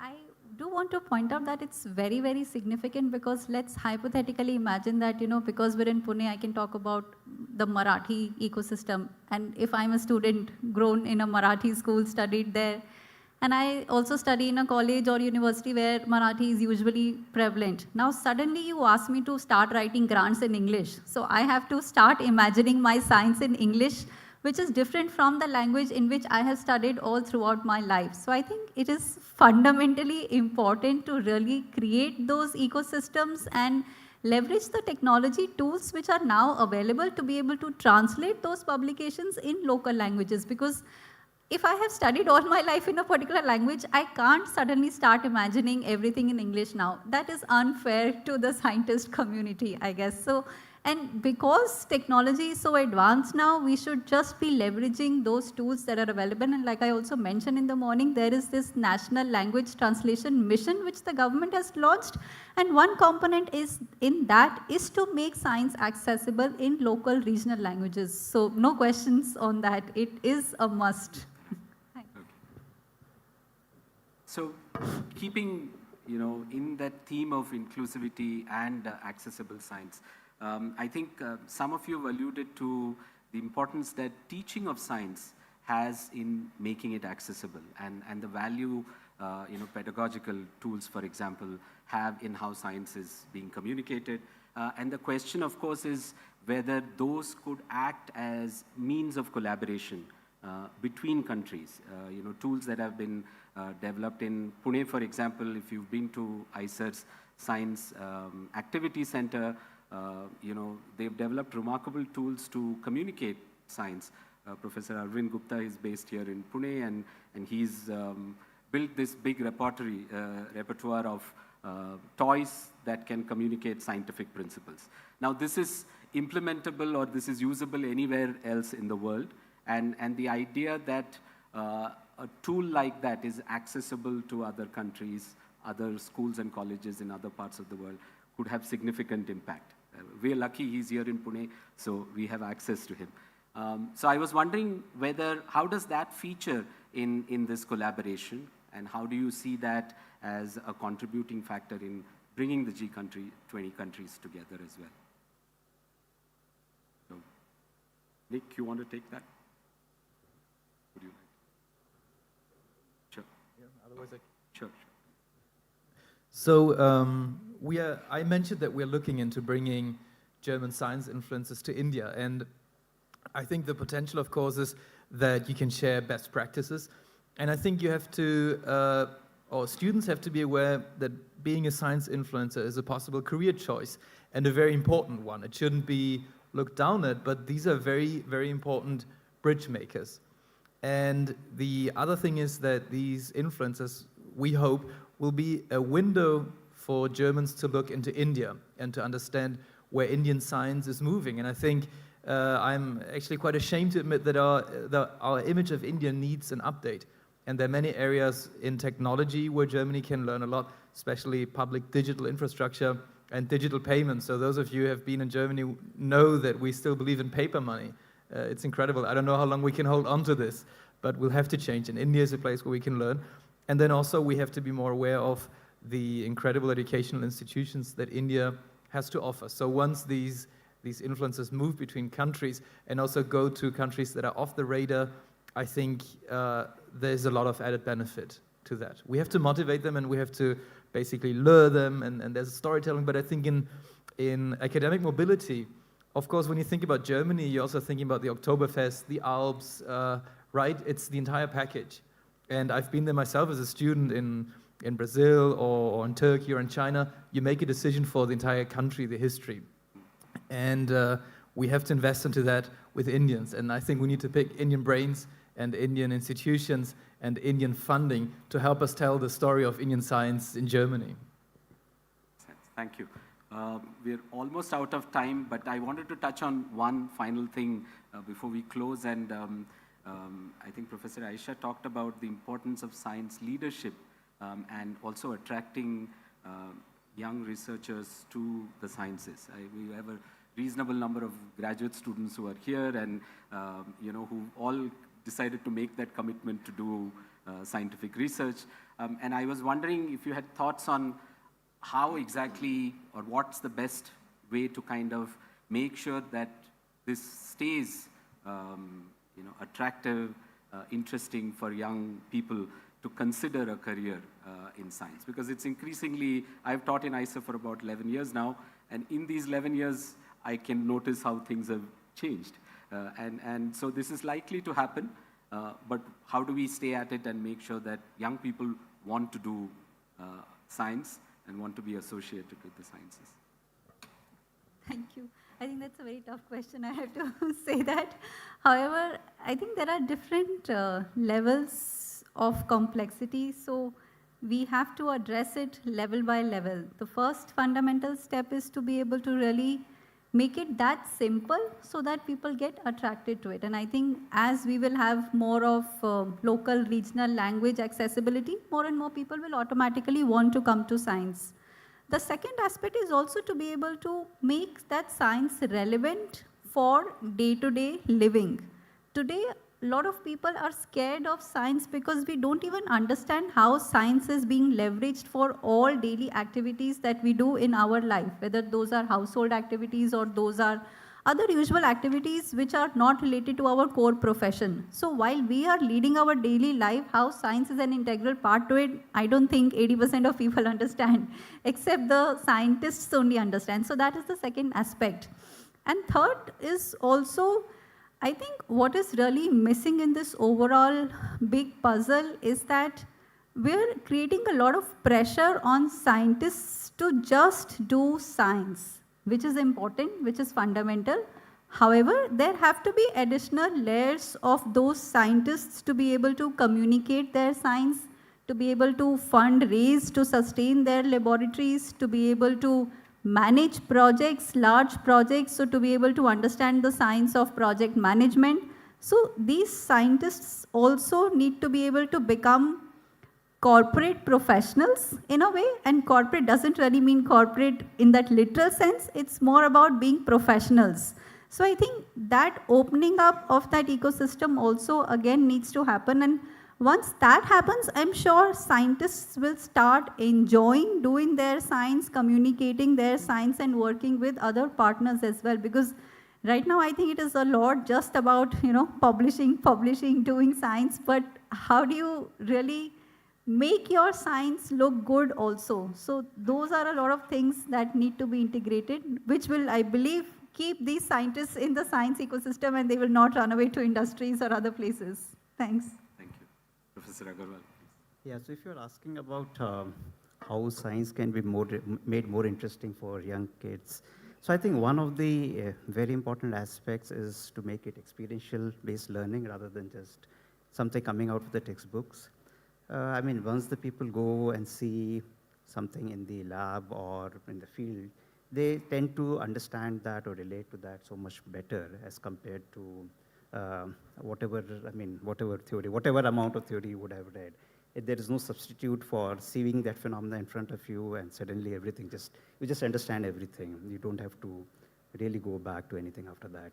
So that's one thing, and how do we do that? Of course, it goes back to the previous question also that you asked. I mean, there are people in our institute who sort of assemble these robots or drones and all, and once people do that, the amount of excitement that they get out of it is just mind-boggling, and of course, they've taken it to other places, to the question that you were asking about.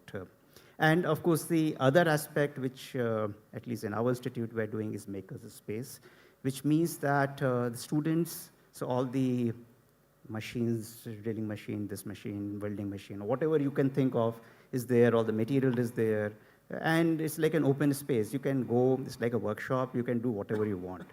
So, so it's like your imagination. What do you want to do with this? So all the tools are available to you.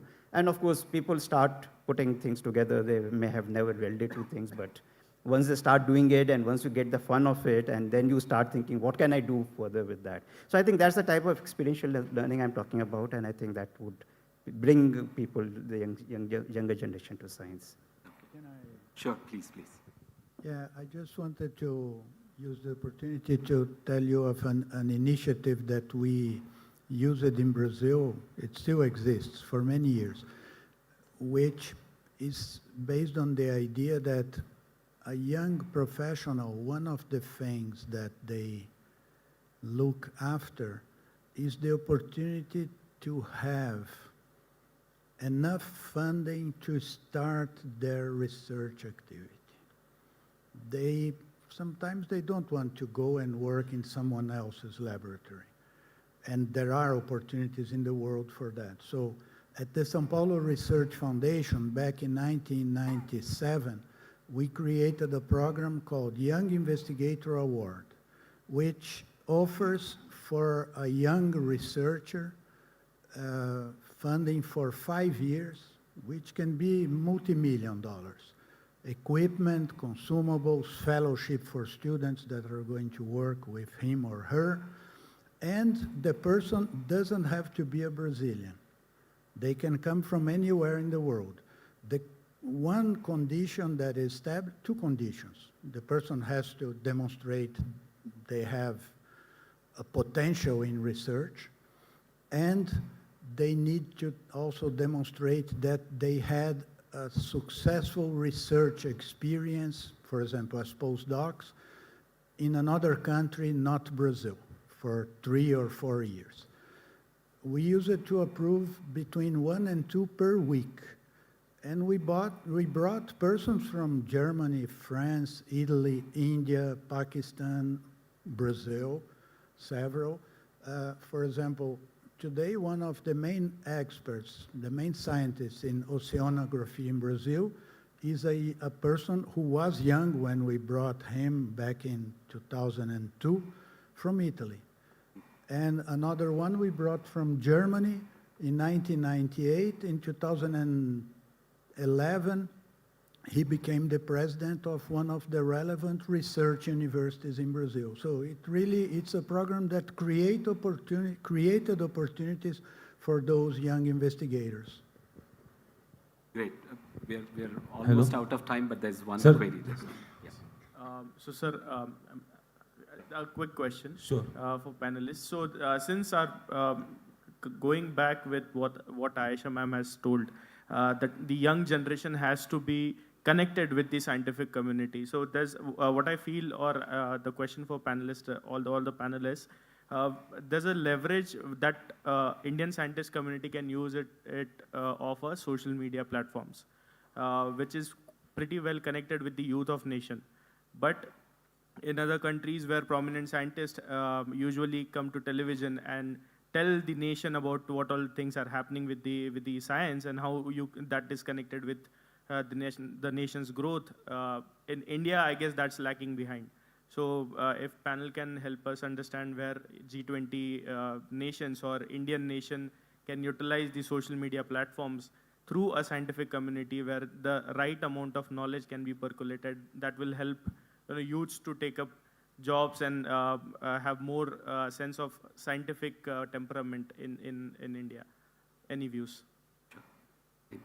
Any of the panelists wants to take that, Professor Bhagwat? One thing we need to remember that science per se is not a professional education. If engineers take up job without engineering, which are non-engineering jobs, there is something to worry. But here what is happening is science and scientists are ending up becoming clannish. When you do science, at the end of it, what is the best possible thing you can do? Become a scientist. We need to get out of that feeling. We need to have people who have learned science in different walks of life. There can be a politician, there can be a banker, there can be any other profession, and who understands science is necessary. So our science students, as well as our science teachers, we need to remember that doing science does not limit you to doing science. So doing science is about a way of doing things, and in that way you can do many other things. So doing science is not the only things scientists can do. Once we get out of that mode, I think attracting more people to study science would be possible. One final question, yeah, please. This is Mr. Pramod Deshpande from Neera High School, Panchgani, Maharashtra. I'm a school educator, basically. So my question is that when it comes to research, why research is limited to the college students or the graduates and undergraduates? Like when we talk about making science more accessible to the school children, It may be like, sir, I just told about Mr. Arvind Gupta, like who has some amazing toys, who can create a lot of interest among the children.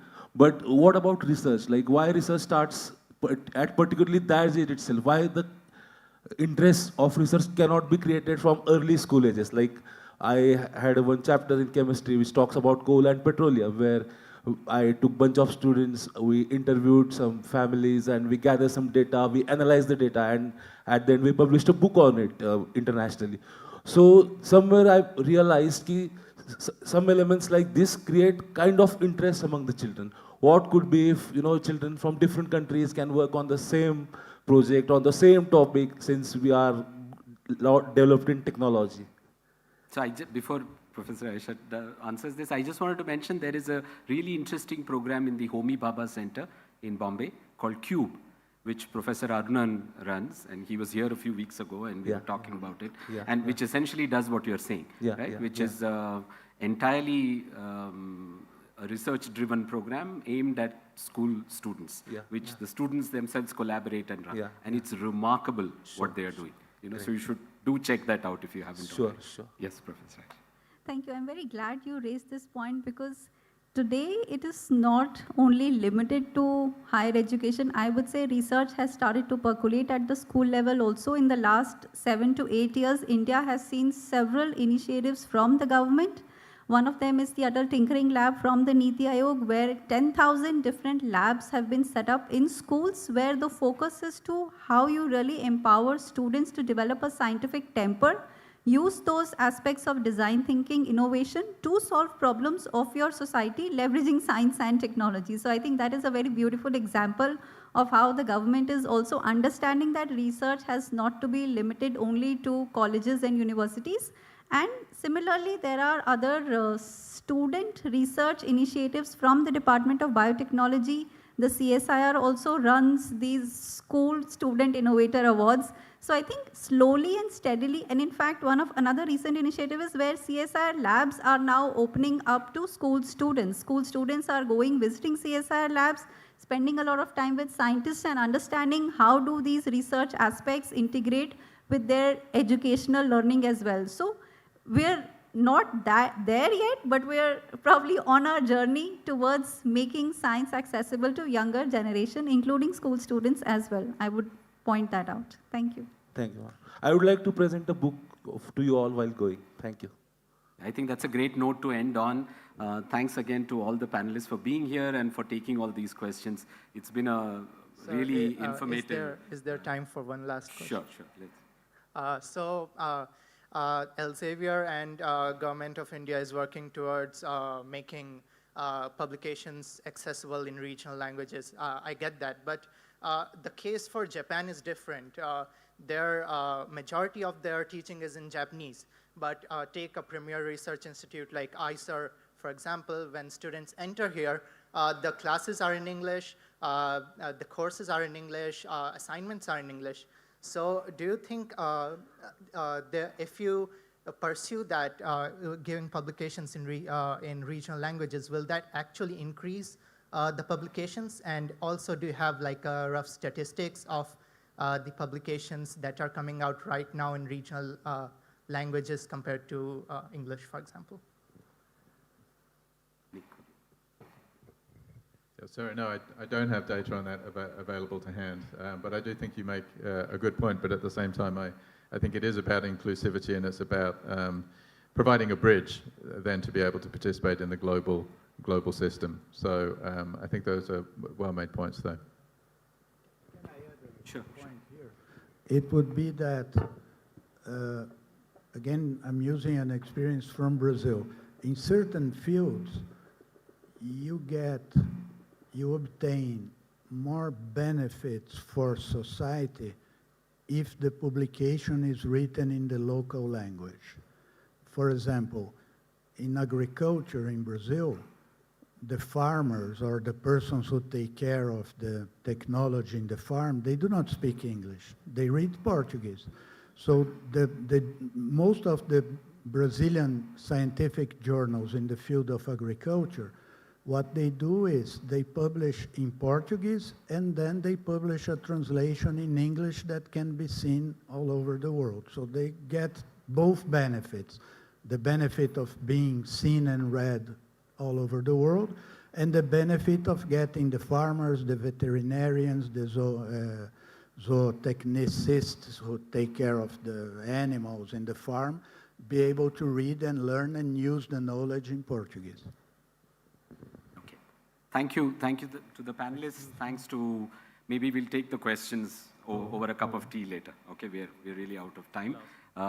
So thanks to the panelists for being here and again patiently taking all these questions, and we'll continue with the rest of the evening. Thank you. So please take a seat. Thank you so much. Thank you so much for sharing all the insights. We just have a closing remark that is to be taken up. I request Professor Sunil as Bhagwat sir, the chair, to kindly take up the closing remarks.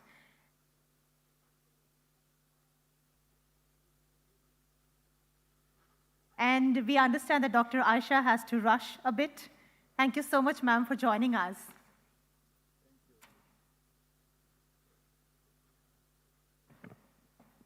So it was wonderful to listen to everybody talk about how science can be made accessible and what it means to different people, including different languages. Because in India, most of you who are not from India, you would be very amused to see that even our currency note carries the description of what that denomination is in 15 different scripts printed on it. We have such a wide variety of languages that when we start thinking about taking science to individual languages, the task is humongous. Perhaps what has been suggested is to take aid from a local language, but retain the main flavor of doing science in English. It was the entire day has been devoted to discussing this collaboration effect. This being, and me being from this host higher education institute, our focus would be naturally more on looking for collaboration. And we Indians we are good at laughing at ourselves. And I would say one thing, that somehow right from our childhood, we never are trained for doing things as a team. Very often we tend to be individual performers, but we need to learn the way the Western world does science as a team. It is not just that the science which needs to be made accessible, the ways of dealing with science, the ways of learning science that the modern world, the global north, as you put it, has developed. We need to Indianize that, and we need to have it ingrained in our school education onwards. If it is directly thought of as a scientist that I need to collaborate, it's quite difficult. But if it starts with the schooling education, perhaps we might have a better chance of being able to do it.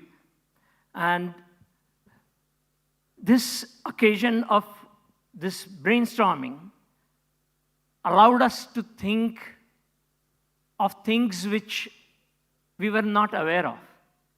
I would say most of us probably were busy doing science, and why we are doing that science, and that it needs to reach people, and that it needs to have an effect on the society, is something which was brought out very well by today's deliberations.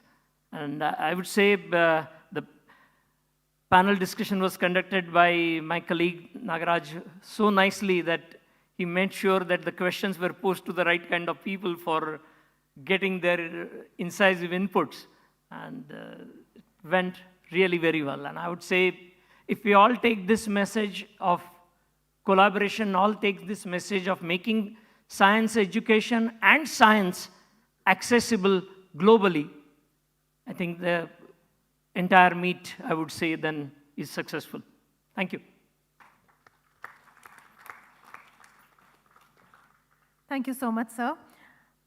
Would now request Dr. Nick Fowler, Chief Academic Officer, Elsevier, to kindly deliver the vote of thanks and conclude the seminar on accessible science, fostering collaboration. A very warm welcome to you, sir. Thank you very much. I just wanted to say in closing an enormous thank you. We talked about accessible science, fostering collaboration. Today has been, I think, a fantastic example of collaboration.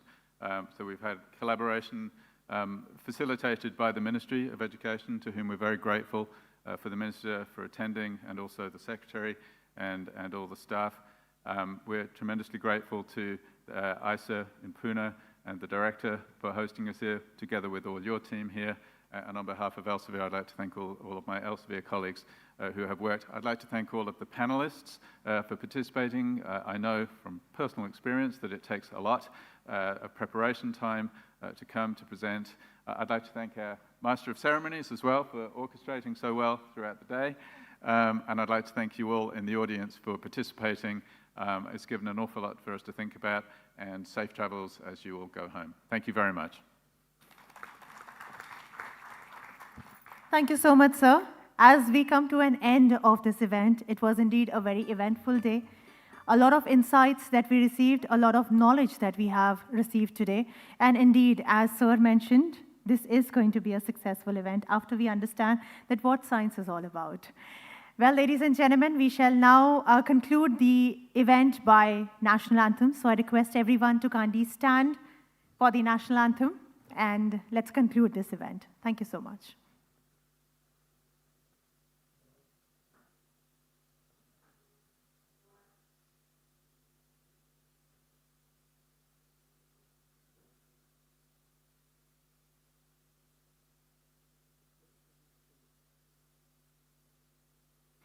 Jana Gana मन अधिनायक जय हे भारत भाग्य विधाता पंजाब सिंधु गुजरात मराठा द्राविड़ उत्कल बंगा विंध्य हिमाचल यमुना गंगा उच्छल जलधि तरंगा तव शुभ नामे जागे तव शुभ आशीष मांगे गाहे तव जय गाथा जन गण मंगलदायक जय हे भारत भाग्य विधाता जय हे जय हे जय हे जय जय जय जय हे. Thank you so much, ladies and gentlemen. I'm your host, Kashita, and I would like to thank each and every one present over here and being a part of this event. Thank you so much. I request all the dignitaries to kindly step ahead for a group photo op. Thank you.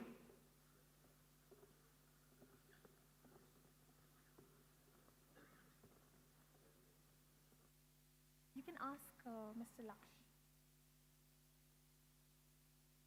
Well, we have the high tea arrangements been made at the same place where we had high tea in the first half today. So, Hindi में बोलना चाहूँगी as it's the end. चाय P के जाना. Thank you.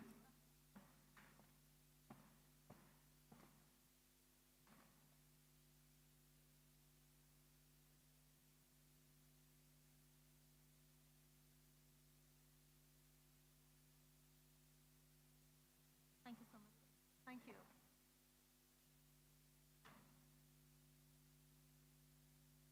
Thank you, sir.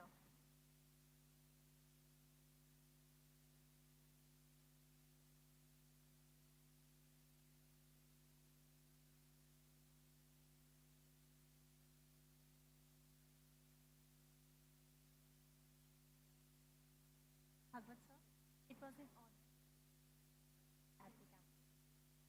Thank you so much, sir. It would be an honor to be part of your events whenever. Thank you so much, sir. Pleasure. I am Pune. I do host events, competition events. So I have the experience today. Please do consider. Thank you.